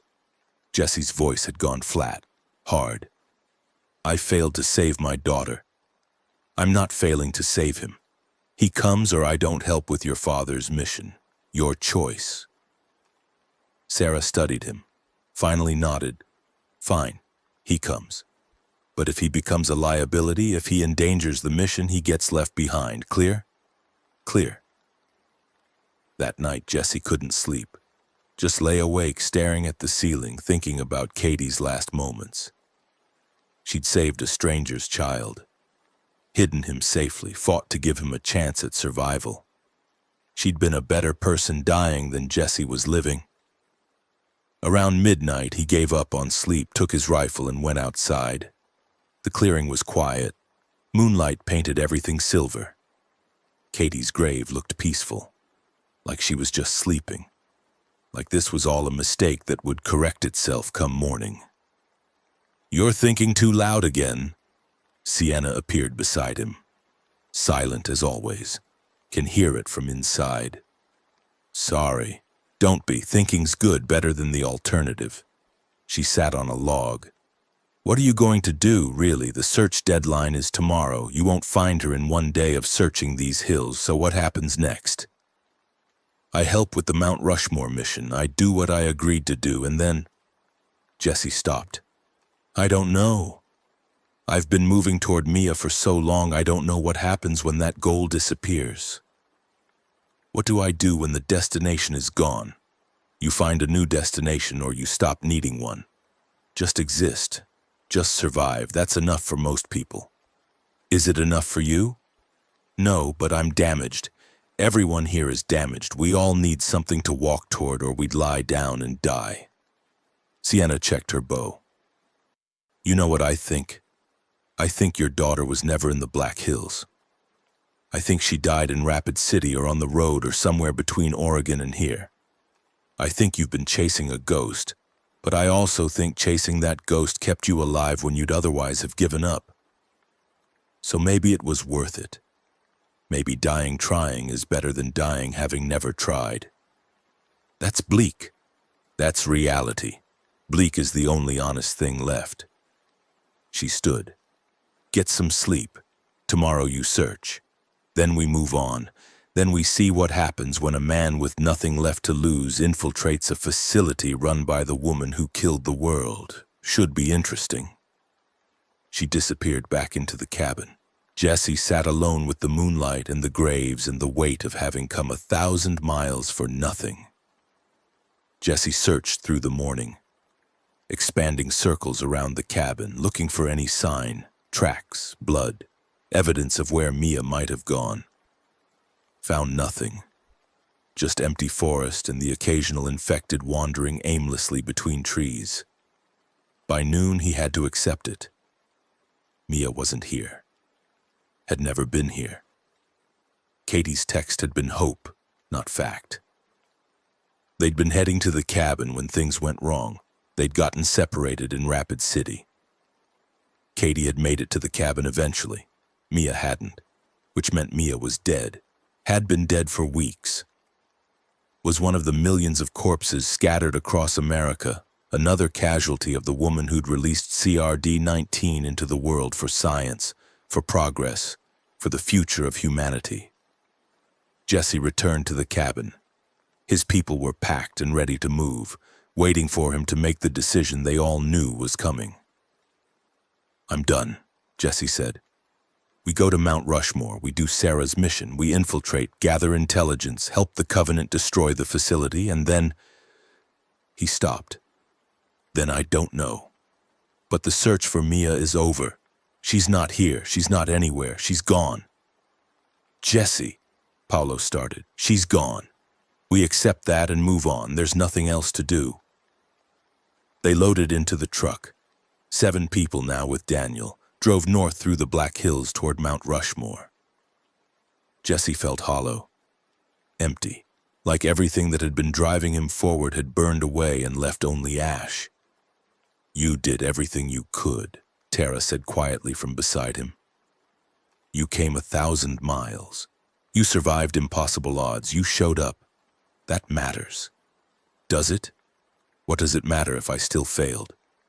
It matters because you tried. Because you became someone who tries instead of someone who runs. Katie knew that. That's why her message said she forgave you. She knew you'd come. But I didn't make it in time. No, but you made it. That's something. Jesse didn't respond, just drove. The Black Hills passed outside the windows, beautiful and deadly and indifferent to human tragedy. They'd been here before humans. They'd be here after. Nothing humans did mattered to the geology. Nothing humans lost mattered to the trees. Mount Rushmore is 20 miles ahead, Sarah announced. We need to finalize our approach strategy.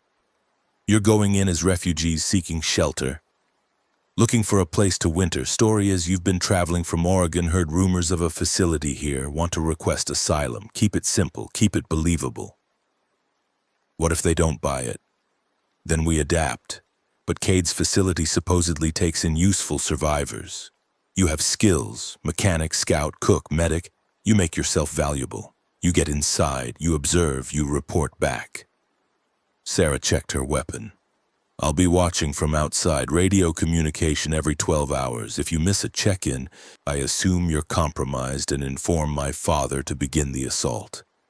And Daniel, the kid helped sell your story. Refugees with a child look less threatening. Use him. Jesse looked back at Daniel, who was sleeping against Mouse's shoulder. 7 years old, orphaned, traumatized, being used as camouflage for a military infiltration. This was what he'd become. Someone who'd use a child as a prop. Someone who'd work with people he despised. Someone who'd lost his own daughter but kept going anyway because stopping meant accepting the failure. When do we go in? Jesse asked. Tomorrow morning. Tonight we rest, review the plan, prepare. Tomorrow you walk up to Mount Rushmore and see what the woman who ended the world is willing to offer refugees who come begging for help. They made camp in the forest 5 miles from Mount Rushmore, close enough to observe, far enough to remain hidden. Sarah used binoculars to watch the facility, making notes about patrol patterns and perimeter security. "It's fortified," she reported. "Guard towers at each corner of the monument, armed patrols. Entrance is at the old visitor center, heavily defended. They've got at least 50 security personnel visible. Could be twice that number inside." "Can your father's forces take it?" Paolo asked. "If we have good intelligence, yes.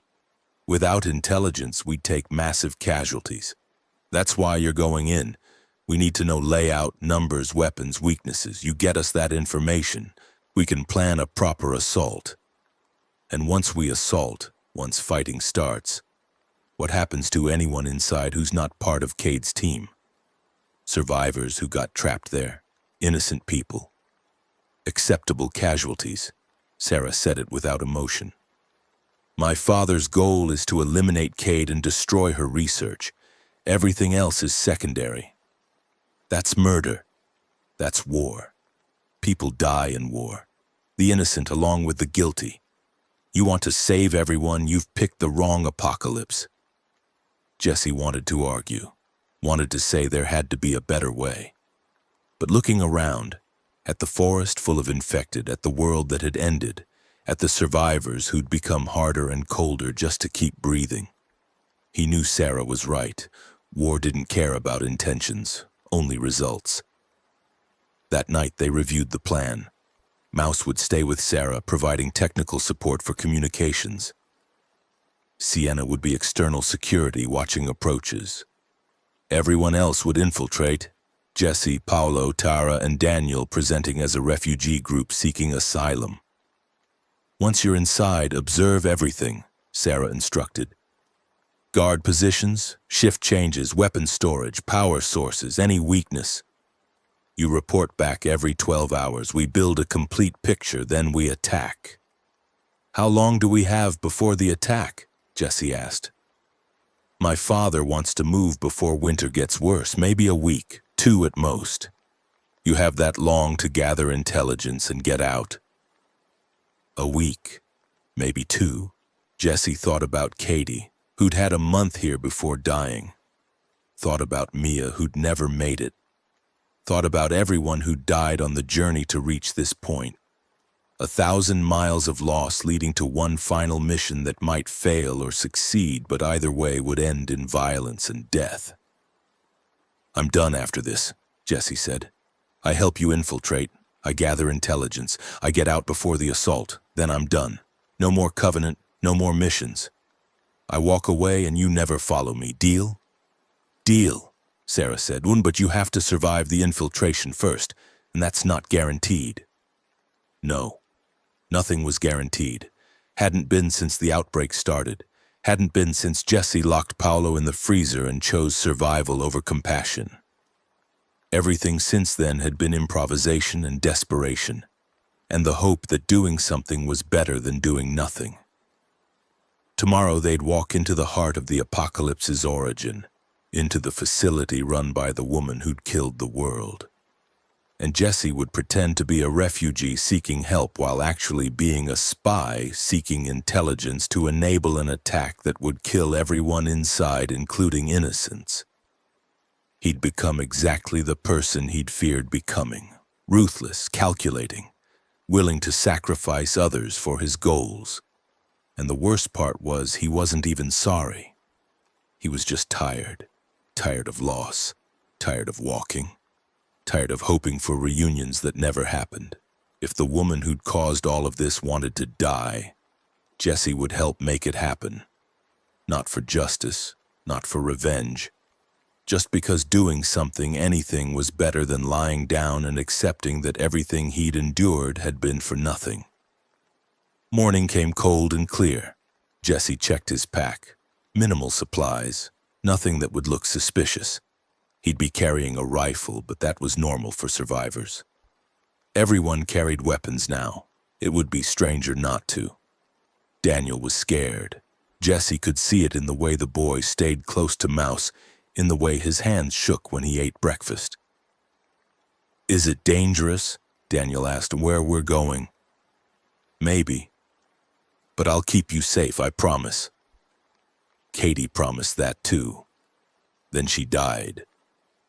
Jesse didn't have a response to that. Katie had kept her promise, had kept Daniel safe right up until she couldn't anymore. Jesse would probably do the same. Promise protection he couldn't guarantee. Die trying to deliver on words that meant nothing in the face of biology and bad luck. I'll try my best, Jesse said. That's all anyone can do. They left Sarah and Mouse at the camp. Took the truck. 4 refugees in a vehicle approaching a facility would look more legitimate than 4 people on foot. The road to Mount Rushmore was clear. Too clear. No infected. No obstacles. Like the area had been swept and maintained. The facility came into view as they rounded a bend. Mount Rushmore itself was unchanged. 4 presidents carved into granite. Washington and Jefferson and Roosevelt and Lincoln looking down on the apocalypse with stone indifference. But below the monument, the visitor center and parking area had been transformed. Concrete barriers, guard towers, armed personnel. This wasn't a rescue station. This was a fortress. Jesse pulled up to the entrance. A guard approached, rifle raised but not pointed. State your business. We're looking for shelter, Jesse said. Heard there might be a facility here taking in survivors. We've been traveling from Oregon, running low on supplies. Winter's getting bad. We need somewhere safe. The guard studied them, looked at Daniel. You got a kid with you. Found him in the hills. His family's dead. We're trying to keep him alive. How many in your group? 4. Me, these 2, and the boy. Skills? I'm a cook. She's a mechanic. Jesse looked at Paolo. He's good with people, negotiating, trading, whatever you need. The guard spoke into a radio, waited for response. Finally, hold position. Someone's coming to talk to you. They waited 15 minutes. Jesse watched the facility, counting guards, noting positions. 6 visible on the perimeter, probably twice that inside. Guard towers looked like they had machine gun emplacements. This wasn't just defended, this was military-grade security. A woman emerged from the visitor center. Maybe 50. Gray hair pulled back, lab coat over practical clothing. She approached with confidence, flanked by 2 guards. I'm Dr. Patricia Reeves, she said. I manage civilian intake for this facility. You're seeking asylum. Shelter, safety, whatever you're offering. We don't have much to trade, but we'll work. Do whatever needs doing. Dr. Reeves looked them over. Assessed. We can offer shelter, but integration isn't guaranteed. You'll be quarantined for 72 hours while we confirm you're not infected. If you pass quarantine, you'll be evaluated for useful skills. If you're found useful, you can stay. If not, you'll be given supplies and sent on your way. Clear? Clear. Thank you. Don't thank me yet. This isn't charity. Dr. Cade's facility operates on merit. Everyone contributes. No one gets a free ride. Dr. Reeves gestured. Follow me. Leave your vehicle at the entrance. You'll get it back if you're cleared. They followed her into the facility, past the first security checkpoint, through the visitor center that had been converted into barracks, downstairs into the mountain itself, tunnels carved into rock, lit by electric lights, warmer than outside. This was a tourist site before, Dr. Reeves explained as they walked. Multiple levels inside the mountain, storage, offices, maintenance tunnels. Dr. Cade converted it into a research facility and refuge. We have 83 people living here currently. Security forces, research staff, support personnel, and a few refugees like you who proved valuable enough to integrate. What kind of research? Jesse asked. Dr. Reeves smiled. The important kind. Research that might save humanity, or at least create a version of humanity that can survive the new world. She stopped at a door. This is quarantine. You'll each get a private cell. Food and water provided. Medical examination tomorrow. Try to rest. The tests can be... Intense. They were separated. Jesse was led to a small room, 10 by 10 feet, concrete walls, single cot, toilet in the corner. The door locked behind him with a heavy metallic clunk. He was alone in a cell inside a mountain exactly where Sarah wanted him, gathering intelligence for an assault that would kill everyone here. He should have felt victorious. Felt like the infiltration was succeeding. Instead, he just felt empty, tired, like every step forward was also a step down into darkness he couldn't escape. He lay on the cot, closed his eyes, saw Katie's face, saw Mia's face, saw Paolo from the freezer and Leo and Camilla and everyone else who died so he could reach this point. "I'm here," he whispered to the dead. "I made it. For what it's worth, I made it." The dead didn't answer, just stayed dead. That was the thing about grief. It didn't resolve, didn't heal, didn't offer closure, just persisted.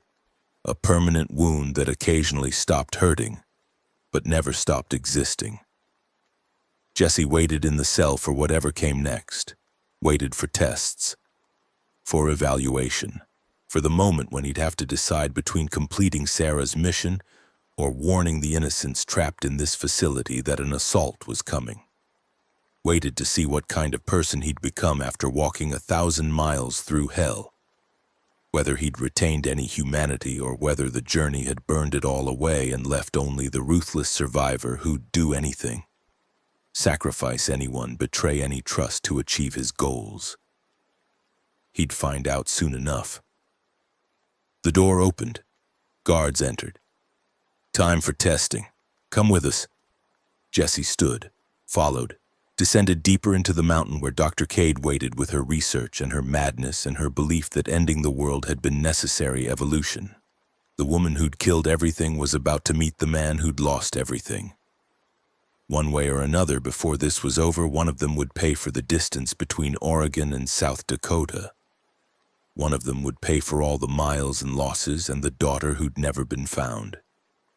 The testing began at dawn, though Jesse had no way to know that in the windowless cell. Just a guard appearing, telling him to follow, leading him through corridors carved from mountain granite toward a medical facility that smelled like antiseptic and something underneath the antiseptic.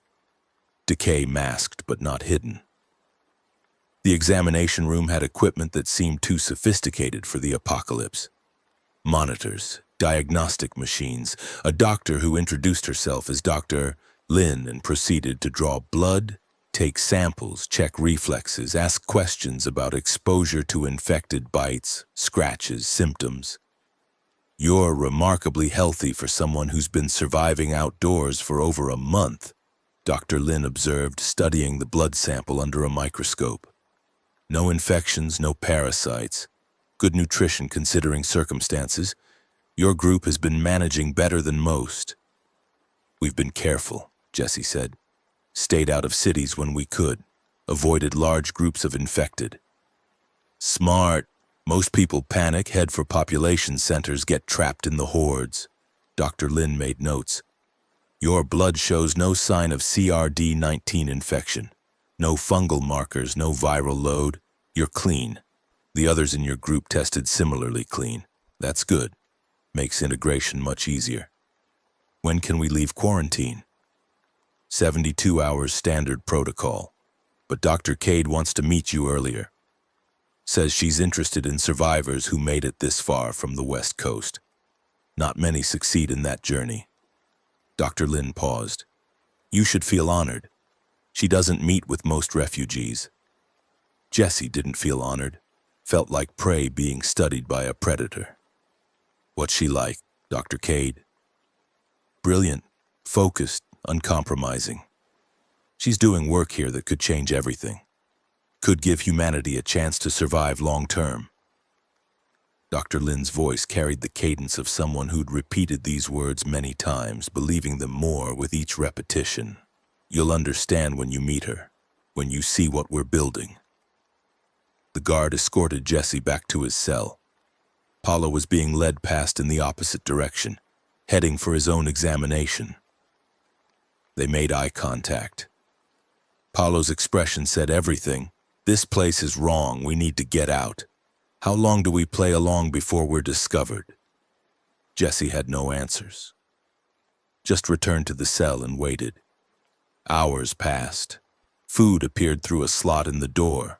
Real food, hot, better than anything they'd eaten in weeks. Chicken and rice and vegetables that tasted like they'd been grown in a greenhouse, which they probably had. The facility was self-sufficient. Could survive for years if the world never recovered. The door opened again. Different guards this time. Dr. Cade will see you now. They led Jesse deeper into the mountain, past the medical facility, past barracks and storage rooms, past a laboratory where he glimpsed people in hazmat suits working with containers that glowed with that familiar orange bioluminescence, past cells that weren't quarantine, were holding areas with reinforced doors and small windows through which Jesse saw movement, heard sounds that were almost human but not quite. "What's in there?" Jesse asked. "Research subjects. Don't worry about it." They reached an office carved into the mountain's heart. The walls were natural stone on 3 sides, polished concrete on the 4th. A desk sat in the center, covered in documents and tablets, and a computer that was actually running. Rare luxury in the post-outbreak world. And behind the desk sat the woman who'd ended everything. Dr. Ellen Cade was 60-something, gray hair cut efficient and short, wearing a lab coat over practical clothing. Her face showed intelligence and exhaustion in equal measure. She looked up when Jesse entered, and her eyes held something Jesse couldn't quite identify. Obsession, maybe, or the kind of focus that came from believing absolutely in the righteousness of your work. "Jesse Brennan," she said. Not a question. She already knew. Traveled from Bend, Oregon to the Black Hills, approximately 1,200 miles through infected territory. Lost most of your original group. Currently traveling with 3 others and a child you found along the way. Looking for your daughter. She smiled slightly.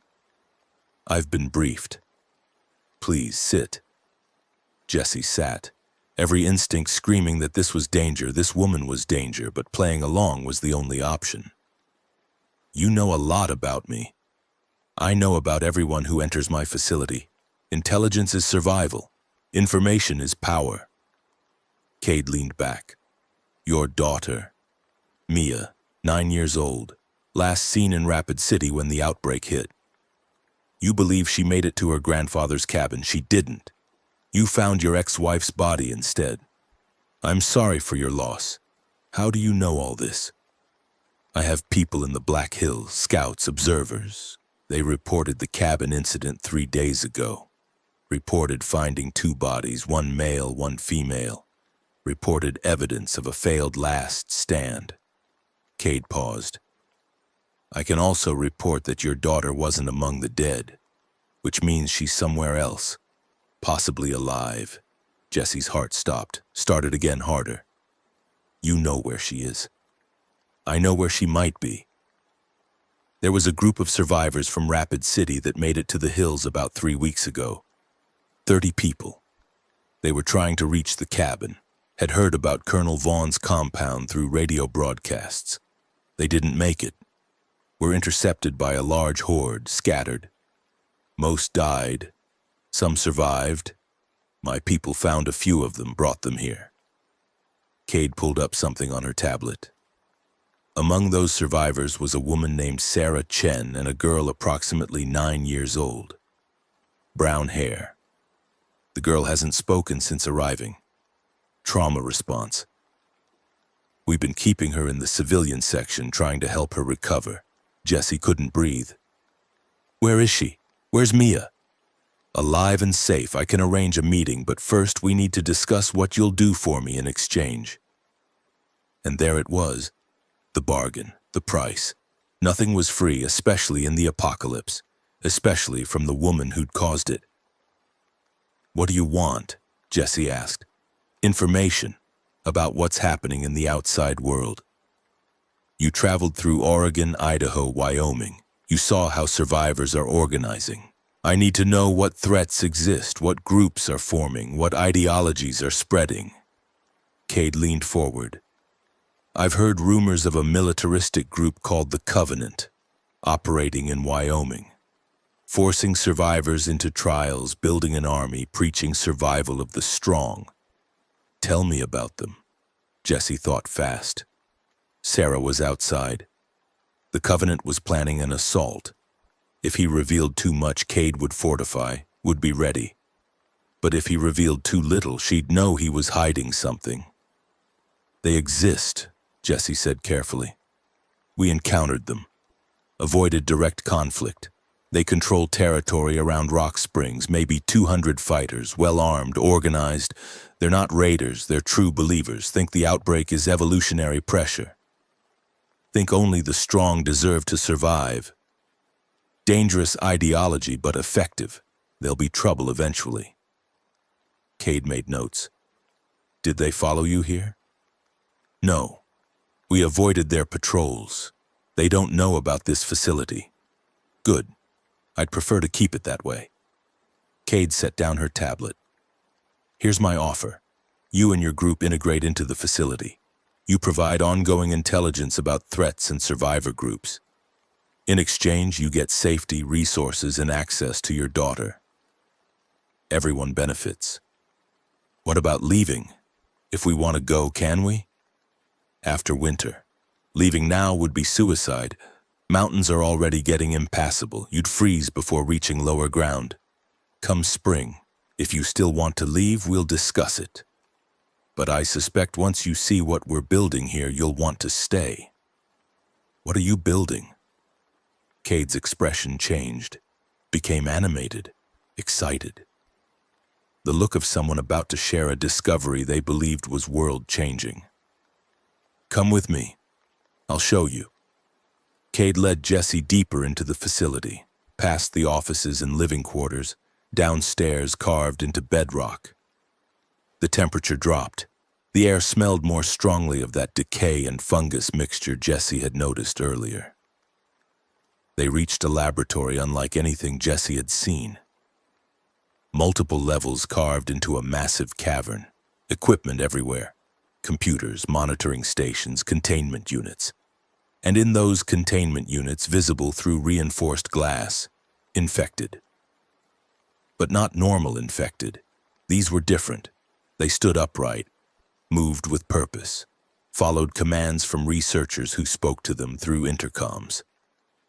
One infected was stacking blocks in a pattern. Another was solving what looked like a child's puzzle. A third was responding to questions by pointing at cards with symbols. What the fuck is this? Jesse breathed. Evolution, Cade said simply. The next stage of human development. CRD-19 wasn't a mistake, it was a catalyst. The infection strips away higher reasoning, yes, leaves humans driven by base instincts, but with proper intervention, with targeted modification of the fungal viral complex, we can restore cognitive function while maintaining the infection's beneficial aspects. Beneficial? There's nothing beneficial about turning people into monsters. Isn't there? The infected don't feel pain, don't suffer from disease, don't age in traditional ways. The fungal network preserves neural pathways even as the body decays. If we can harness that preservation, if we can maintain consciousness within the infected state, we create something better than human. Something that can survive in the world we've created.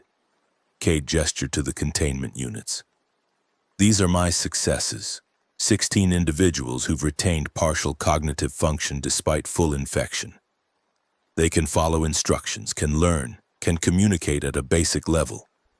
They're proof the concept works. Jesse stared at the infected solving puzzles, at the mockery of humanity trapped in glass boxes. You're experimenting on people, deliberately infecting them.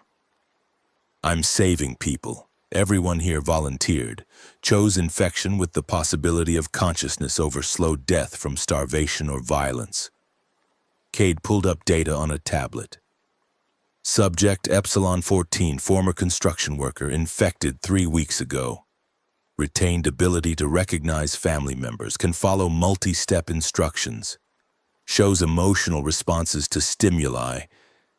He's not fully human anymore, but he's not fully infected either. He's something new. He's an abomination. He's the future. Humanity can't win against the infected. Jesse, there are too many of them. They don't need food or water or shelter. They just persist, multiply, spread. But if we can join them instead of fighting them, if we can become infected while retaining ourselves, we level the playing field.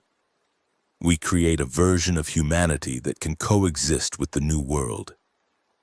Jesse felt sick. This was the logical endpoint of Cade's original research. She'd caused the outbreak trying to cure her husband's cancer. Now she was trying to cure humanity's extinction by transforming survivors into conscious infected. She'd learned nothing, regretted nothing, just kept pushing forward because stopping meant admitting she'd destroyed the world for nothing. The people of the Covenant would disagree with your approach, Jesse said carefully. They believe in survival through natural selection, keeping humanity pure. They'd see this research as blasphemy. The Covenant are fools. Natural selection is slow. We don't have time for slow. We adapt now, or we die. Cade closed the tablet. But enough about research. You want to see your daughter, come. She led him back up through the facility. To a different section, residential area for civilian refugees. Children's voices echoed from somewhere nearby. A woman was teaching what looked like a classroom full of kids, maintaining normalcy in the heart of the apocalypse. Cade stopped at a door. She's in here, been mostly nonverbal since arriving. The woman caring for her, Sarah Chen, thinks it's severe trauma response. Mia witnessed her mother's death, then spent 3 days alone in Rapid City dodging infected before the group found her. She's been through more than any child should experience. Wait. Jesse's mind was racing. You said the group was intercepted 3 weeks ago, but Katie died 3 days ago at the cabin. How could Mia be here 3 weeks if Katie just died? Cade's expression didn't change. I misspoke. The group arrived 10 days ago, not 3 weeks. Time runs together here. Apologies. 10 days. Katie had died 3 days ago, which meant Mia had arrived here a week before Katie died, which meant they'd been separated in Rapid City, not on the way to the cabin. Katie had kept trying to reach Vaughn's compound while Mia had gone a different direction with a different group of survivors. Can I see her? Jesse asked. Of course, but be gentle. She's fragile right now. Cade opened the door. The room beyond was small, painted with cheerful colors that felt obscene in context. A bed, toys, drawings on the walls done in crayon. And on the bed, a small figure reading a book. She looked up when the door opened, brown hair, 9 years old, gap in her front teeth. Wearing a purple jacket that Jesse recognized, that he'd bought her 2 birthdays ago. Mia, his daughter, alive. Jesse couldn't move, couldn't speak, couldn't process that after everything. After 1,000 miles and dozens of deaths and endless horror, his daughter was sitting right there, real, breathing, alive. Mia? His voice came out broken. She looked at him, studied his face. No recognition, no joy. Just careful assessment, like she was trying to determine if he was threat or safety. Do you know who I am? Jesse asked. Mia shook her head slowly. I'm your dad. Jesse. I came from Oregon. I've been looking for you since the outbreak started. Jesse took a step forward, stopped when Mia tensed. It's okay. I'm not going to hurt you. I've been trying so hard to find you. My dad's dead, Mia said quietly. First words Jesse had heard her speak in over a year. Her voice was different, older, harder, shaped by trauma. Everyone's dead. I'm not dead. I'm right here. You look like pictures, but pictures can lie. The monsters sometimes look like people too. Mia clutched the book tighter. Ms. Sarah says not to trust anyone who looks like someone you knew. Says they might be wearing faces. Jessie looked at Cade. What has she been told? The truth. That the infected sometimes retain superficial resemblance to their pre-infection state. That visual identification isn't reliable. That trust must be earned, not assumed.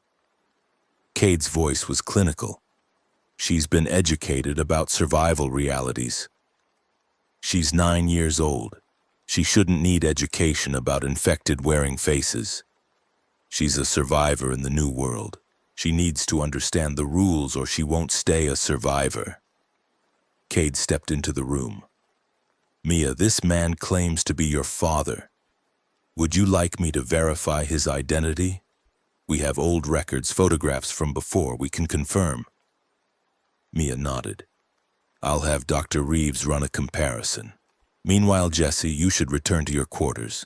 Give Mia time to process. This is overwhelming for her. Reunion needs to be gradual. Jessie wanted to argue, wanted to stay, wanted to hold his daughter and never let go. But Mia was looking at him like he was a stranger, and maybe he was. Maybe the father she'd known had died somewhere between Oregon and South Dakota. Maybe the man who'd arrived was someone else entirely. Okay, Jessie said. Okay, Mia, I'll come back when you're ready. When you want to see me, I'll be here. Mia didn't respond.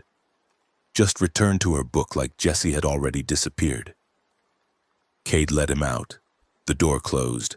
Jessie leaned against the corridor wall, legs suddenly unable to support his weight. She was alive.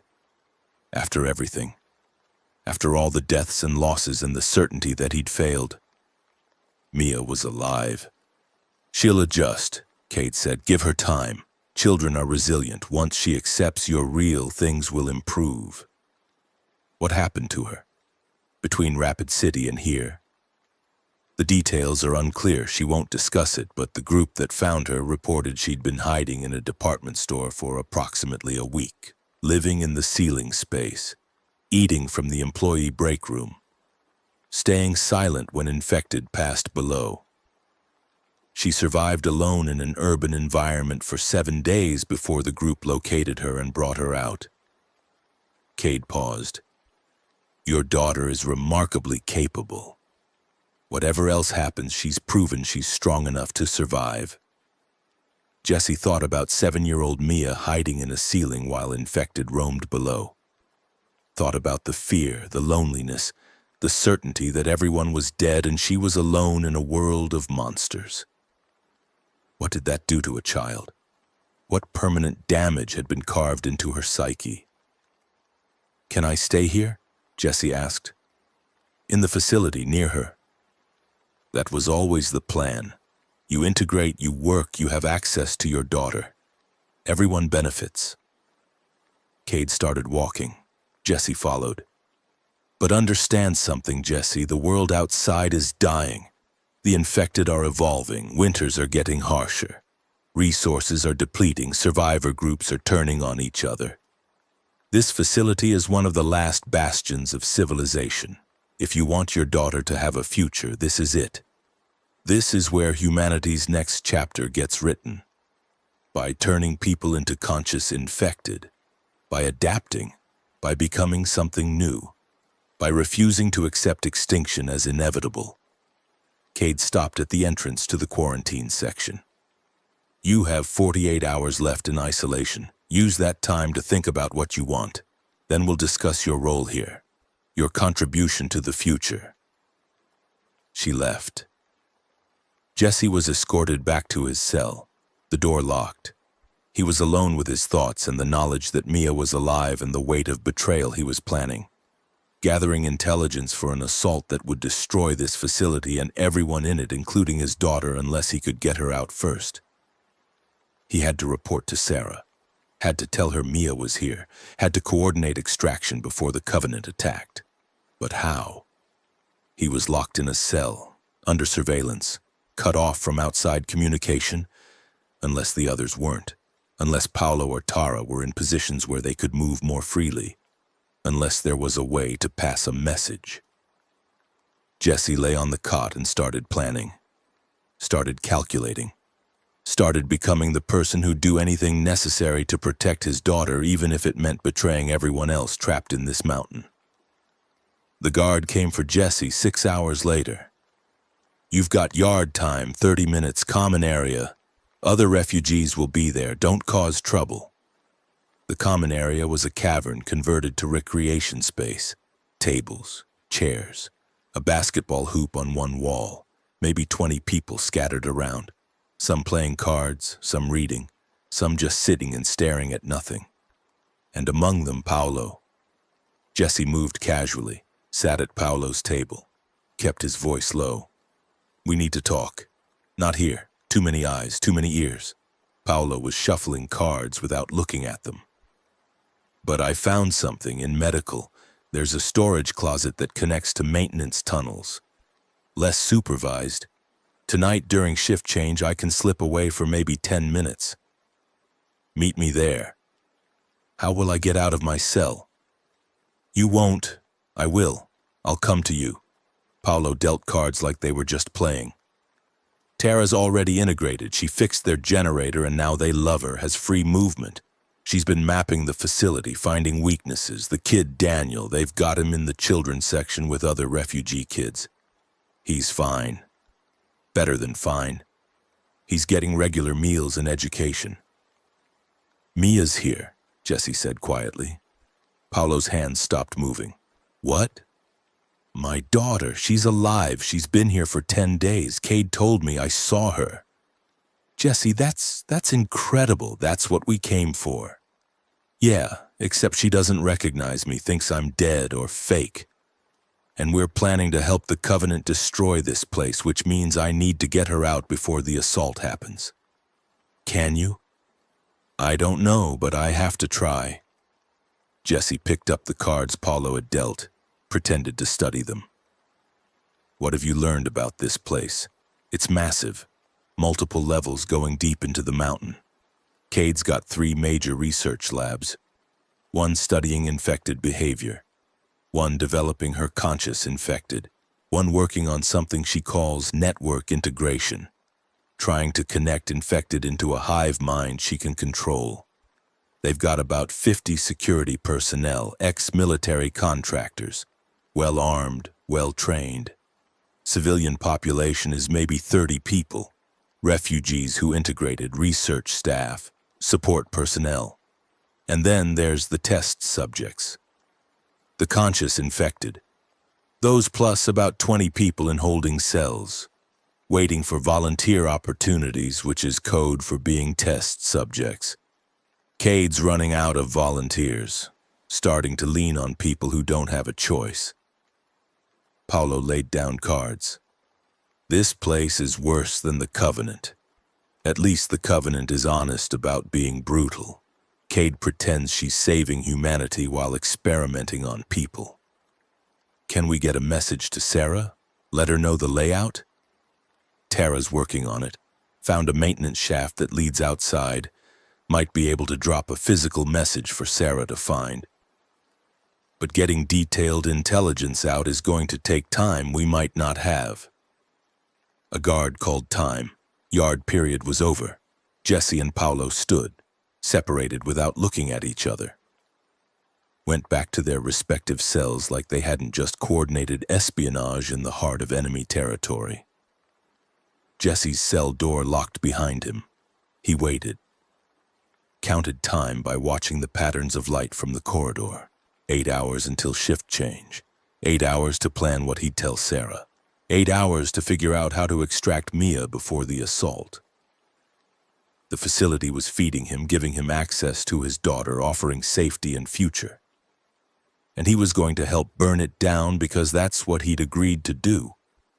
That's what the man who'd walked 1,000 miles across the apocalypse did.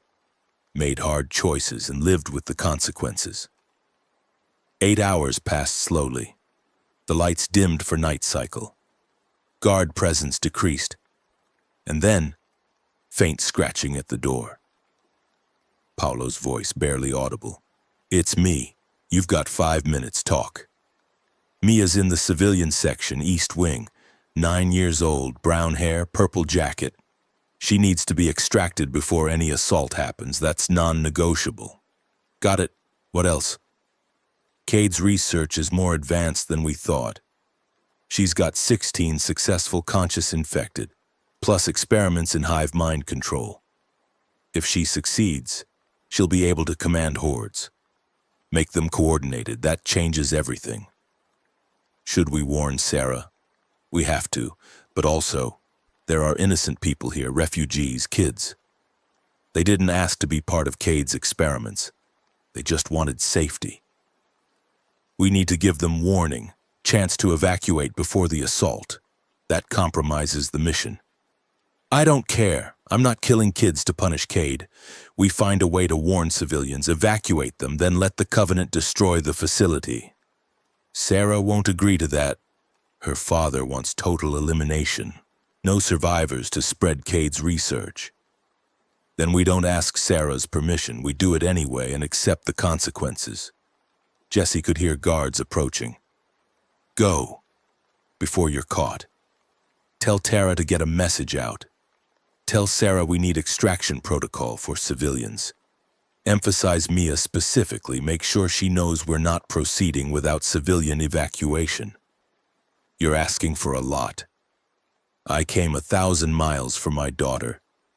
I'm not losing her in the final stretch because of mission priorities. Jesse paused. Please, Paulo, help me. I always have. Why would I stop now? Paulo's footsteps retreated. Jesse was alone again. He lay in the dark, imagining scenarios. Best case, Sarah agreed to civilian evacuation. They got Mia and the others out. Covenant assaulted, destroyed the facility, killed Cade and her security forces. Everyone else survived. Jesse got his daughter and walked away from the apocalypse, finally having succeeded at something. Worst case. Sarah refused evacuation, insisted on total destruction. Jesse had to choose between mission success and his daughter's safety. Had to become the father who prioritized one child over 30 others. Had to live with being exactly the selfish person he'd feared becoming. Most likely case, something in between. Chaos and improvisation and people dying while Jesse tried desperately to save who he could with no guarantee of saving anyone. Morning came. Guard appeared. Dr. Cade wants to see you again. Says you've been cleared for integration. Quarantine's over early. You've earned trust. Jesse followed. Was led not to Cade's office but to the main research laboratory. The one with the conscious infected and containment units. Cade was there along with several researchers.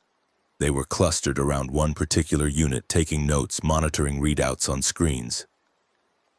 Jesse, good, come here. Cade gestured him over. I want to show you something, a breakthrough. Jesse approached, looked into the containment unit, and felt his stomach drop.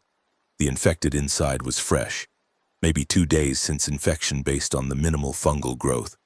Male, middle-aged, wearing clothing Jesse recognized, the kind of practical outdoor gear you'd see on refugees. This wasn't a volunteer. This was someone who'd been here seeking help. And the infected was conscious, looking at Jesse with eyes that held awareness, that held recognition, that held terror. This is Subject Epsilon 19, Cade said proudly. Infected 48 hours ago.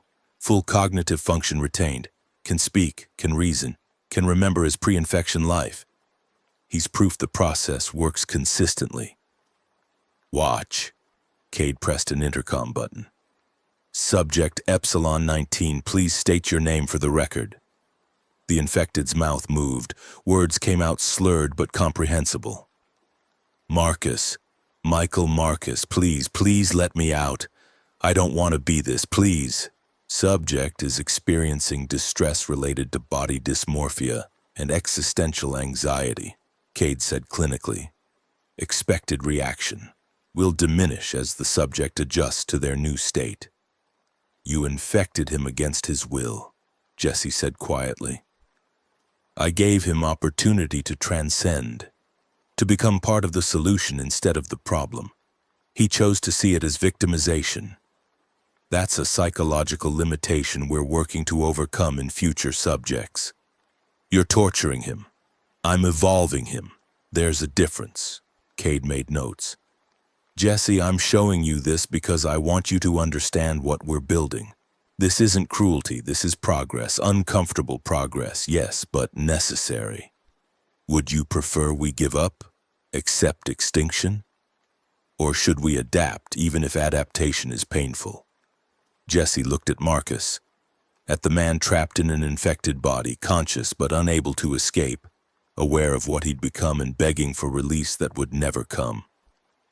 This was Cade's vision for humanity's future.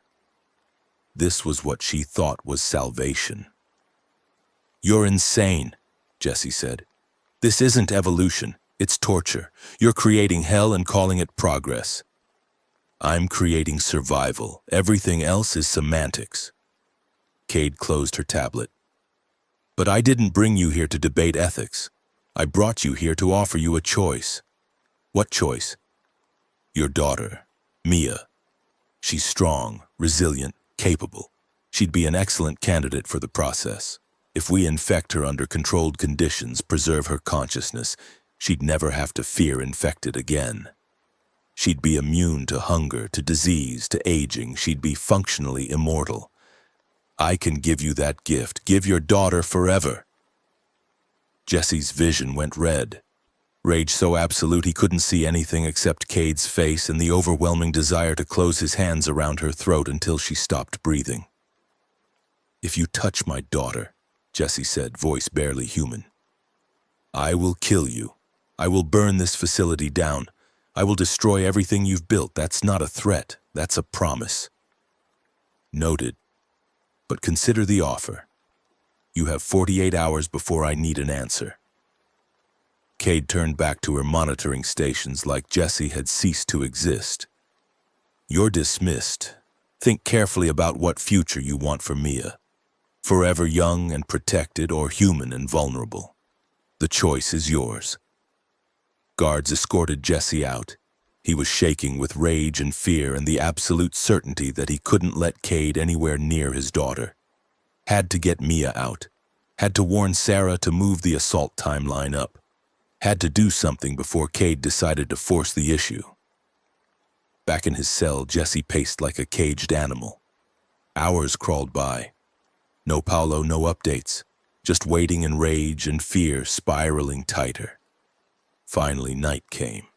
Lights dimmed, and a folded piece of paper slipped under his door. Jesse unfolded it. Tara's handwriting. Message delivered to Sarah. Response. Evacuation not authorized. Colonel Voss wants total elimination. Assault scheduled for 48 hours from now. Sarah will create diversion at north entrance. We evacuate who we can through maintenance tunnels. Mia first. Meet at junction point marked on reverse at midnight tomorrow. No other options, I'm sorry. Jesse flipped the paper. Crude map showing the facility layout. An X marking a junction point in maintenance tunnels. 48 hours. 2 more days. Then chaos. He had to talk to Mia. Had to convince her he was real, was her father, was here to save her. Had to do in 48 hours what should take weeks of trauma recovery and trust building. Had to become the father she needed right when being that father was hardest. The cell door opened. Guard appeared.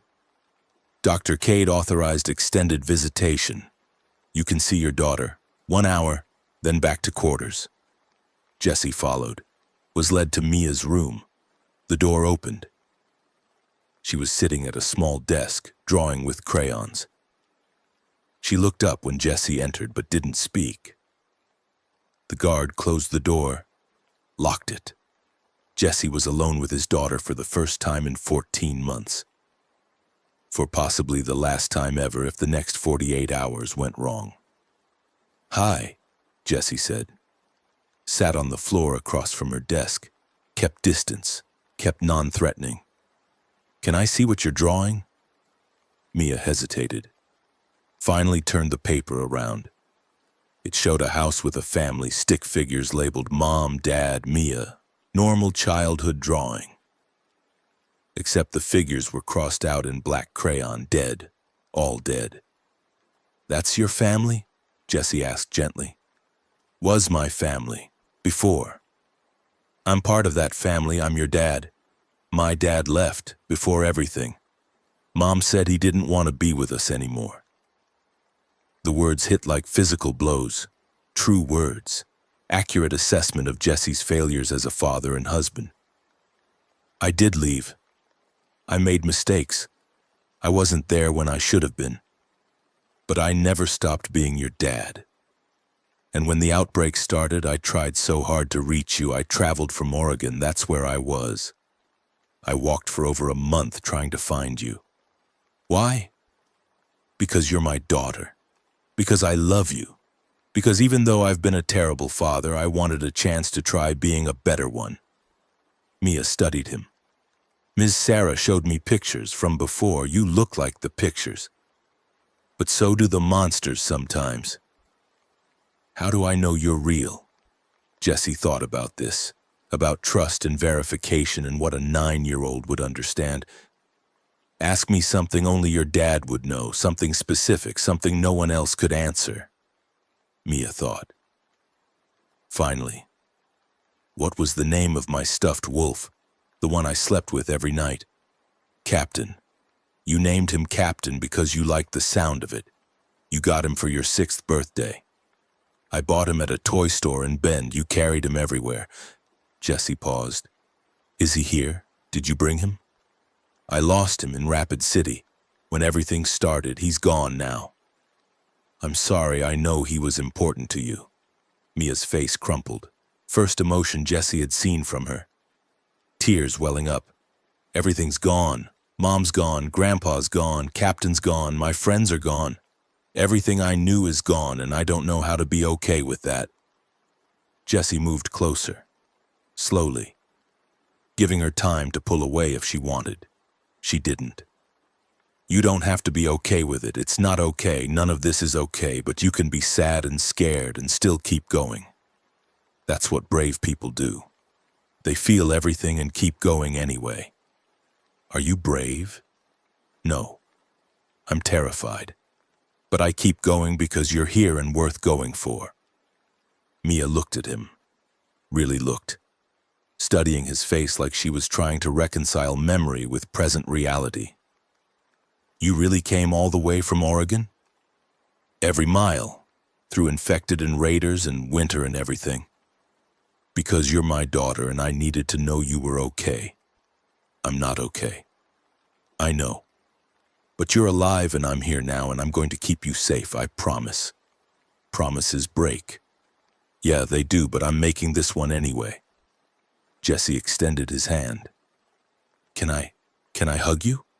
It's okay if you don't want to, but I haven't hugged you in over a year and I'd really like to. Mia hesitated, then stood, moved to Jessie. Let him wrap his arms around her small frame, started crying. Not quiet tears, but full sobs, body shaking, releasing weeks of accumulated trauma and fear. Jessie held her, let her cry. Said nothing because nothing he could say would fix this. Just held his daughter and felt her heartbeat and knew he had 48 hours to get her out of this facility before the Covenant burned it down with everyone inside. Mia, Jessie said quietly, I need to tell you something. This place, Dr. Cade's facility, it's not safe. Not the way she says it is. In 2 days, some bad people are going to attack it. I'm going to get you out before that happens. But I need you to trust me. Can you do that? Mia pulled back, looked at him with red eyes. How do you know about the attack? Because I'm working with the people planning it. Not because I want to. Because I had to.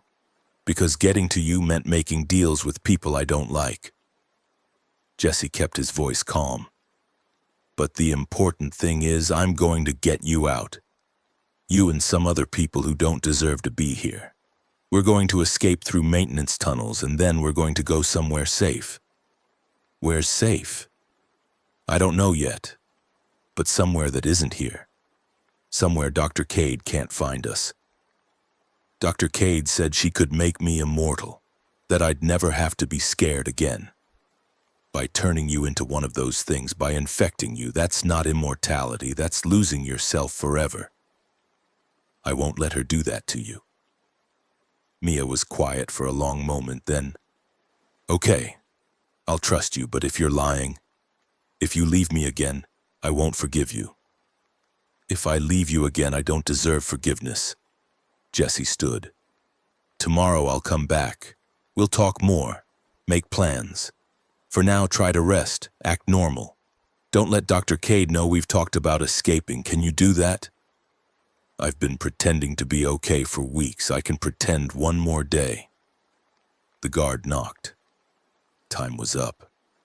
Jesse had to leave his daughter in this place one more night. But at least now she knew. Knew he was real. Knew he was coming for her. Knew she had a chance at escape. Jesse returned to his cell. Lay awake all night planning. Tomorrow he'd coordinate with Paolo and Tara. Tomorrow they'd finalize the evacuation route. Tomorrow they'd get everyone they could out of this facility before Sarah's diversion triggered the Covenant assault. Tomorrow everything would change. One way or another, within 48 hours, Dr. Ellen Cade would answer for what she'd done. And Jesse would either save his daughter or die trying. There were no other options left. Morning brought integration. Jesse's quarantine officially ended. He was given a bunk in the general quarters assigned to kitchen duty, his cooking skills finally useful, and given freedom to move through civilian-authorized areas of the facility, which meant he could move, could meet with Paolo and Tara without suspicion, could coordinate. He found them during breakfast in the common dining area, sat at their table, kept his voice low under the noise of 40 people eating. "Tonight, midnight, Mia's coming. We evacuate as many civilians as we can through the maintenance tunnels. Sarah will create a distraction at the north entrance, probably explosives or gunfire. We use that chaos to move people out." "There are 27 civilians," Tara said, "including 12 children. Can't move that many quietly." "We move who we can. Priority is children and anyone with medical needs. Adults who can fight stay behind if they choose."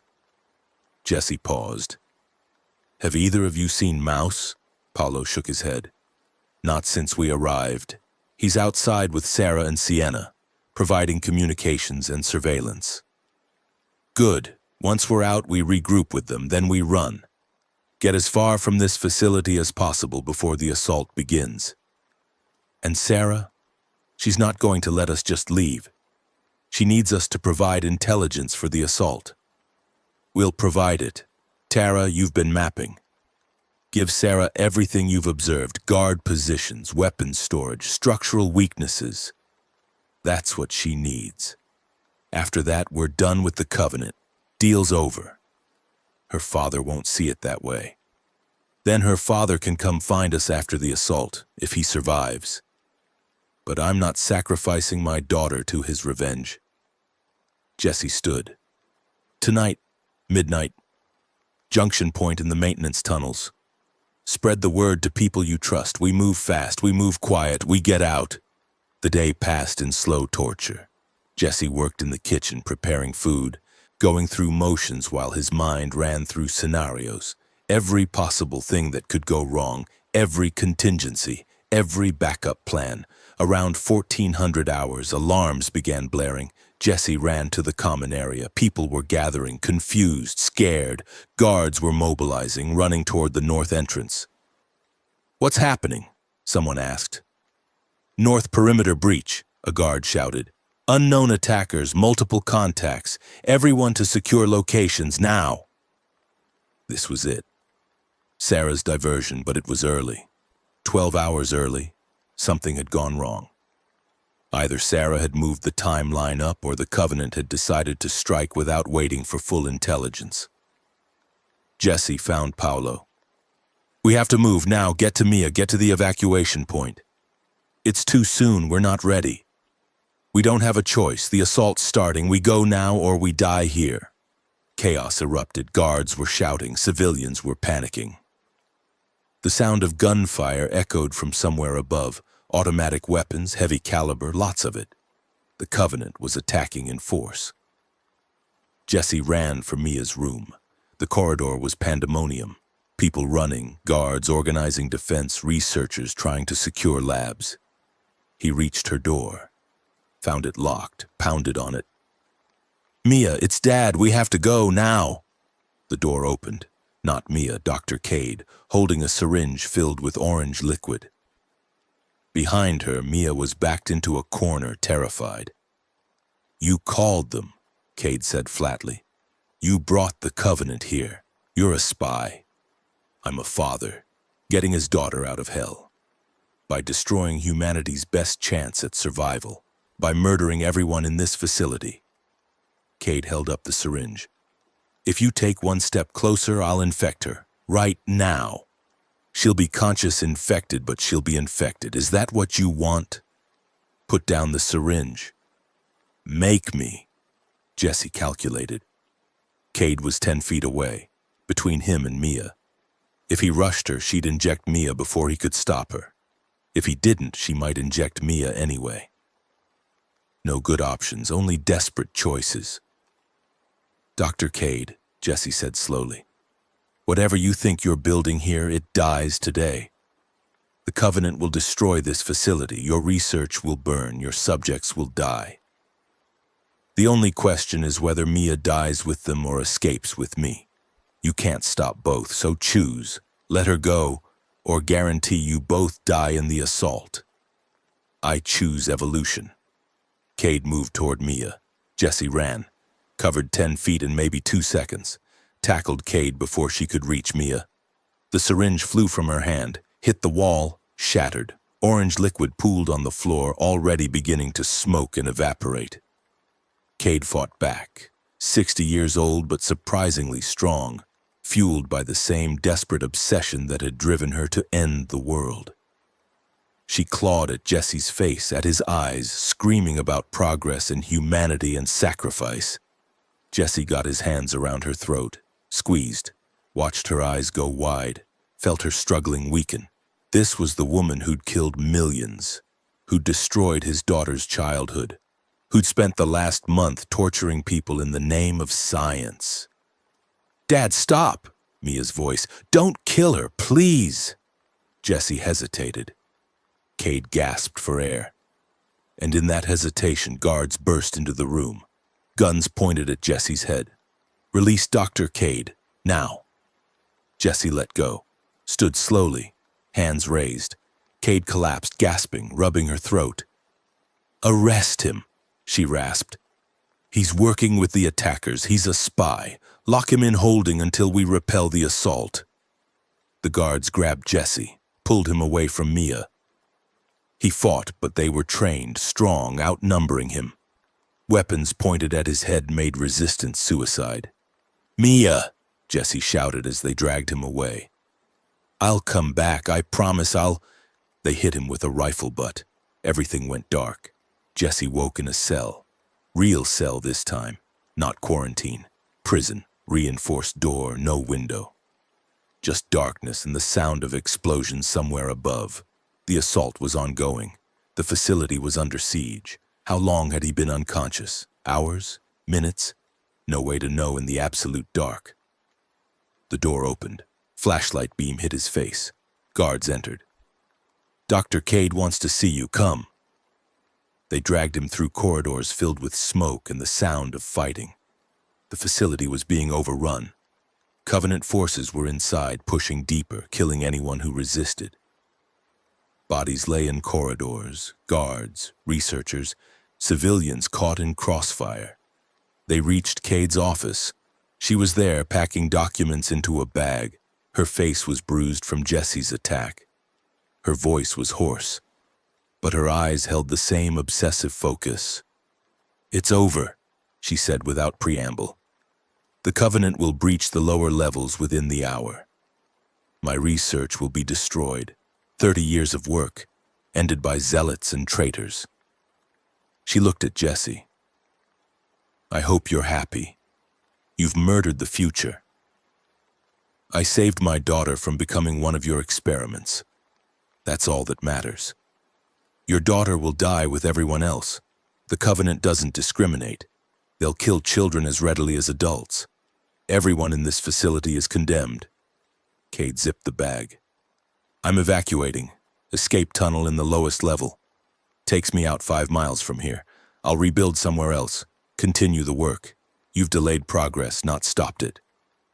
Where's Mia? Secure location, safe from the assault, also from you. I won't let you take her. Cade gestured to the guards. Kill him. Leave the body for the Covenant to find. Let them think they've won. The guards raised weapons. Jesse closed his eyes. After everything. After 1,000 miles. Dying here now with Mia somewhere in the facility, unreachable. Dying without finishing what he'd started. The explosion hit before the guards could fire, not from the assault. From inside the facility, massive detonation that shook the mountain itself. The ceiling collapsed. Guards disappeared under tons of rock. Jesse rolled, covered his head, felt debris rain down. When the shaking stopped, he looked up. Half the office was gone, buried.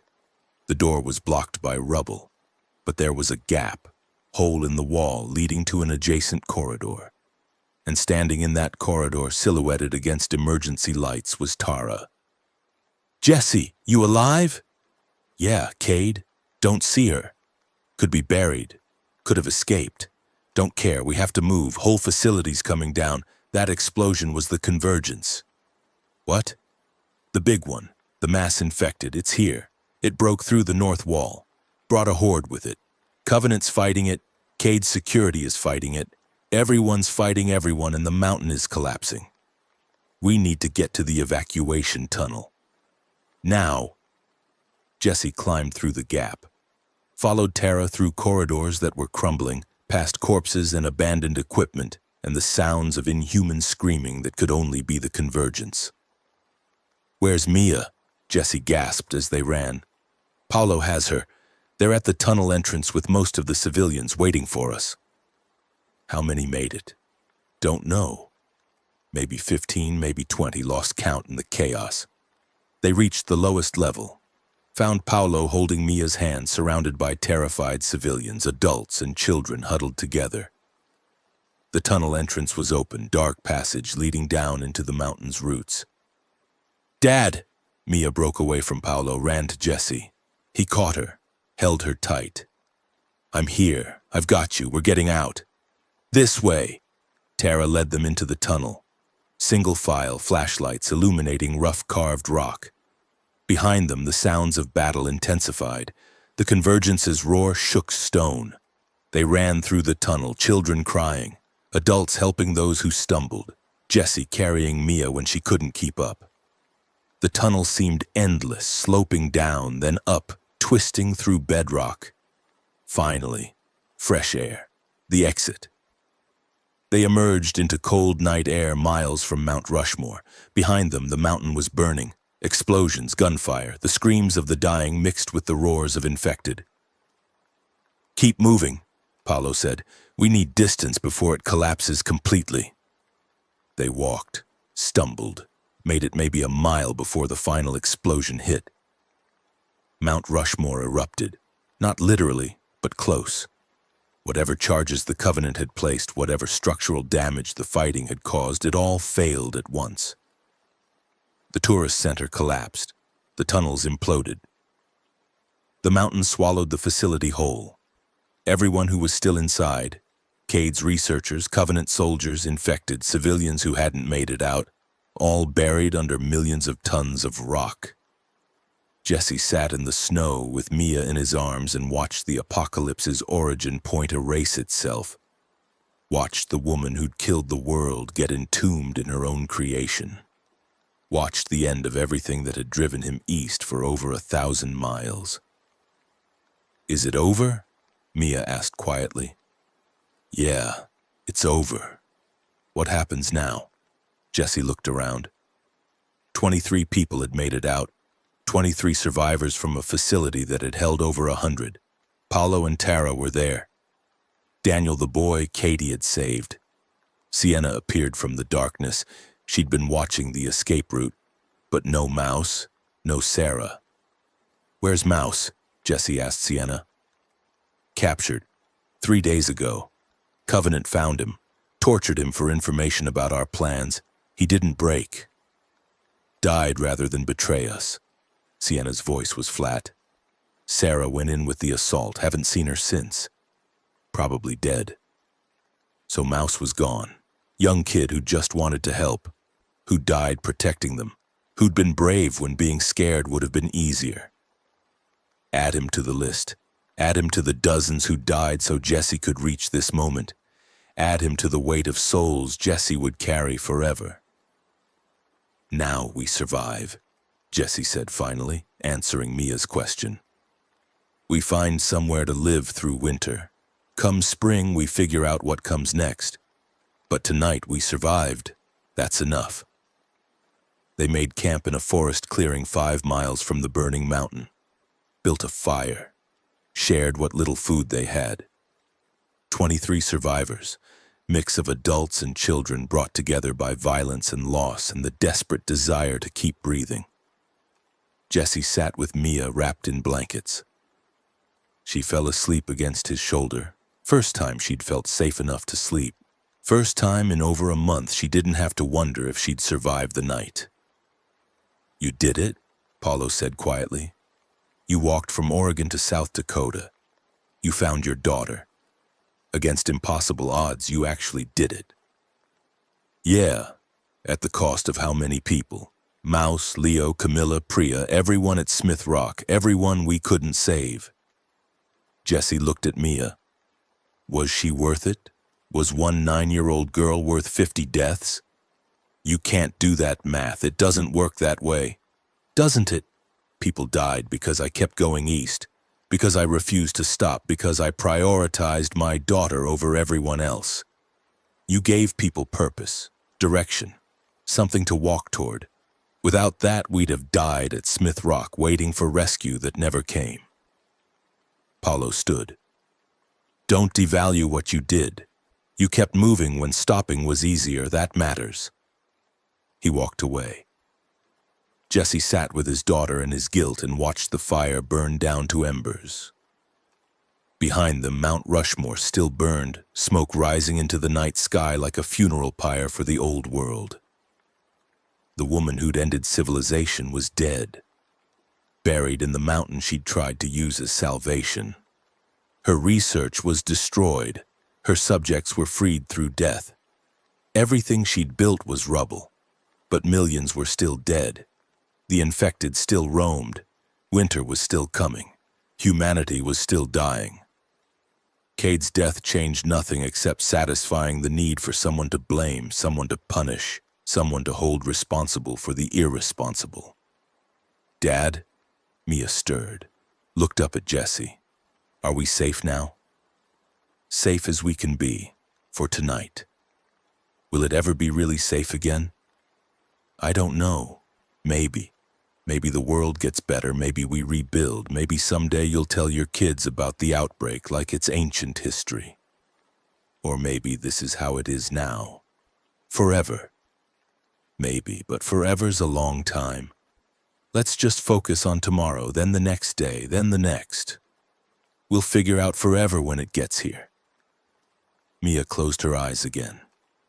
"I'm glad you came, even if you were late. I'm glad you didn't give up."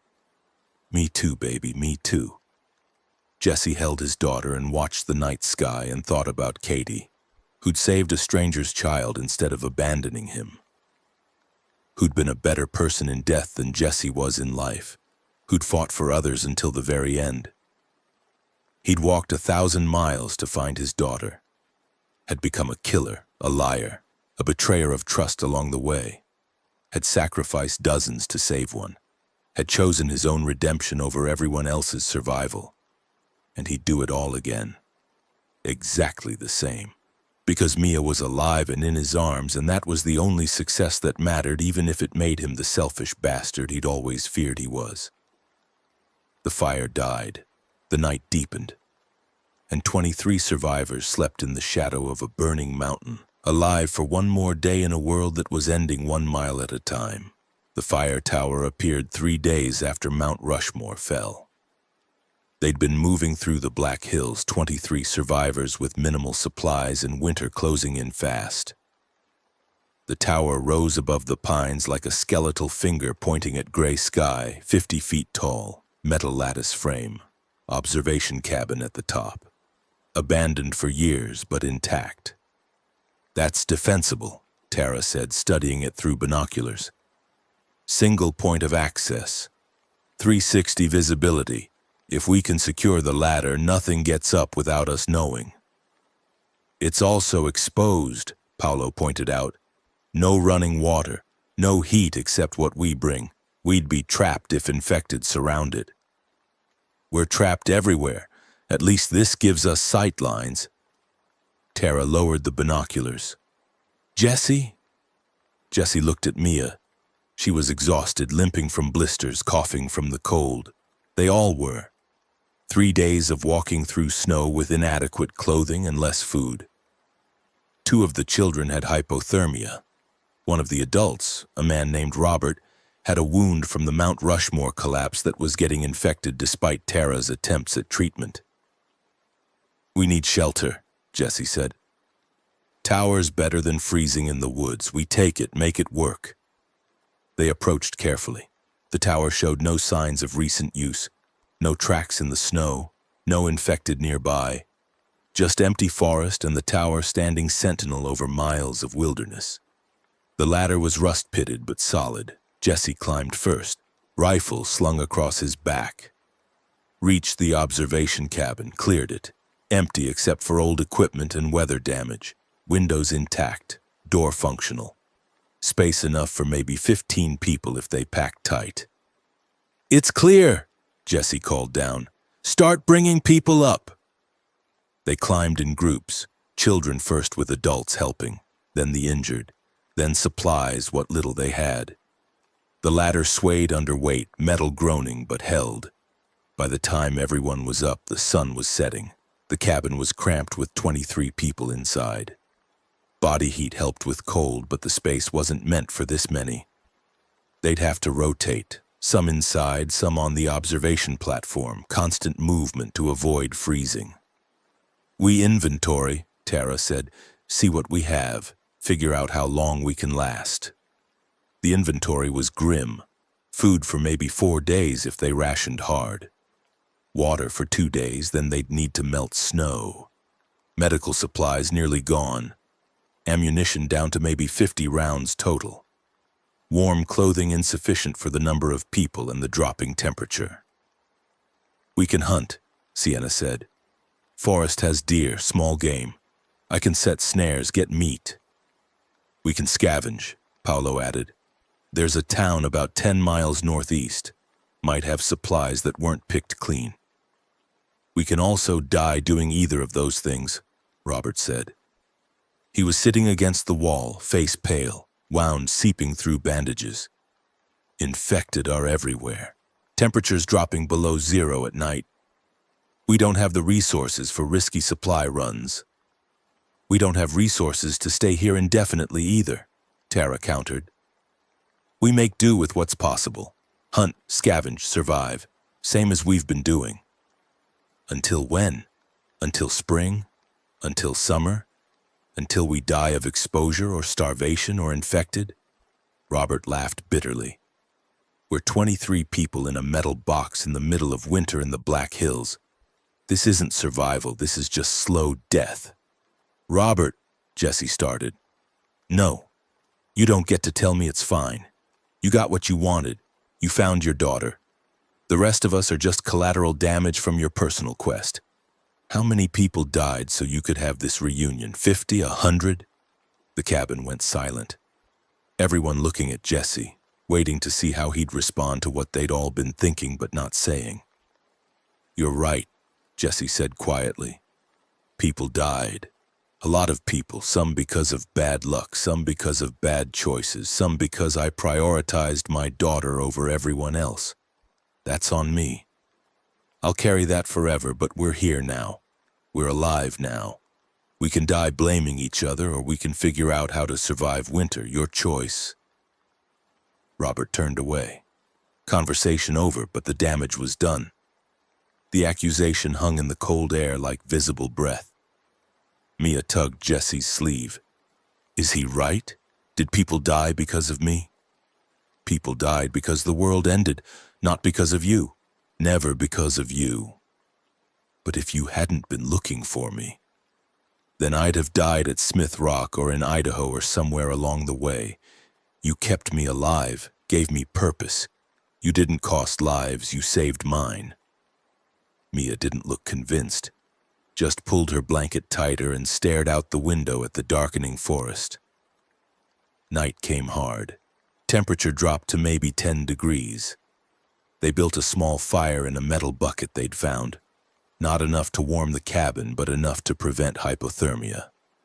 They burned the tower's old furniture, pieces of ladder they could spare, anything wooden. Jesse took first watch on the exterior platform. The cold was physical pain seeping through inadequate clothing, turning exposed skin numb. But from here he could see for miles, could watch the forest for movement, could count infected shambling through distant trees. He counted 17, all individuals moving without coordination, just wandering through the wilderness following instincts only they understood. Can't sleep? Sienna joined him on the platform.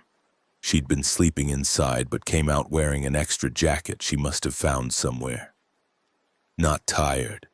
Liar, you haven't slept properly in days, you're running on fumes. I'll sleep when we're safe. We'll never be safe, not really. Best we get is not immediately dying. Sienna leaned against the railing. Robert's wrong, you know, about people dying for your quest.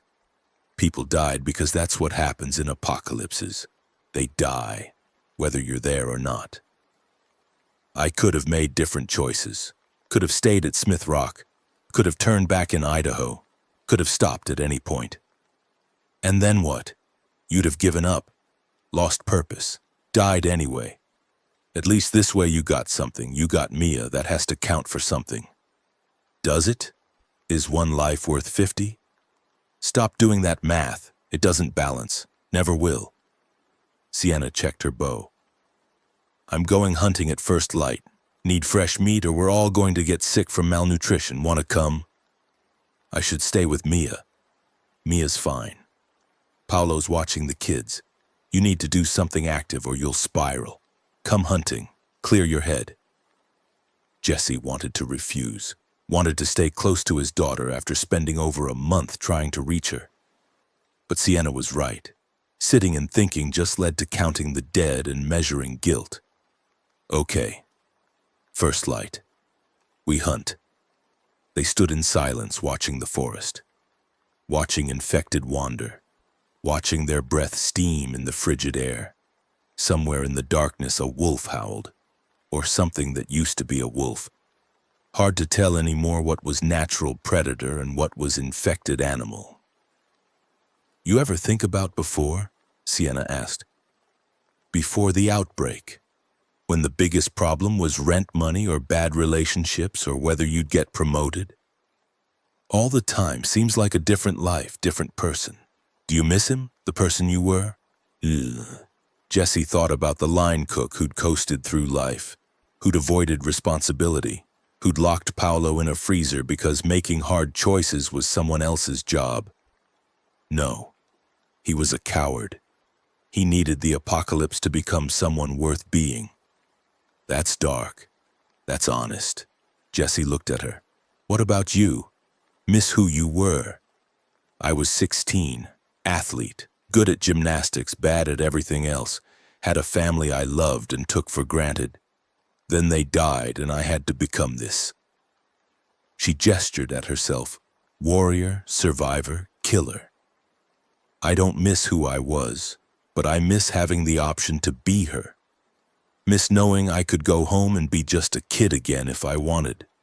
You're still a kid. No, I'm not. Haven't been since I watched my family die. Sienna pulled her jacket tighter. None of us are what we were. We're what the outbreak made us. Whether that's better or worse doesn't matter. It's just what is. They hunted at dawn, Jesse and Sienna moving through the forest while the others stayed at the tower. The snow was knee-deep in places, making movement slow and tracks obvious. But it also meant deer tracks were visible. They followed the tracks for 2 hours before finding the deer, a doe, maybe 120 pounds, browsing on bark. Sienna knocked an arrow, drew, aimed. The shot was perfect. The deer bolted, ran maybe 30 yards, collapsed. They were approaching the kill when the infected appeared. 3 of them, moving faster than normal infected. Runners. They'd been attracted by the sound or smell, or maybe they'd been tracking the deer too. Now they were tracking Jesse and Sienna. Run, Sienna said. I'll hold them. We both run. Can't outrun runners, you know that. Take the deer. Get back to the tower. I'll lead them away. Sienna, go! She fired at the closest runner, hit it in the chest. It stumbled but didn't fall. The other 2 were closing fast. Jesse grabbed the deer carcass, threw it over his shoulders and ran.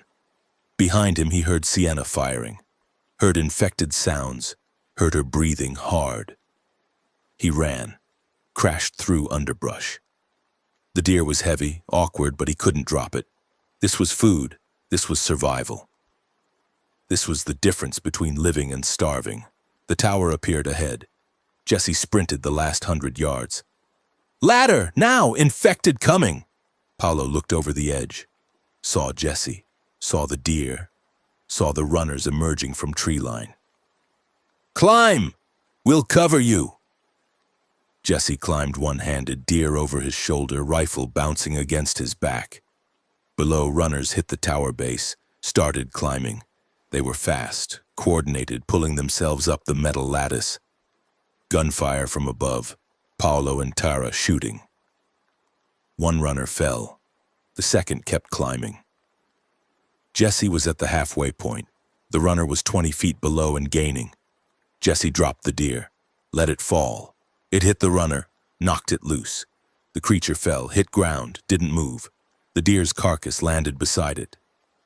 Shit, Jesse gasped, reaching the top. We lost the meat. Better than losing you. Paolo pulled him onto the platform. Where's Sienna? Leading the 3rd runner away, buying time. They waited, watching. The forest was quiet except for wind. No gunfire, no sounds of struggle. Just silence that stretched and became worry and became fear. An hour passed. 2. Sienna didn't return.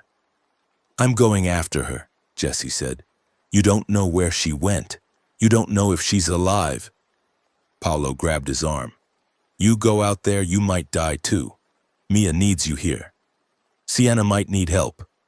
Sienna made her choice. Honor it by staying alive. Jesse wanted to argue, wanted to go searching. But Paolo was right. Going back into the forest was suicide. If Sienna was alive, she'd return. If she wasn't, searching wouldn't change that. We give her until dark, Jesse decided. If she's not back by then we accept she's gone. Paolo's voice was heavy, like all the others. Sienna returned at dusk, limping, bloodied, bruised but alive. Led it into a ravine, she gasped as they helped her up the ladder. Couldn't kill it, but it couldn't climb out. I need to sit. She collapsed on the platform. Tara examined her. Multiple cuts, possible cracked ribs, severe exhaustion. But no bites, no infection. She'd survived. The deer, Sienna asked. Lost it, had to drop it to save myself. Figures? She laughed, winced. Risk my life for meat and we lose it anyway. That's how this goes, right? Everything costs more than it's worth. You're alive. That's worth something. Is it? We're starving in a tower in winter. Maybe dying would be easier. Don't say that. Why not? Because it's true? Sienna closed her eyes. I'm tired, Jesse, not physically, existentially, tired of running, tired of fighting, tired of watching people die. When does it end? I don't know. But not today. Today you survived, that's enough. Is it, though? Jesse didn't have an answer, just helped Tara move Sienna inside where it was warmer, where she could rest, where she could recover from doing what needed doing to keep everyone alive another day. Robert died that night. His infection had spread despite everything. Fever took him around 300 hours. He died quietly in his sleep, which was the best death anyone could hope for now. They wrapped his body in a tarp, lowered it from the tower at dawn, burned it in the clearing because burial in frozen ground was impossible and leaving it would attract infected. That's 5 of us gone since Mount Rushmore, Paulo said, watching the pyre burn. Robert, Mouse, Sarah, and 2 others who didn't make it the first night. We started with 23, now we're 18. Attrition, Tara said. Normal in survival situations. Expected loss rate is about 30% in the first week after major trauma. We're actually doing better than average. Better than average, that's what we celebrate now. Not everyone dying. You want me to say it's okay? It's not okay. It's just reality. People die, we keep going, that's how this works. For how long? How long do we keep going before we're the ones being burned? As long as we can, then one more day, then one more after that. Tara walked away. Jesse stayed, watched Robert's body burn, added him to the list, the ever-growing list of people who died adjacent to Jesse's journey.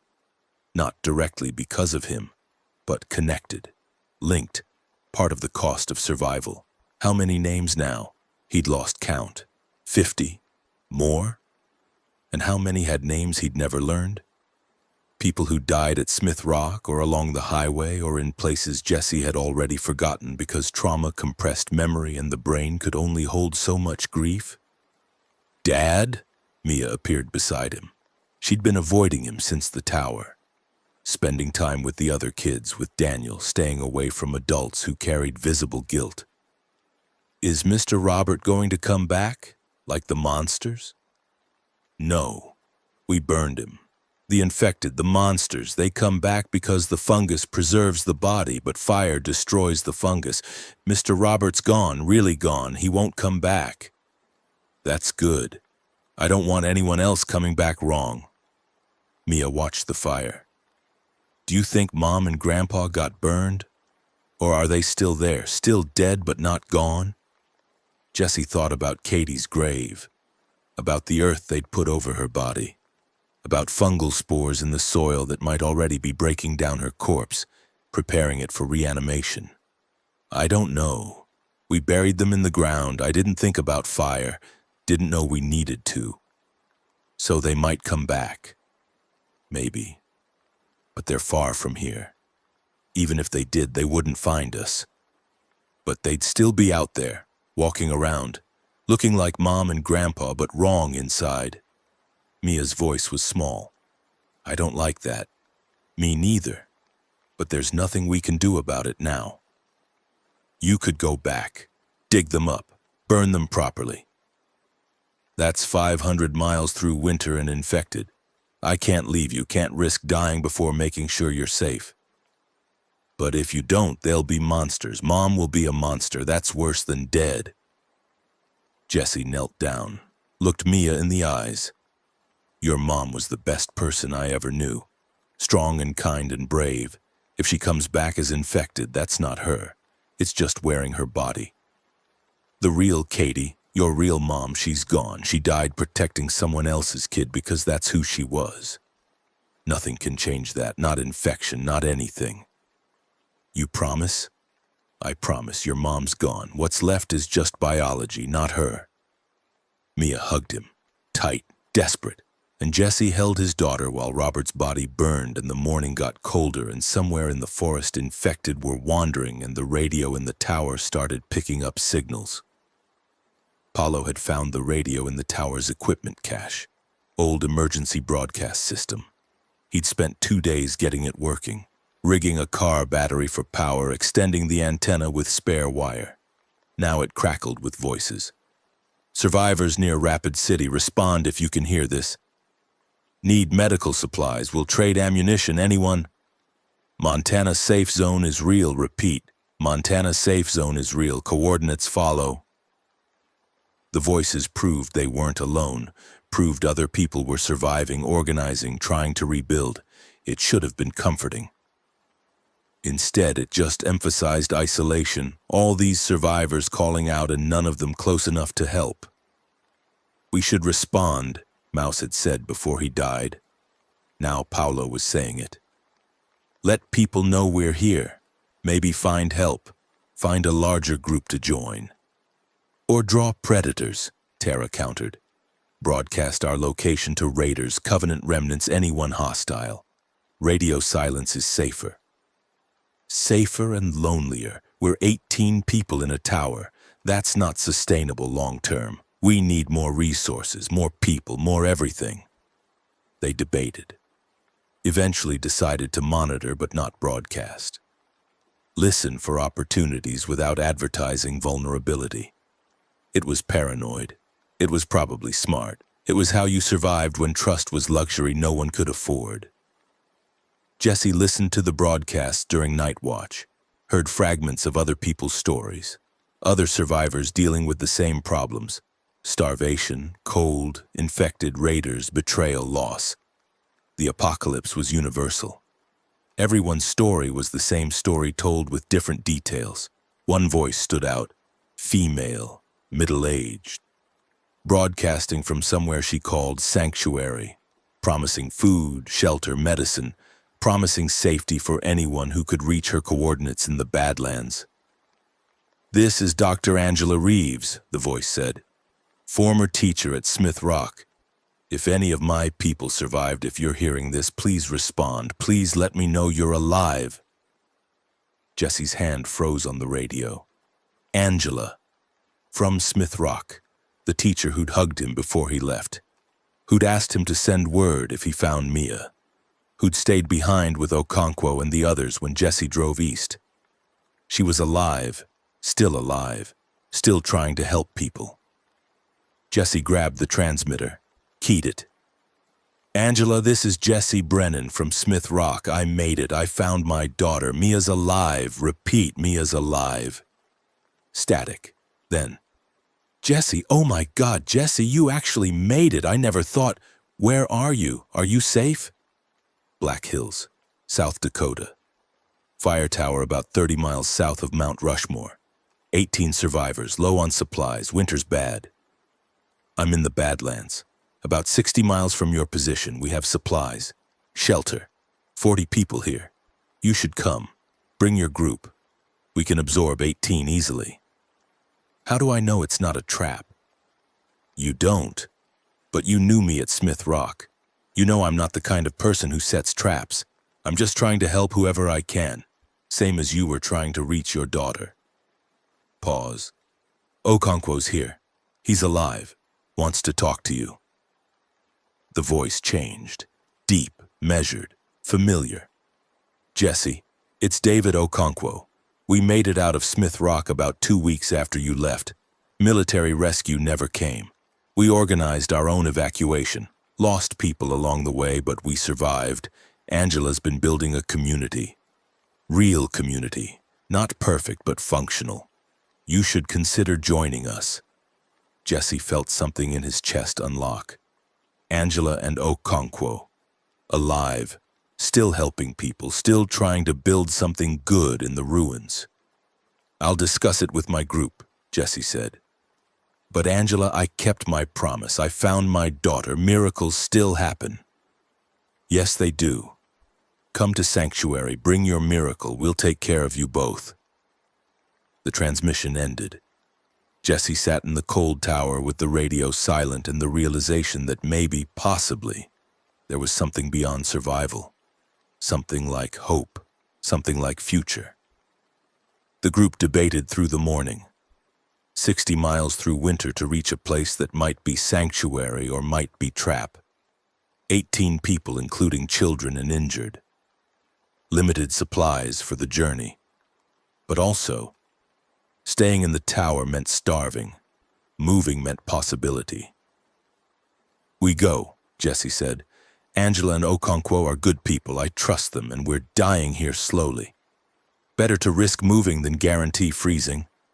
60 miles in these conditions could take a week, Tara pointed out. "We don't have food for a week." "Then we hunt along the way, scavenge, do what we've been doing. But we move towards something instead of sitting still waiting to die." "I'm in," Paolo said. "Anything's better than this tower." "Me too," Sienna added.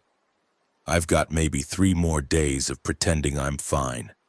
Then my ribs are going to puncture something vital. Need real medical care." One by one, everyone agreed. They'd leave the tower, make for the Badlands, find sanctuary, or die trying. At least dying while moving felt more purposeful than dying while static. They prepared, gathered what little they had, made improvised sleds from wood and rope to drag supplies and help the children. Wrapped feet in extra layers against frostbite. Did everything possible to survive the journey ahead. "You ready for this?" Jesse asked Mia. "It's going to be hard, cold, dangerous." "Everything's dangerous now. At least we're going somewhere." Mia adjusted her backpack. "And maybe this Angela person has hot chocolate. I miss hot chocolate. Maybe she does." They descended from the tower at dawn, 18 people forming a line, moving south through snow that was waist-deep in places, moving towards sanctuary or death or whatever lay between. The first 2 days were brutal but manageable. They covered maybe 15 miles, saw infected but avoided them, camped in caves and under rock overhangs, burned what little fuel they could find, rationed food down to basically nothing. On the 3rd day, they found the horde. It wasn't wandering, it was moving with purpose. Hundreds of infected, maybe 1,000, following the river valley south, all shambling in the same direction like they'd been called. "That's not normal," Tara said, watching from a ridge. "Infected don't migrate in groups this large, not without a convergence coordinating them." "You think there's a convergence with them?" "Has to be. Look at the pattern. They're too organized, too directed. Something's leading them." Jesse scanned the horde with binoculars. Found it near the center, massive, grotesque, a fusion of bodies and fungal growth moving on dozens of legs. The convergence, the same one from Mount Rushmore or a different one, didn't matter. It was here. It was leading infected south, toward the Badlands, toward sanctuary, toward Angela and Okonkwo and 40 survivors who had no idea 1,000 infected were coming. "We have to warn them," Jesse said. "Radio, now!" Paolo set up the emergency transmitter, started calling. "Sanctuary, this is Jesse's group. Do you copy? Urgent message, please respond." Static. Then Angela's voice. "Jesse, what's wrong?" "There's a horde. 1,000 infected, led by a convergence, moving south down the river valley. They're heading straight for your position." Silence. Then, "How long do we have?" "At their current pace, maybe 12 hours, maybe less. We can't evacuate 40 people in 12 hours, not in winter. Too many elderly, too many children." Angela's voice was steady, but Jesse heard the fear underneath.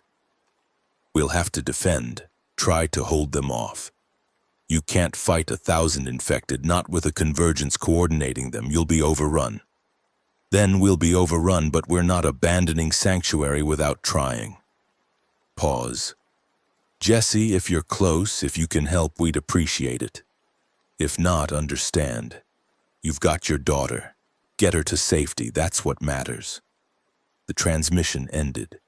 Jesse looked at his group, at Mia, at 18 people who'd followed him across 1,000 miles, who'd trusted him to lead them to safety. "If we go to sanctuary," Tara said, "if we help them fight, we're probably all going to die. 1,000 infected plus a convergence? Those are unsurvivable odds. If we don't help, 40 people die," Paolo said. Angela, Okonkwo, everyone they've been protecting. We just let them die because helping costs too much. We just spent 5 weeks learning that saving everyone is impossible. That sometimes you have to choose who lives. This is one of those times. Is it? Paolo looked at Jesse. You walked across the country for your daughter. Burned a facility down.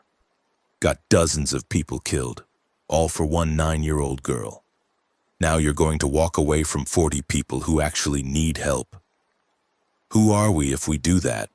Jesse looked at Mia. What do you think? You're asking me? Mia's eyes went wide. I'm 9.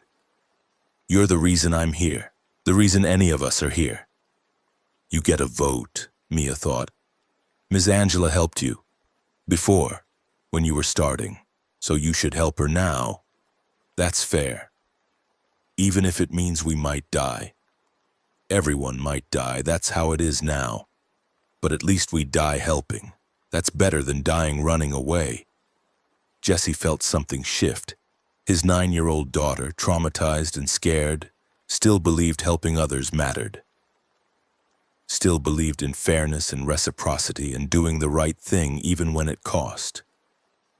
She was better than him. Better than he'd ever been. And maybe that meant something. We help, Jesse decided, all of us. We reach sanctuary, we help them defend, we do everything we can to save as many as possible. And if we die doing it, at least we die standing. That's insane, Tara said. Yeah, but it's the right kind of insane. Jesse started gathering his gear. We've got maybe 8 hours to reach sanctuary before the horde. We move fast, we get there, we prepare, we fight. They moved. 18 survivors through snow and cold toward a battle they'd probably lose. But at least this time, they were choosing the fight, choosing to help instead of hide, choosing to be the kind of people worth surviving. Sanctuary was built into the Badlands themselves, a complex of caves and canyons converted into living space, natural walls, defensible positions, access points that could be blocked. Angela and Okonkwo had chosen well, but not well enough for 1,000 infected. Jesse's group arrived with 4 hours to spare. Angela met them at the entrance, older than he remembered, more worn, but still carrying that teacher's authority. She hugged him tight. You came. I didn't think you would. Couldn't not. You asked me to send word about Mia, had to deliver the message in person. Where is she? Mia stepped forward. Angela knelt, looked at her with tears forming. Hello, Mia. Your father told me so much about you. I'm glad you're alive. I'm glad he found you. Thank you for helping him. Before. He said you were nice. I try to be. Come on. Let's get everyone inside. We have a lot to prepare. The sanctuary community was exactly what Angela had described. 40 people trying to build something good. Families, elderly, children, people who'd found each other in the apocalypse and decided survival was better together. And in maybe 4 hours, they'd all be dead unless Jesse's group could help prevent it. Okonkwo gathered everyone in the main cavern, explained the threat, the horde, the convergence, the impossible odds. Some people panicked, some went silent, some immediately started preparing to fight. We have 4 hours to turn this place into a fortress, Okonkwo said. We block access points. We set up firing positions. We gather every weapon. We prepare for the longest night of our lives. If we survive until dawn, the infected will disperse. Convergences don't maintain coordination indefinitely. They exhaust. But we have to survive that long. They prepared, blocking narrow canyon entrances with cars and debris, setting up Molotov cocktails and improvised explosives, positioning shooters at choke points, moving non-combatants to the deepest caves where they could hide if the defenses failed. Jesse worked alongside Paolo and Tara and Sienna, worked alongside Angela's people, worked until his hands bled and his back screamed and the sun started setting. painting the Badlands red like a preview of what was coming. "We're not ready," Tara said, surveying their preparations. "We need twice the people and 10 times the ammunition. This is going to be a slaughter." "Then we make them pay for every inch," Jesse said. "We don't make it easy." Dusk came. The temperature dropped. And from the north, the sound of 1,000 feet shuffling through snow. The horde was arriving. They came at full dark. A wave of infected pouring into the canyons, guided by the convergence that hung back from the fighting, directing its horde with sounds that weren't quite human and weren't quite anything else. "Fire!" Okonkwo shouted. Gunfire erupted, muzzle flashes lighting the darkness. Infected fell, but more kept coming. Always more. A river of dead flesh and fungal growth flowing toward the living. Jesse fired until his rifle was empty, switched to Molotov cocktails, throwing bottles of flaming alcohol into the massive bodies. The infected burned, screamed, kept coming. "They're breaching the north entrance," someone yelled. Jesse ran, found infected pouring through a gap in the barricade. He and 3 others fought them back with melee weapons, knives, clubs, desperation. The infected grabbed, bit, clawed. One of Angela's people went down screaming, bitten on the arm. Jesse put him down before he could turn, hated himself for it. Kept fighting. "South entrance failing. East flank needs support. They're everywhere." The battle dissolved into chaos. No coordination, no strategy, just individuals fighting for their lives in darkness lit by fire and muzzle flashes. Jesse lost track of time, lost track of location, just fought whatever was in front of him until it stopped moving, then found the next target. He saw Sienna leap from a rock ledge onto infected below, bow abandoned, fighting with knives. Saw Paolo wrestling with an infected, getting bitten, shoving it off a cliff, screaming. Saw Tara firing her last bullets into the convergence itself, trying to kill the coordinator, trying to break the horde's cohesion. And he saw Mia, his daughter, 9 years old, hiding in the cave entrance with the other children, watching her father fight monsters in the dark, watching the world end again. "Fall back to the caves," Okonkwo's voice. "We can't hold the outer perimeter. Fall back." They retreated, fighting withdrawal through the canyons, leaving bodies behind, infected and human mixed together. The horde followed, relentless, tireless, consuming. They made a stand at the final cave entrance, narrow access point, 20 survivors, what was left forming a line, making the infected come through one at a time, killing them as they appeared. Jesse's arms burned. His knife was slick with black blood and fungal tissue. His lungs screamed for air. But he kept fighting, kept killing, kept standing between the infected and his daughter. "I'm out," someone yelled. Out of ammunition, out of weapons, out of hope. "Use rocks, use your hands, use anything." Okonkwo was bleeding from a head wound, still fighting, still leading, still refusing to give up.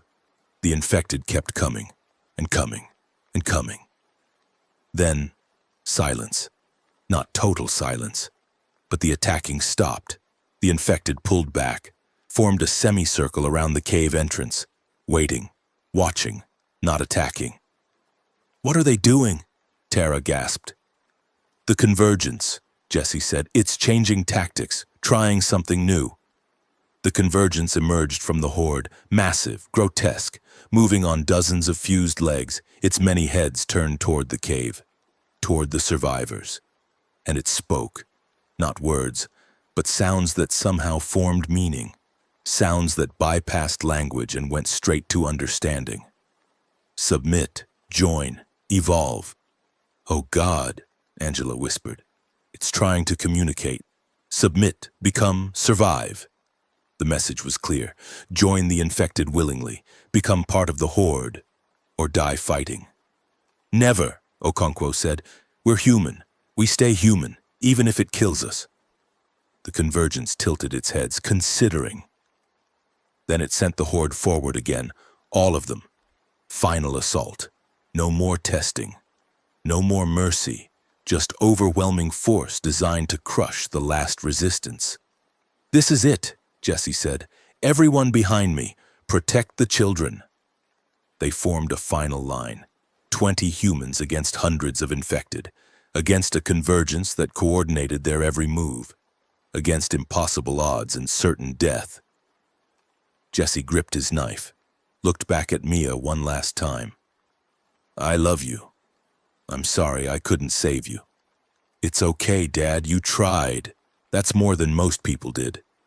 The infected charged. They died slowly, one by one, fighting until they had nothing left. Jesse saw Angela go down, still swinging a pipe until infected overwhelmed her. Saw Okonkwo put his last bullet through his own head rather than die infected. Saw Tara fall, legs broken, dragged into the horde screaming. Paolo made it almost to the end. He and Jesse fought back to back.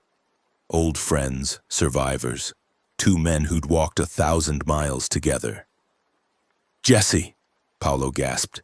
He'd been bitten, multiple bites, already starting to change. "You have to leave me, take Mia, get out. There's nowhere to go. Then die trying, don't die standing still." Paolo shoved Jesse toward the caves. "Go, before I turn, before I'm one of them." Jesse ran, grabbed Mia, found Sienna somehow still alive. "This way, deeper caves, now!" They ran through darkness, through tunnels that narrowed and twisted. Behind them infected followed, always following, never stopping. The tunnel opened into a larger cavern, dead end, no other exits. 13 survivors, all that remained, trapped in a cave with infected pouring through the only entrance. "Block it!" Jesse shouted. "Anything, everything!" They piled rocks, debris, bodies, blocked the entrance enough to slow the infected. Not stop them, just slow them. "How long do we have?" Mia asked. "Minutes, maybe an hour if we're lucky." "What do we do?" "We survive as long as we can, then—" Jesse couldn't finish, couldn't tell his daughter they were all going to die in this cave, that he'd brought her 1,000 miles to die anyway. "Then we keep going," Sienna finished for him. She was holding her side where ribs had finally broken, blood seeping through her fingers. "One more day, one more hour, one more minute. That's how we've done it all along." They waited, listening to infected scratching at the barricade, listening to rocks shifting, listening to time running out. "I'm scared," Mia whispered. "Me too," Jesse said. "But I'm here. I'm not leaving. Whatever happens, we're together." The barricade failed. Rocks tumbled. Infected hands reached through. The horde was coming. Jesse stood, put himself between his daughter and death. Raised his knife one last time. "Come on then, let's finish this." The infected poured through. The explosion came from behind the horde, not from the caves, from outside. Massive detonation that shook the mountain and sent infected tumbling. Fire erupting through tunnels, smoke filling the cavern. What? Jesse couldn't process it, couldn't understand why explosions were happening. "Outside!" A voice from the chaos, not infected, human. "Everyone who can move this way!" A woman emerged through the smoke, armed, military gear. Jesse recognized her, Lieutenant Sarah Voss, from the Covenant, from Mount Rushmore. He thought she was dead. "You're alive," Jesse said stupidly. "Obviously, now move. We've got maybe 30 seconds before that tunnel collapses." They ran, following Sarah through smoke and fire and collapsing tunnels. Emerged into cold night air to find Covenant soldiers fighting the horde, dozens of them, using military-grade weapons and tactics to cut through infected. "How?" Jesse started. "Later!" Sarah was loading him and Mia into a military truck. "Everyone in! We're extracting!" They loaded, 13 survivors from the caves, plus Sarah's team. The trucks peeled out, leaving the horde behind, leaving the convergence roaring in rage, leaving the battlefield where 40 people had died to buy minutes that might mean nothing. The trucks drove through the night. Jesse held Mia, couldn't process what had happened. They'd been seconds from death. Then Sarah appeared. Then rescue. Then, where are we going? Jesse finally asked. Covenant Compound, Wyoming. My father wants to debrief you about Mount Rushmore, about Cade's research. Sarah didn't look at him. You completed the mission. Intel you provided was good. Assault was successful. Dr. Cade is dead. Research destroyed. Facility collapsed. That's victory. We lost 40 people at Sanctuary. Acceptable losses. They weren't soldiers. They were civilians, teachers, children. They were in the wrong place. That's how war works. Sarah's voice was flat. You should be grateful. We saved you, could have left you to die in those caves. Why didn't you? Because my father keeps his word. You completed your mission. We honor the deal. You and your people get safe passage, supplies, medical care. Spring comes, you can leave. That was the agreement. Jesse looked at the other survivors. At Mia. At Sienna bleeding in the corner. At the hollow faces of people who'd survived another night of horror. They were alive. That should feel like victory. It felt like losing. Like every victory cost more than it was worth. Like survival was just slow motion dying. But they were alive. And Mia was alive. And that had to be enough, because enough was all they'd ever get. The Covenant Compound was as Jesse remembered. Organized, disciplined, cold. They were given medical care, food, shelter, treatment that was professional but not warm.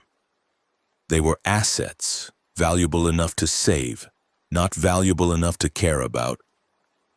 Jesse spent 3 days recovering, 3 days of actual rest while his body remembered what not dying felt like.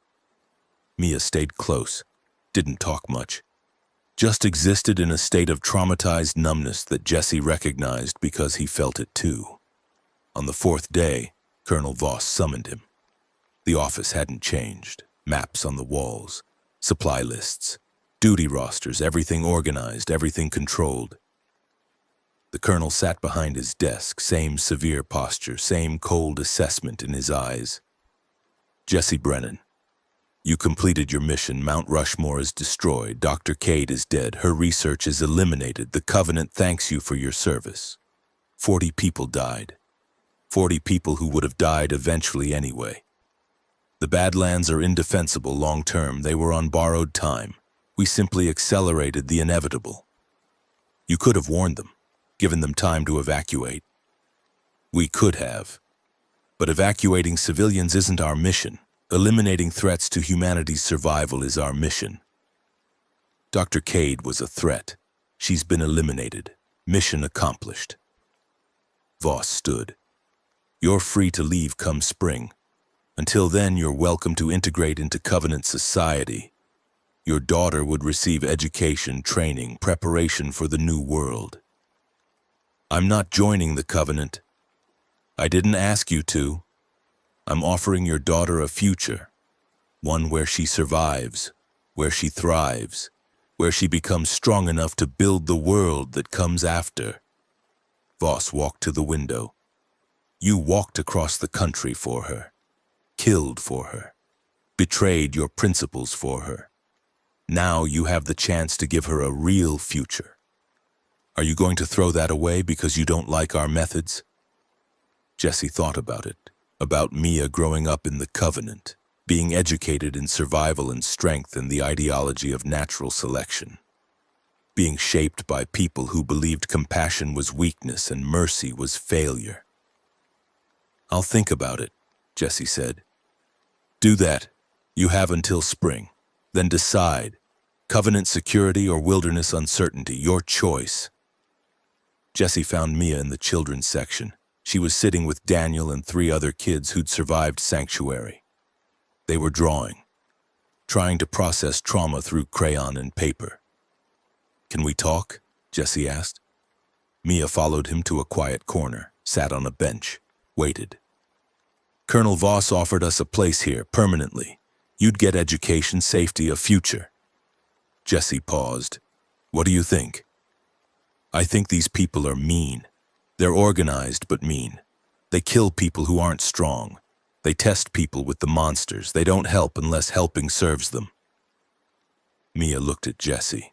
Do you want to stay here? No, but I want you to be safe, and this is safe. Safer than anywhere else I can offer.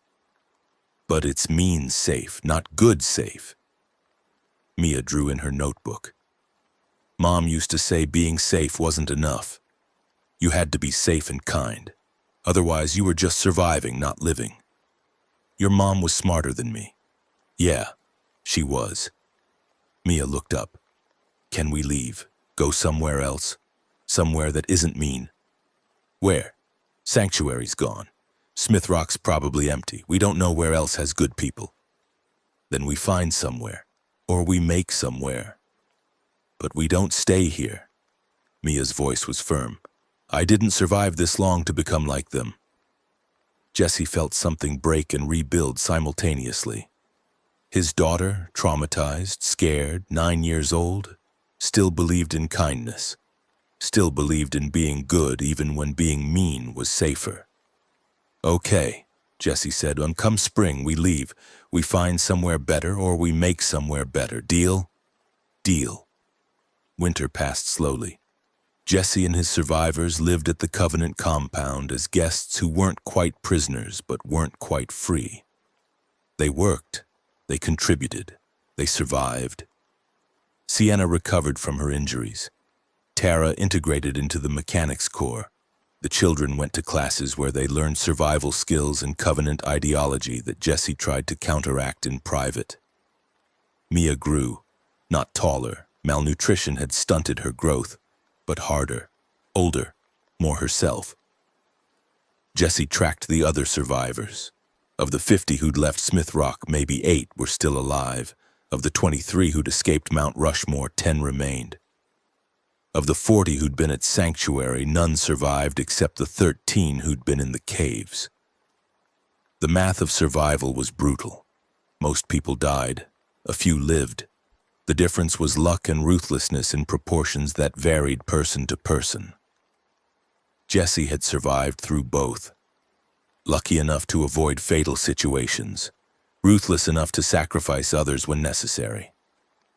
It didn't make him feel like a winner, just made him feel like someone who'd accepted the cost. Spring came gradually, snow melted, temperature rose, the Black Hills thawed, and Jesse started planning their departure. Where will you go? Sarah asked. She'd been checking on them periodically. Professional interest or maybe something closer to concern. Don't know. Somewhere the Covenant doesn't control. Somewhere we can build something that isn't based on strength and trial by fire. Good luck with that. The world rewards the strong now. Your idealism will get you killed. Maybe. But at least we'll die trying to be good people. That's worth something. Is it? Being good doesn't keep you alive. Being strong does. Being good keeps you human. Being strong just makes you survive longer before you forget why surviving mattered. Sarah didn't respond. Just walked away. And Jesse wondered if some part of her agreed but couldn't admit it. Couldn't abandon her father's ideology even if she doubted it. They prepared to leave, gathering supplies the Covenant provided as part of the original deal. Enough food for 2 weeks. Enough ammunition for defense. A vehicle with fuel. Maps of the region. Everything needed to survive outside the compound's walls. You're making a mistake, Colonel Voss said when Jesse informed him they were leaving. Winter's barely over. Infected are migrating. Raiders are active. You'll be dead within a month. Maybe. But we'll be free. That's worth the risk. Freedom is overrated. Security is what matters. Security without freedom is just slavery. We're taking our chances. Voss shrugged. Your funeral. But understand, once you leave, the deal is over. No rescue. No help. You're on your own. If you come crawling back, we'll make you earn re-entry. Clear? Clear. They left at dawn.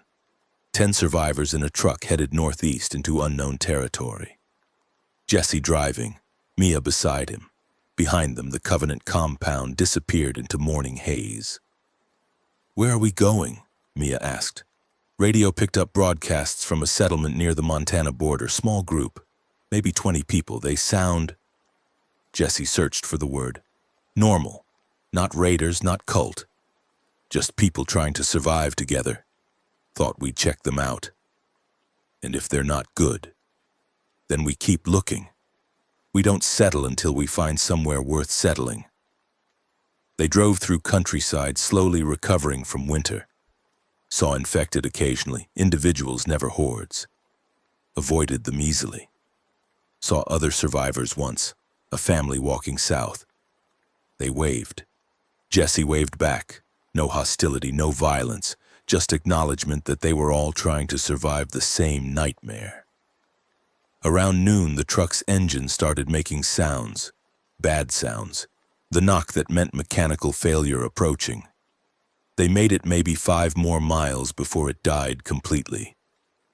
"End of the line," Tara said, examining the engine. "Timing belt's gone. Can't fix it without parts we don't have." "How far to the Montana settlement?" Jesse asked. "About 50 miles, 2 days walk. 3 if we're slow." "We're always slow." Jesse looked at his people. "So we walk. Same as we've done before. We'll make it." They walked. Through fields greening with spring. Through forests where birds were returning. Through a landscape that was healing from winter and infected and humanity's collapse. On the second day, they found the fire tower. Not the one they'd left. A different one. Newer. Intact. Occupied. They could see smoke from the observation cabin. Someone was living there. "Hello," Jesse called up. "We're survivors heading north, not hostile. Can we approach?" A face appeared at the window. Man, maybe 50. "How many of you?" 10, including 3 kids. "We're just passing through, looking for the Montana settlement." "You're 20 miles south. Keep going north, can't miss it." The man paused. "You need food, water, got some to spare?" "That would be amazing." "Come on up, we'll share what we've got." They climbed the tower. Met the man, named Frank, former ranger, been surviving in the tower since the outbreak. He had supplies, had radio contact with multiple settlements, had information about the region. "Montana settlement's good people," Frank said, sharing food. "Woman named Patricia runs it. Fair, organized. They take in families. You'll be welcome there." "What about infected?" Jesse asked. "Scattered. Never more than a dozen in one place. Convergences haven't been seen in this region for a month. Whatever happened at Mount Rushmore in the Badlands, it drew most of the hordes. They're still down there. Up here's relatively clear. Raiders? Hostile groups? Some. But mostly everyone's too busy surviving to raid. Winter killed a lot of bad actors. Spring's for rebuilding, not fighting." Frank poured coffee. Real coffee, probably the last good coffee Jesse would taste for years. "You survived the bad times. Things are getting better, slowly but better." They stayed the night, slept in safety for the first time in weeks. Listened to Frank's radio, picking up broadcasts from settlements across Montana, Wyoming, and even as far as Canada. People were organizing, cooperating, building something from the ruins. Morning came. They continued north, reached the Montana settlement at dusk on the 3rd day. It was real. 20 people, small compound built from shipping containers and salvaged materials, gardens growing food, children playing. Patricia, gray-haired, kind-eyed, welcomed them without suspicion. "We've got room," she said. "Not much, but room. You're welcome to stay. Contribute what you can. Help build what we're building." "What are you building?" Mia asked. "Community. Real community. Where people take care of each other. Where we remember how to be human." Patricia knelt. "What's your name?" "Mia." "Welcome, Mia. Welcome home." They stayed. 10 survivors integrating into a settlement that was small but functional. That was kind.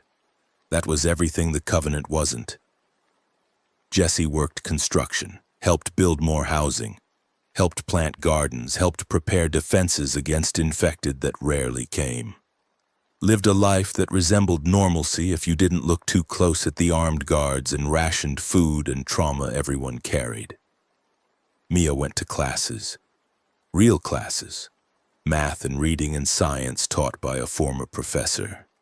She made friends, laughed sometimes, started being a kid again instead of a survivor. The infected problem diminished. Summer brought news of settlements across the region, Montana, Wyoming, Idaho. People were surviving, not thriving, but surviving. That was something. Jesse's group splintered gradually. Tara left to join a mechanics compound in Wyoming. Sienna stayed but spent most of her time scouting, couldn't settle, needed movement. Daniel got adopted by a family in the settlement. The others integrated or moved on. After 6 months, it was just Jesse, Mia, and Paolo. 3 survivors from the original 50 at Smith Rock. 3 who'd made it across 1,000 miles and lived to tell the story. "You did it," Paolo said one night around the fire. "You walked from Oregon to South Dakota, found your daughter, survived. That's victory." "Is it? We lost 50 people. We lost people who would have died anyway. Smith Rock wasn't sustainable. Following you gave them purpose, gave them a chance. Some died, some lived. That's how survival works. I'm not sure it was worth it. Ask Mia if it was worth it. Ask if she thinks you saving her was worth the cost." Jesse didn't ask, didn't want to hear the answer, just kept working, kept surviving, kept being the father he'd become through fire and loss and the long walk across apocalypse. Winter came again, harder than last year, temperature dropping below 0, snow deeper than Jesse remembered. They'd prepared, stores of food, warm shelter, plans for surviving the cold. But the infected came too. Not a horde, not a convergence, just a steady trickle of infected migrating north as southern regions became picked clean. Dozens became hundreds. Hundreds became problem. The settlement built defenses, walls, guard towers, rotating watch. But infected kept coming, testing, probing, waiting. "We need to relocate," Patricia said at the community meeting. "This position isn't sustainable if infected keep migrating through." "Where?" someone asked. "Every location has problems. North, Canada. Reports say it's clearer there. Cold kills infected, frozen ground makes migration difficult. We go north, we might find better territory. That's hundreds of miles in winter, with children and elderly. So we wait until spring, but come April we move. Everyone who's willing, leave the infected behind." They voted. Majority agreed. Come spring, the settlement would relocate north, would become refugees again, would trade security for possibility. Jesse voted yes, because staying meant dying slowly. Moving meant dying quickly but with chance of success. The math of survival never changed, just the details of which risk you chose. That night, Jesse climbed to the settlement's watchtower, looked out at the forest where infected wandered, counted them by firelight, 30 visible, probably more hidden. The dead reclaiming the wilderness, the fungus spreading, the world ending in slow motion. "Can't sleep?" Mia appeared beside him. 11 years old now, not the gap-toothed 9-year-old he'd been searching for.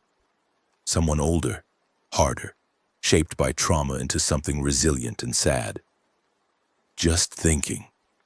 About everything, the journey, the people we lost. Whether any of it mattered. It mattered. You saved me, that matters. At the cost of how many others? I don't know. But I know I'm alive because of you. Know I got a chance to grow up. Know I'm here instead of dead in Rapid City or turned into a monster. That has to count for something." Jesse pulled her close. "I'm sorry. For all of it. For not being there before the outbreak. For dragging you across the apocalypse. For not being a better father. You came when it mattered. That's more than most kids got. That's enough. They stood together watching the forest, watching infected, watching a world that was dying but not dead. That was ending but not over. That was terrible but still held moments of beauty, stars overhead, warmth between father and daughter, the possibility that tomorrow might be survivable. The radio picked up something, Mia said. While you were working, broadcast from somewhere in Canada. Group of survivors, maybe 1,000 people. They're building a city. Real city. Walls and power and everything. Could be a lie, could be trap. Could be real. Could be proof that humanity's not done yet. That we can still build something. Mia looked at Jesse. Should we go? When spring comes? Try to find it? Jesse thought about another journey.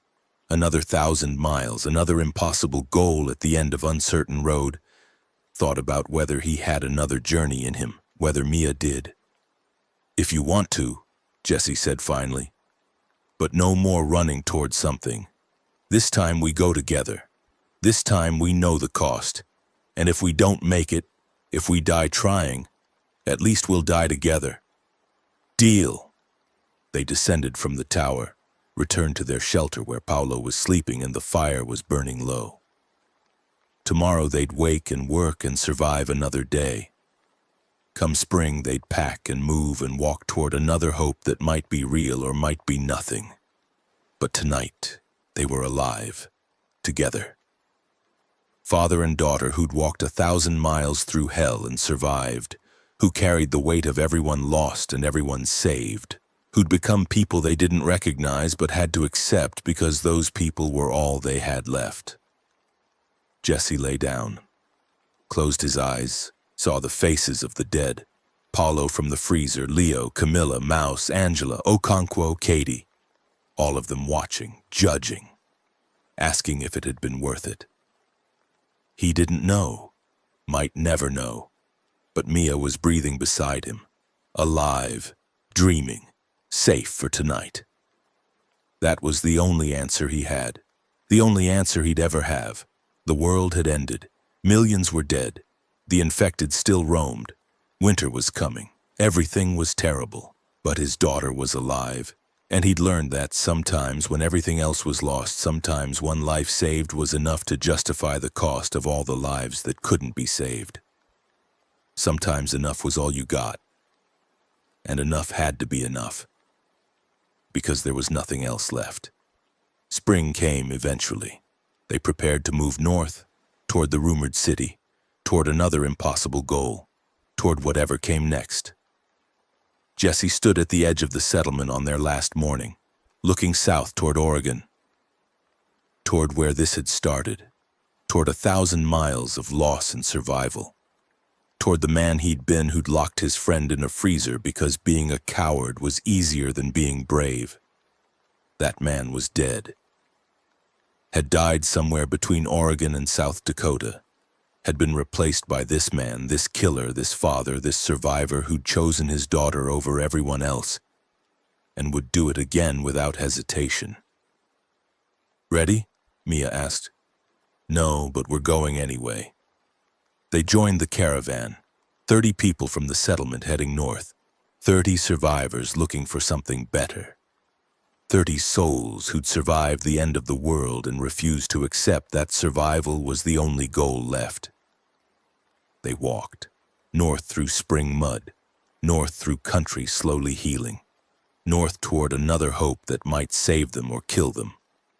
But they walked together. A community, a family forged from strangers by shared trauma and shared determination. Not perfect, not safe, just human. Just trying to be human in a world that made humanity harder every day. Just trying to be enough. Jesse looked back once, saw the settlement disappearing behind them, saw the black hills on the horizon, saw the grave he'd never visited where Katie lay buried with evidence of his failure. Then he looked forward, toward Mia, toward the road ahead, toward whatever came next. He'd walked 1,000 miles to find her, He'd walk 1,000 more if that's what keeping her safe required. Because that's what fathers did. They showed up.